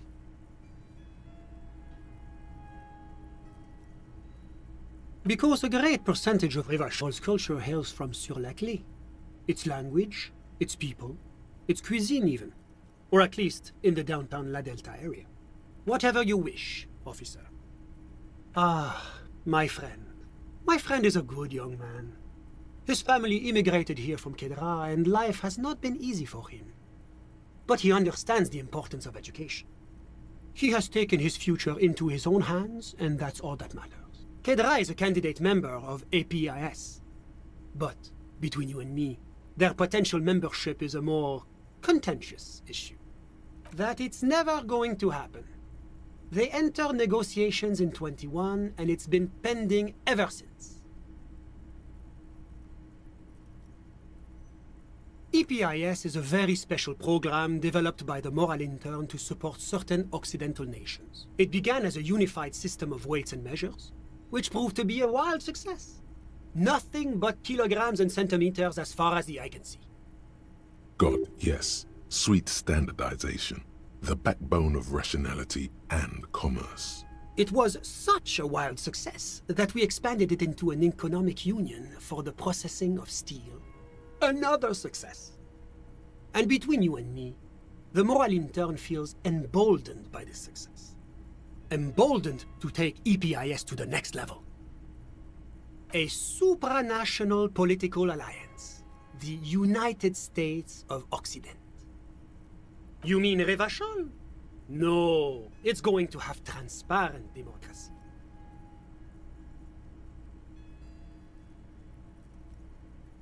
It's one day going to be a candidate member of EPIS, sure. Except that candidate members never become full members, do they?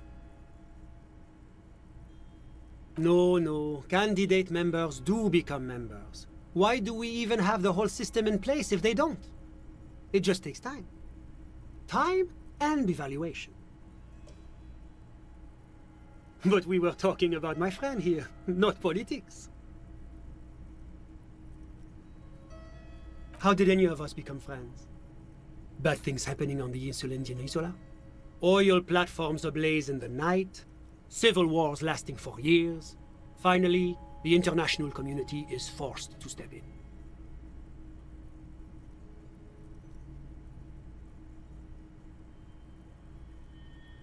Au contraire, it's how millions of people end up where they are, meeting the people they meet. It's how I came here, and my friend too. I'm just enjoying the view.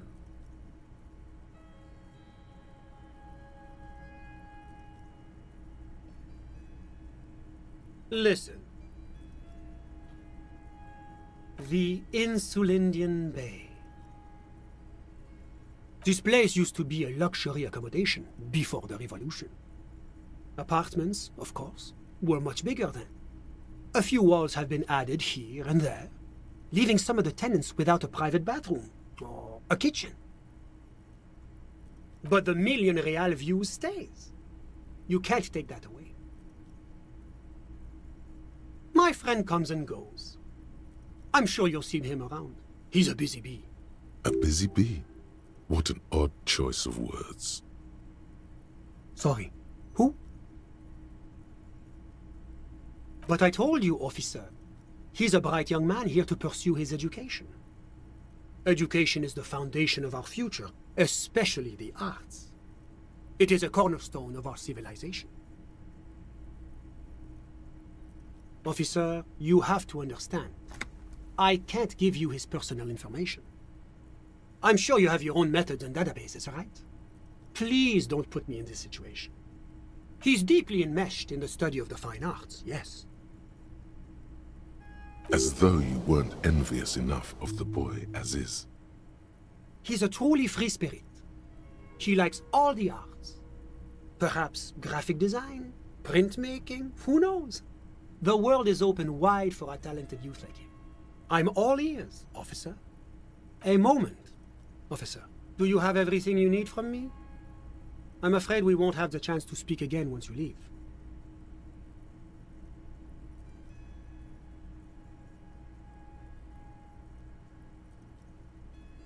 Of course. I'm sorry I couldn't be the break you were looking for. Good luck with the investigation.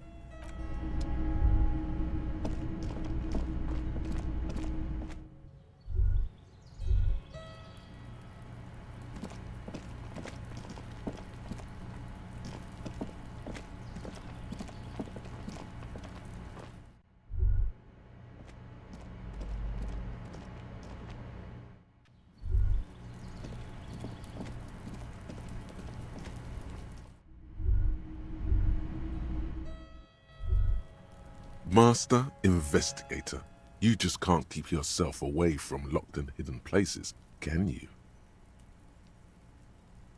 Attaboy, the world's secrets were made for you.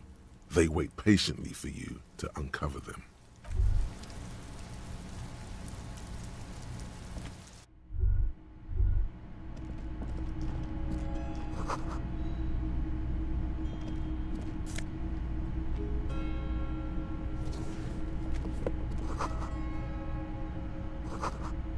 This is the flag of Revachol, the suzerainty.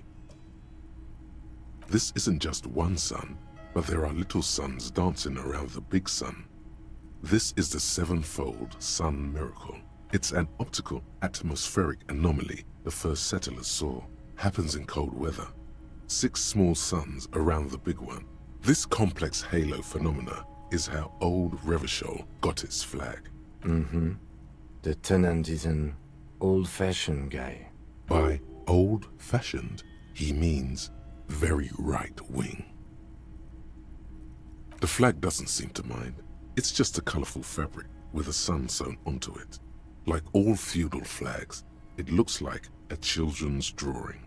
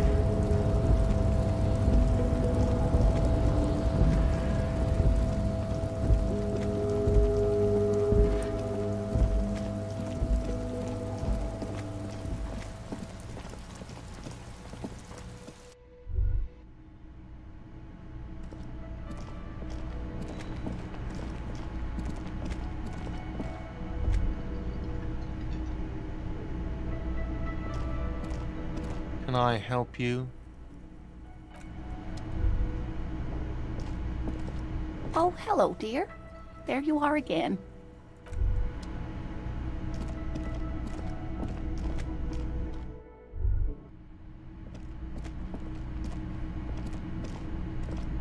The door is closed.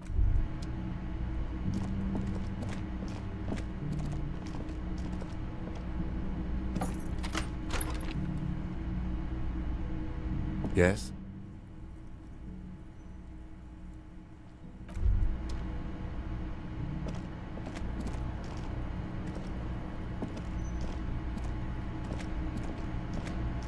A mirror hangs on the bathroom wall.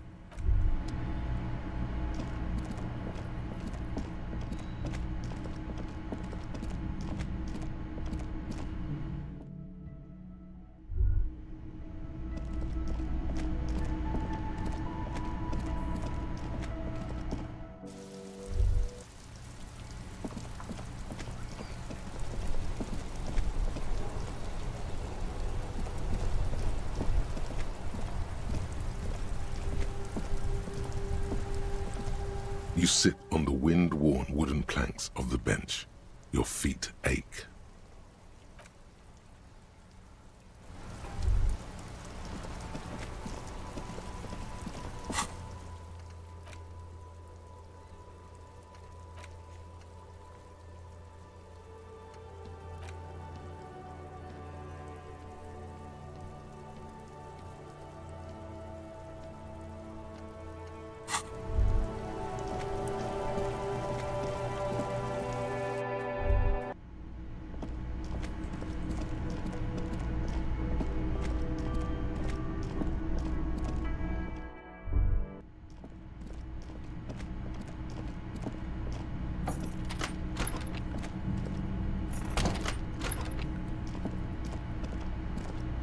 The bed is still cold from the broken window, and not too inviting.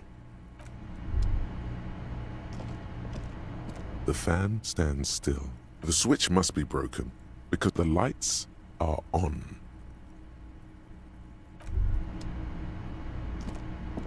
The bed is still cold from the broken...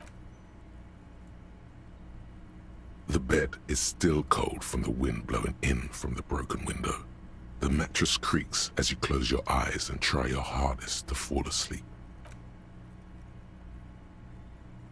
Here we are again, my broken bird. The waves are coming, carrying you away. But you can't go.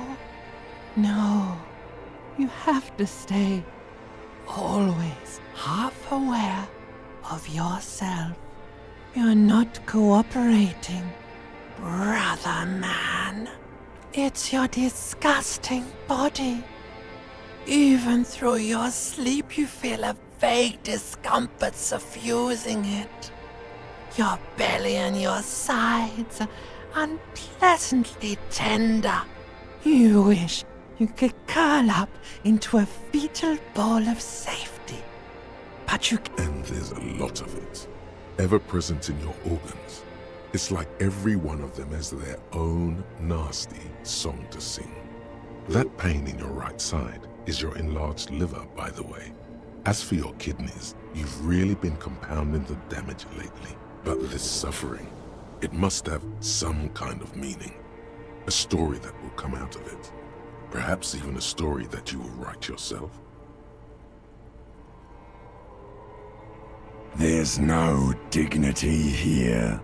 Only reflections of your body mass. Flashes of the day. You keep coming back to yourself in the mirror. But why? To admire all your accomplishments?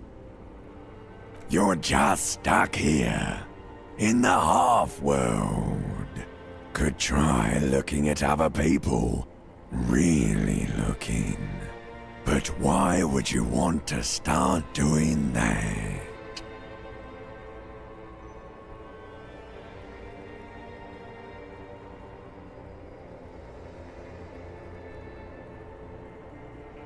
Sure you do.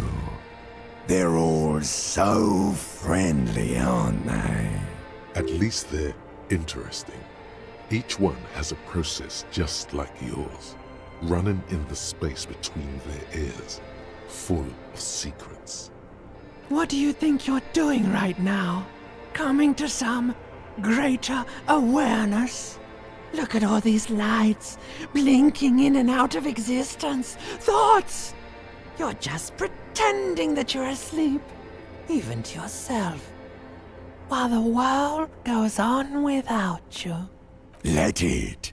Let it.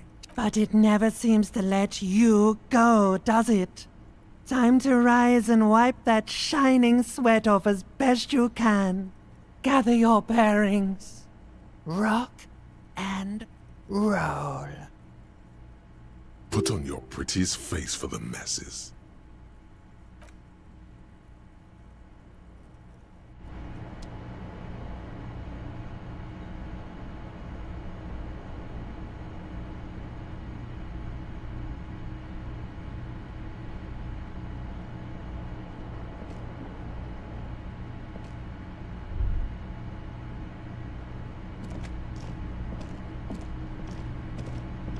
A mirror hangs on the bathroom wall.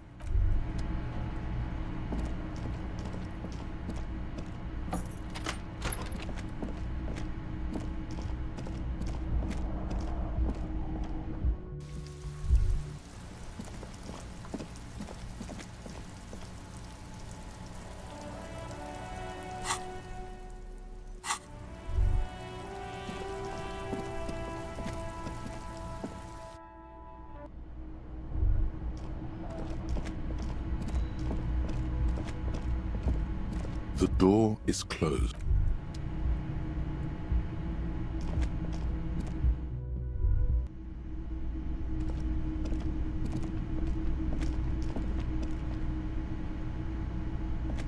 Yes?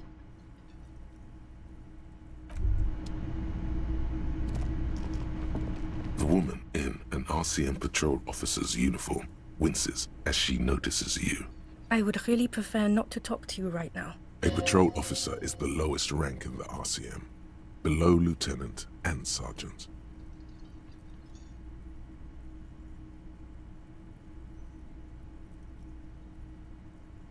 Yes, I am. I don't know. I mean, why would I want to talk to you?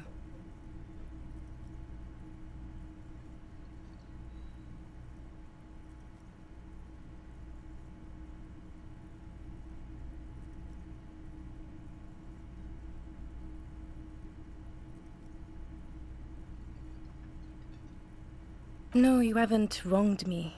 It's okay. Okay, fine. Let's talk.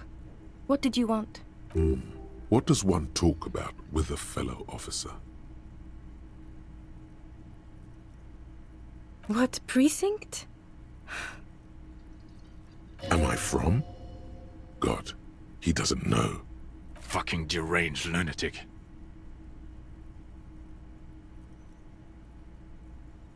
You're getting an intellectually unsatisfying vibe from this conversation. Maybe you're doing something wrong. I don't know what to say. Don't say anything, Judith. I'm just looking out for... No one. I'm just a man with sunglasses. And you are?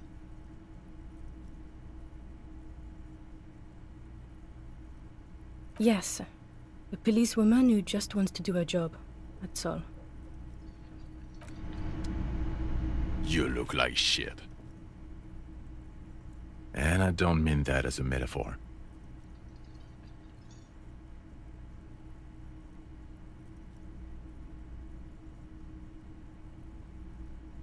Like undercover? Well, as far as disguises go, this is one of the best I've seen. I mean, I could swear you're an actual bum. Oh, come on, Jean. It looks like it's been a rough week on him. It's not just this week. What do you want? There's something about this guy that matches with a face in your head.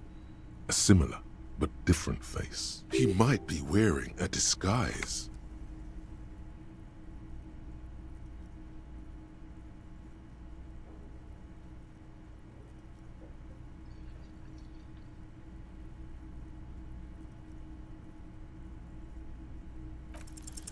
You know what it is. It's like the two of you know each other. Just ask him. Oh, I definitely know you from somewhere. Another life. Yes, from another life. A different life. Maybe the life of a police officer belonging to the ranks of the... To what station do you think you would belong in this alternate and totally fictional reality?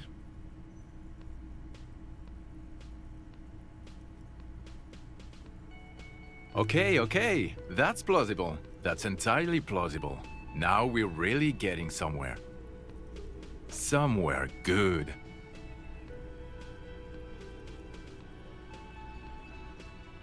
Okay.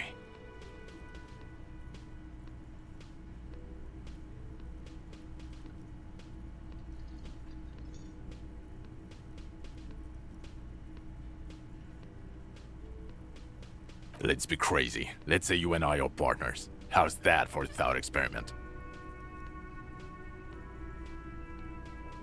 Would you now, or would I be cramping your style? Never mind. Partner.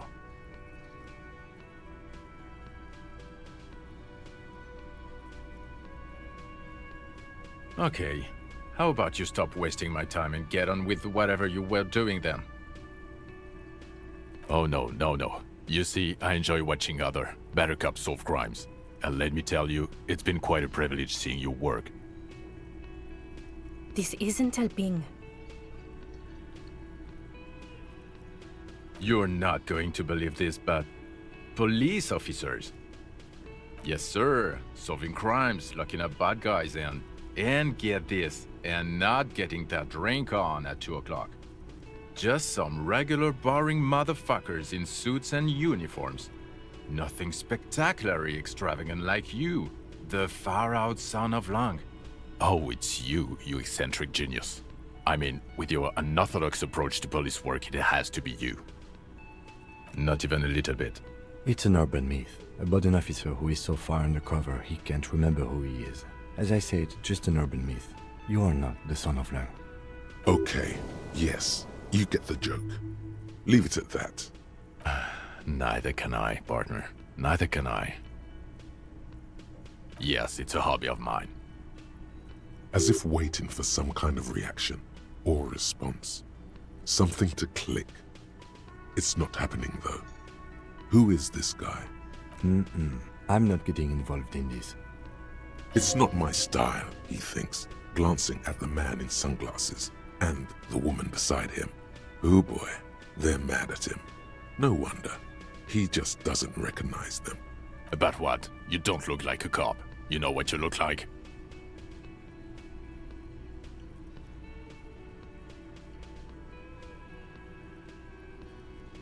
Yes, a superstar cop. Of course. This again. He didn't answer your question. No.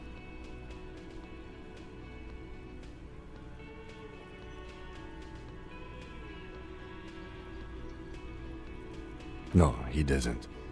If I wasn't clinically depressed, I'd burst out laughing. But I'm gonna go with no right now.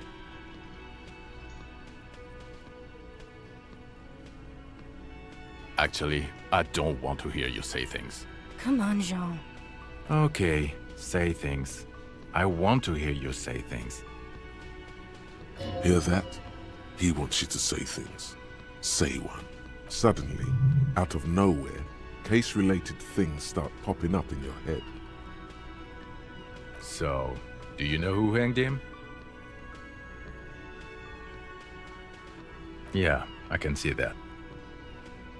I don't know. Why are you? It's like you felt it would be intellectually stimulating and would lead somewhere. A custom even? Strange. Oh my god, there's more. You want something more? What is it? Okay, why not? Let's do it. So, do you know? I don't know. Oh my god, watch out for yourself. Okay, the man with the sunglasses and his hypothetical Station 41. Weird, right? There's something missing here. Something you can't put our finger on. You know what?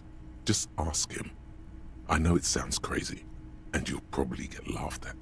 But still. Yes, just cross it off the list. It's probably not true, though. Again? I can't believe this shit. I'm going to say no. Just to see what you'll say to that. What'd you say? Okay? Jean, he said okay. Okay, I was clearly wrong. He is a firefighter, male nurse, animal control agent, something of that kind. Not a cop. Go on with your cop work. Don't let me stop you again. Oh, hello, dear. There you are again.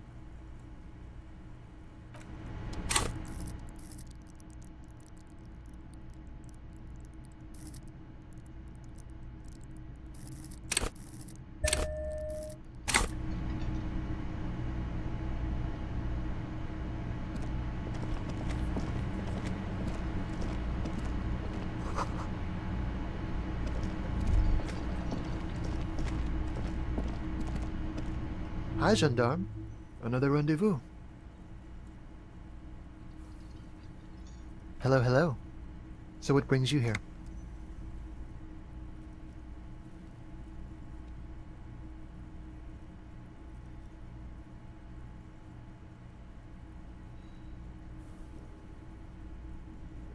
Oh yes, let's see. He knocked on my door a few days after the lynching. I think he was going through the entire building, asking questions. Muscular, handsome, strong, like one of those military types.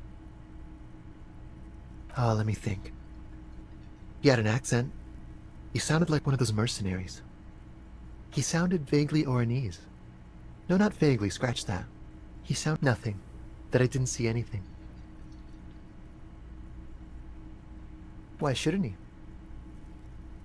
What friend? No, I don't think it came up. Yes, but he was speaking to someone on his earpiece. Just reporting back whatever I was telling him. Sure. Anything else on your mind? Admiring the atmosphere. What about you, officer? Convenient. But what are you doing here? Talking to me? You did? And how did you like him? I told you, he can be very useful. I guess that's the charm of powerful people.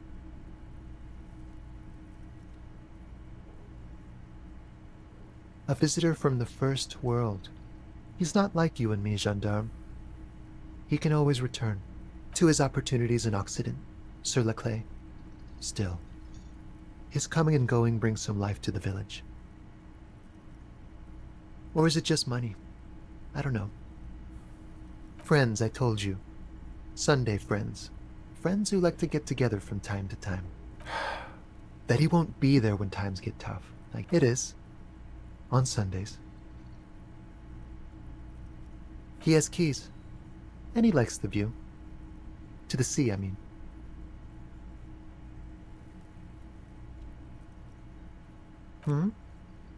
What about me, gendarme? It's the sports. He's a sports guy. All about that physical prowess and athletic skill.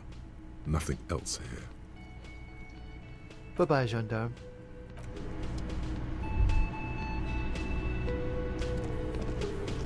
I've got nothing to say to you. Why are you wasting your time? Looks like the circus left town, but the clowns are still here.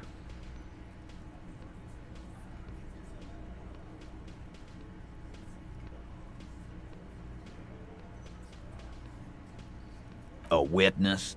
You ain't got shit. The locals would never come to you with this. That's just Koptakti status. Next, he's gonna tell you one of us already roll on the others, and is in witness protection. Well, let's hear it then. Who is your mystery fella? This goes without saying, but nonetheless, don't give out his name.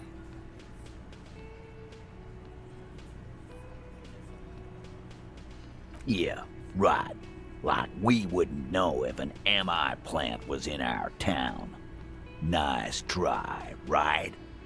MI is short for moral intern. Moral Intern is short for Moralist International, the coalition that runs Revachol. I've seen this shit a million times, Titus. Fly fishing. They are desperate. Tell us, Copper, what wacky claims did he make?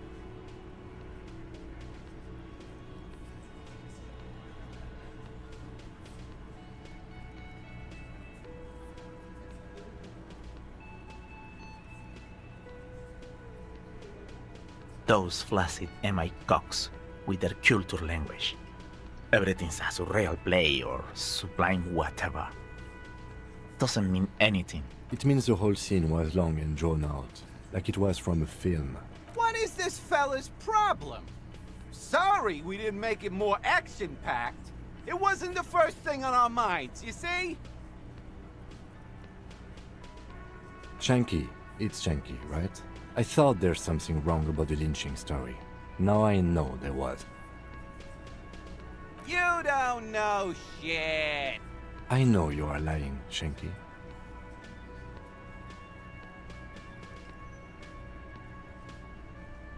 It's you assholes that feel the need to go around like a fucking brass band. The Hardy Boys are dead silent. Yeah, it's like they put cowbells on you before they send you to the streets. What's with the cowbells, policeman? They're avoiding having to answer this question.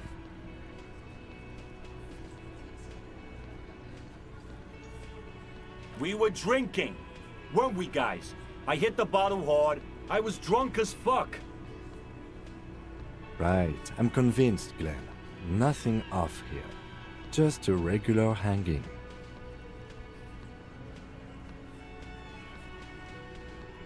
Arab guy? Boss, I think he's trying to save me and Theo. Well, yeah. What is confusing you? Eugene, Theo, and Elaine were there too. I already told you. We were all there. Some witness. I pulled the same shit. Came up with some shit, then went and said it to people. Get a reaction. Don't have to go to cop school to try that. You don't have to go to school for shit. I never went to school, and I'm doing great. You're doing a hell of a job, man. Okay, maybe it doesn't feel like this did anything to them, but they have to be fretting a little. Everyone is afraid of witnesses. Witness is a scary word. So much bluster to hide the fact that they're uncomfortable with you having this info. As you look around this room full of sweaty men, swearing, drinking, spitting out tobacco, does this look familiar?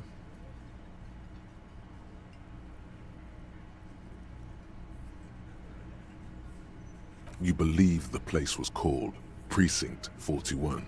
It was also filled with, almost exclusively, men, sitting on desks, talking shit and wasting time. Huh?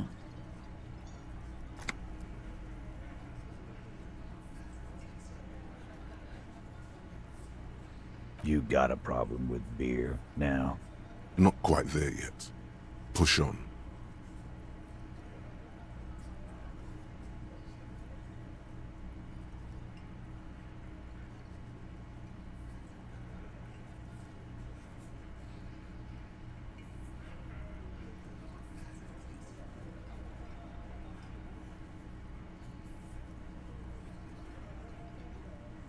Speak for yourself, buddy. We've been giving a shit for 10 years. Martinez was a dump before we put this outfit together. They don't know, man. They weren't here. We had 3 shootings a week, kids dead, fucking graffito everywhere. You cops haven't shown up since the 30s. Congratulations on the graffiti removal. All I see is you sitting around talking about Monica's titties, while there's a rape victim. So what? What do you want from me? We took care of that fuck. Don't let him drink that. One more push, quick.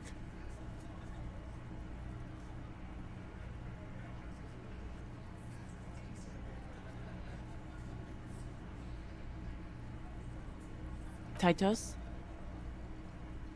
She stops mid-sentence. That's it. You got him. He's going to give it up, but on his terms.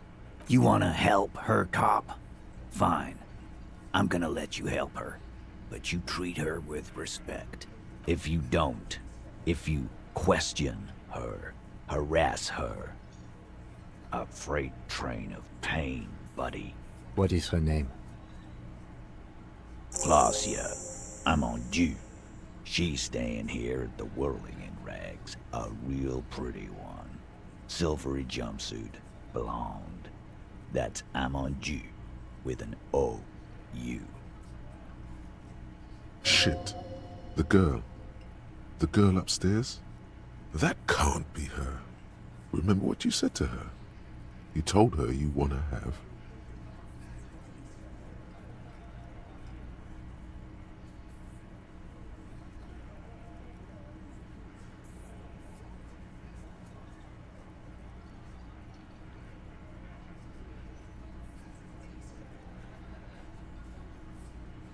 Sure. Why not? You've probably seen her around. You inexplicably add cool after the victim's name, with your eyes bulging like some wild beast. Your fingers are fidgeting and sweat starts forming on your brow. I don't understand what's so cool here. Nothing. We just have a few more questions. Then we'll be on our way. It sounds like you're having a heart attack. Whatever you said, it couldn't have been that bad. Please relax. Calm. Normal. Try to forget this little hiccup.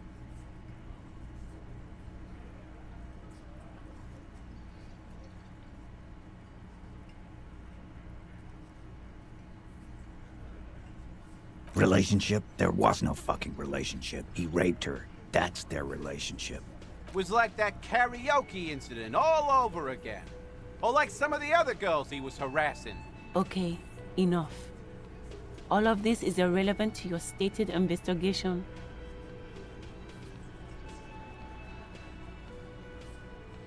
Remember what I said. Freight train of pain.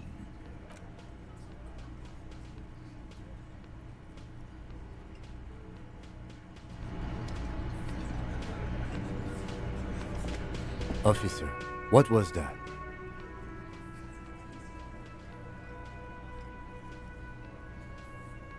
Yes.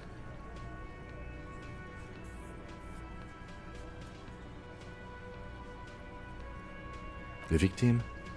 Is there something I should know before we talk to her? Whatever you do, don't say the first thing.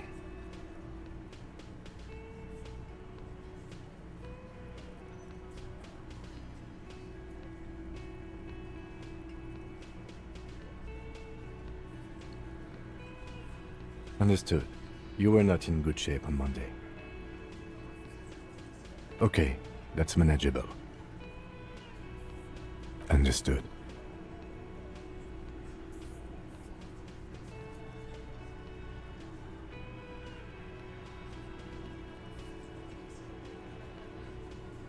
It is. This would have been good to know before.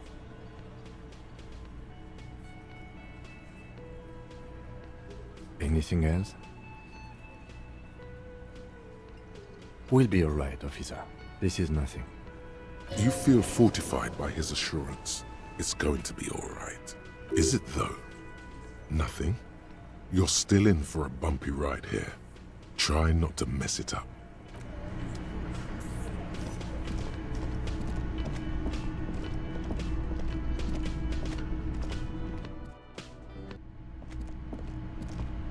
The door is closed.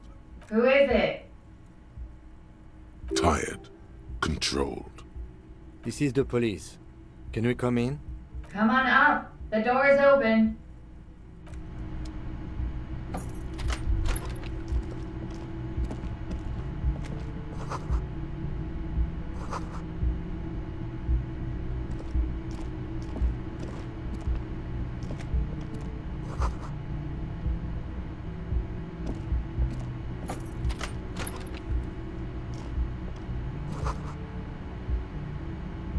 This medicine cabinet is full of wares.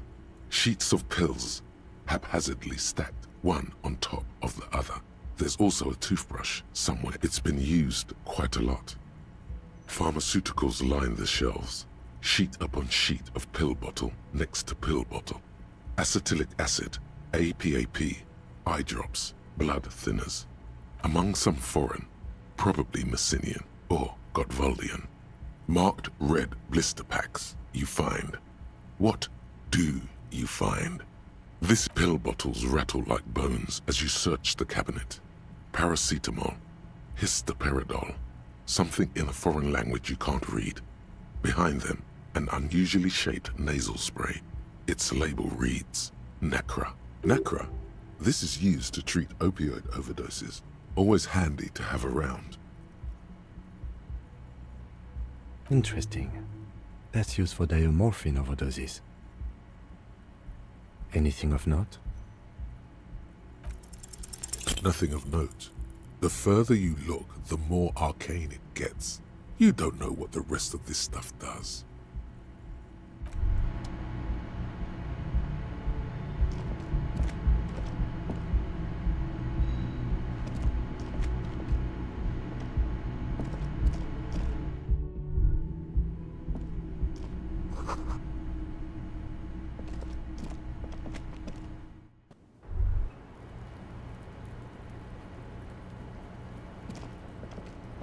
The same small, heavy door.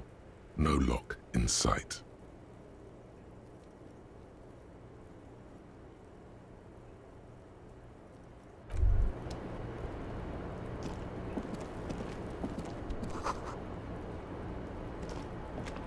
Welcome to the roof.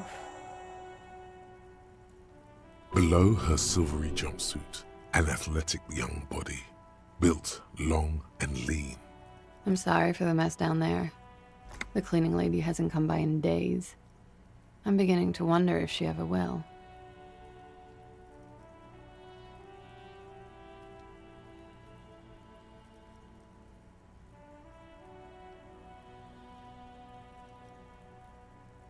It's much nicer now. Where the dead body used to hang, clearly visible from the roof, but no longer. Thank you for that, officers. Truly.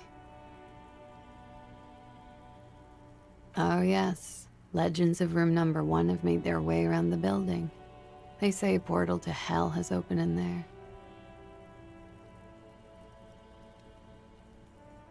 They also say that's why the cleaning lady quit. Because of the infernum. I'm Kim Kitsuragi. I'm a detective from Precinct 57. I believe you have already met my colleague from Precinct 41. Have I ever? This is the one and only superstar cop. He's kind of a big deal around here.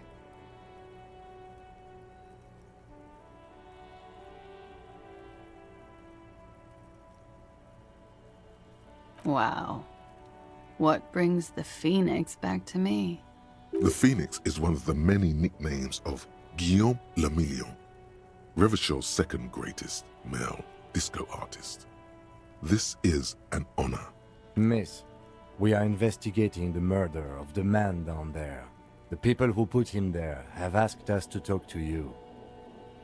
Huh. I see. Be careful. Ask something else first.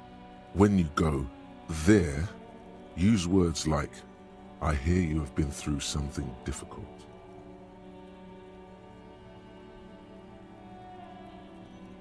Clausier Amondou. Same name that Titus gave you. It sounds Oranese, as does her accent. Right, sir. Vrai de Fort, Republic of Oranje.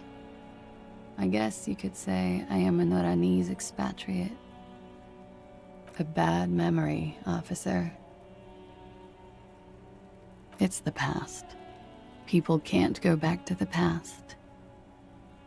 Thankfully, it's implied. I'm 28.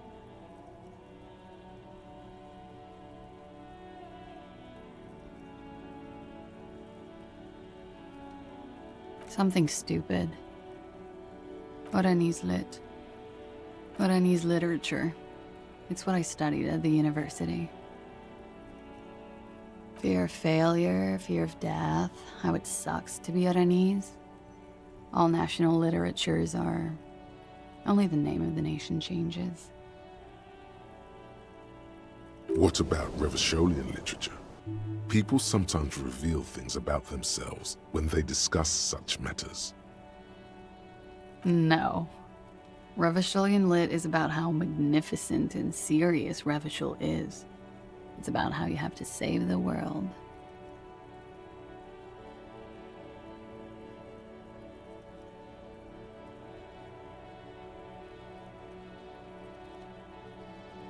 That's the natural state of the Revacholian hero. She seems quite relaxed for a victim of assault.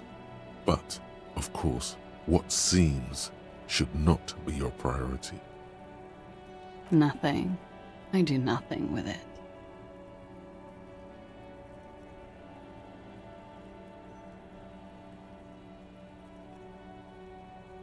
It's not very cool, but what can you do? I'm afraid you can't, officer. Why is that? Because it's buried in a sealed plastic bag at an undisclosed location on the coast, along with cash and airline tickets. Thank you for your candor. Why? They say so in your tourist brochure. Keep travel documents away from your person when west of the river.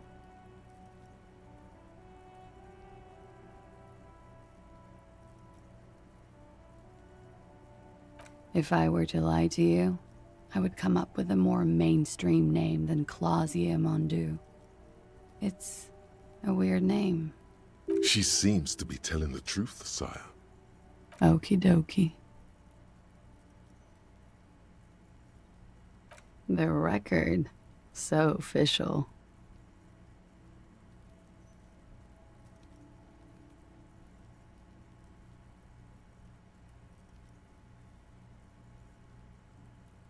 Yeah, it's pretty deluxe. I'm wintering. How long have you been staying here?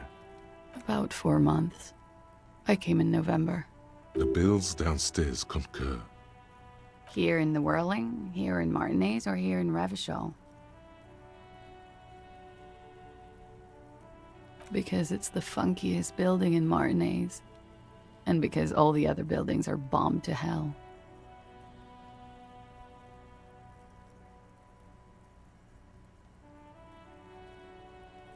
I have no idea, officer. Okay.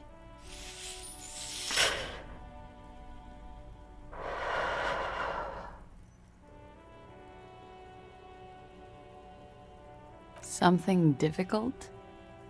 I've been through at least half a dozen difficult things. Which one do you mean? By sexually assaulted, you mean raped? Yes. It's a bit early in the morning for raped, isn't it?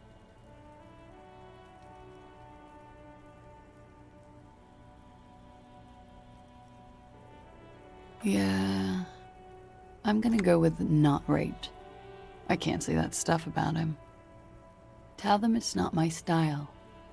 They'll have to, you know, if they want to jazz up the charges, they'll have to get someone more, rapeable. It's all very organic. Her mannerisms, her movements. If she's acting, she's quite gifted. By they, she means the Hardy Boys. Are you saying that you were asked to tell us you were assaulted? Not explicitly, but I understood what they meant. It wouldn't hurt to spice things up a bit. Some assault and battery. Sexual assault, maybe. It was clear the latter would be spicier.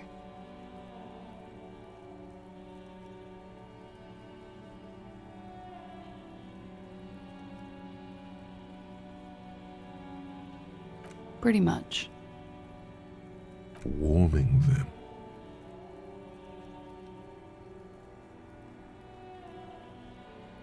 We partied.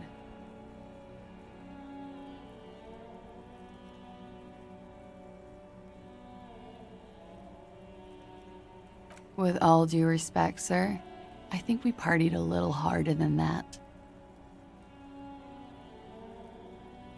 Oh, it is. You're still alive. What did you do when you partied?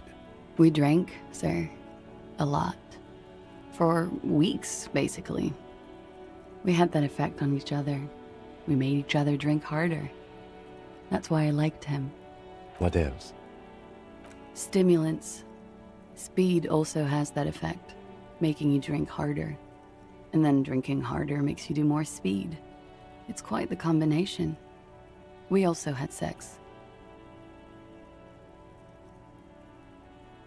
I guess you can say that, yes, a bit. Lovers is such an emotional word. But there was something there. We did enough drugs for there to be. How did you two meet? Downstairs, at the bar. He was on some sort of assignment, a military man, as you probably know. Had a cool, scary scar. When was this? A month ago? Something like that.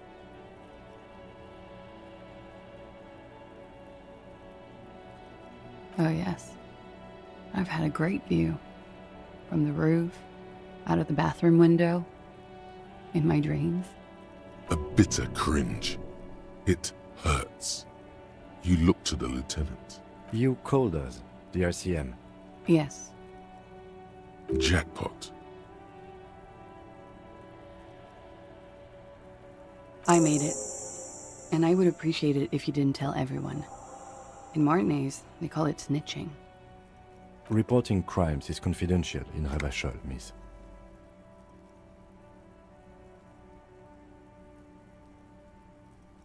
I didn't exactly disguise it. I just muffled the mic and nicked the landline a little. With nail clippers. And I diverted some radio fuzz into it. Into the cold wire. So that's why the phone is out of order. She tampered with the whirling landline. Did I? Fuck. I didn't mean to. I had no idea what I was doing. Jigsaw falling into place. This is satisfying. Good catch. I appreciate the symmetry. I don't know, sir. It was stupid. I was drunk, too. I was probably afraid the Union was listening in. Locals say they have ears in the wires. We're not entirely convinced about that answer, but okay. Let it slide. Pushing won't help here. Thank you for making the call, miss. It was the right thing to do. I didn't want to, sir. But if I hadn't, he'd still be hanging there.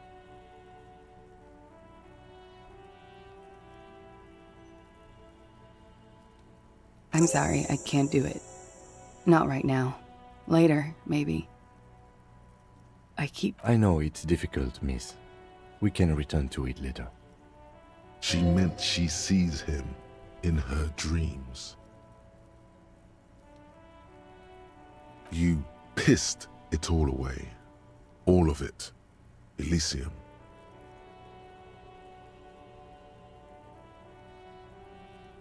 He had something to do with the strike. One has been roiling since I got here. Rotten timing. But you probably know all about it. And his role in this strike was what? I think he was in a security detail. He was ex-military, worked for Wild Pines, and against the Union. We didn't discuss work much, if you know what I mean. But I understood it was dangerous. And they lynched him for it? She nods. They're frequent guests. Downstairs, they have a booth for Union members. They're probably down there now. Over drinks. It's been a long, boring winter. A little, yeah. Like you partied with the deceased? No, not as hard. I'm sorry to have to ask this, but have you had a physical relationship with any of the Hardy Boys? I have. She sips her coffee. Birds circle overhead. She breathes a silvery sigh of relief and weariness. The air on the roof feels humid. Should we head by downstairs, officer? We may have things to discuss there.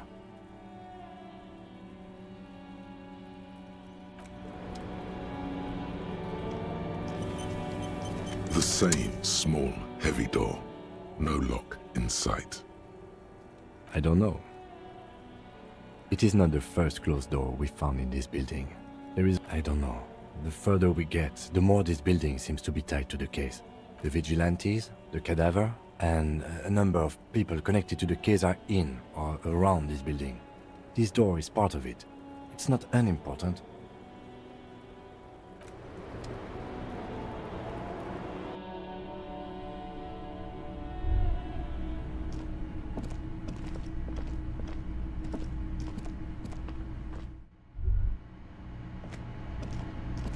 Looks like we have more to discuss with those so-called Hardy Boys.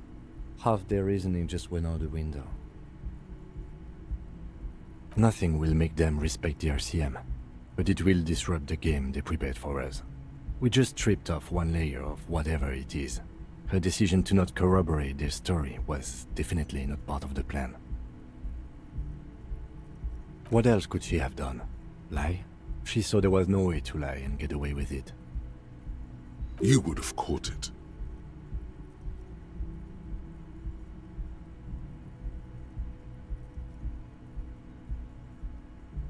If not you, then me. It was a smart move from her.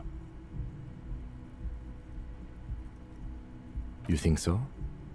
She seemed forthcoming. Unusually so.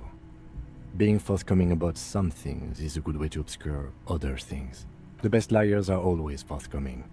Anyway, we should move. I suspect our investigation will bring us back here soon enough.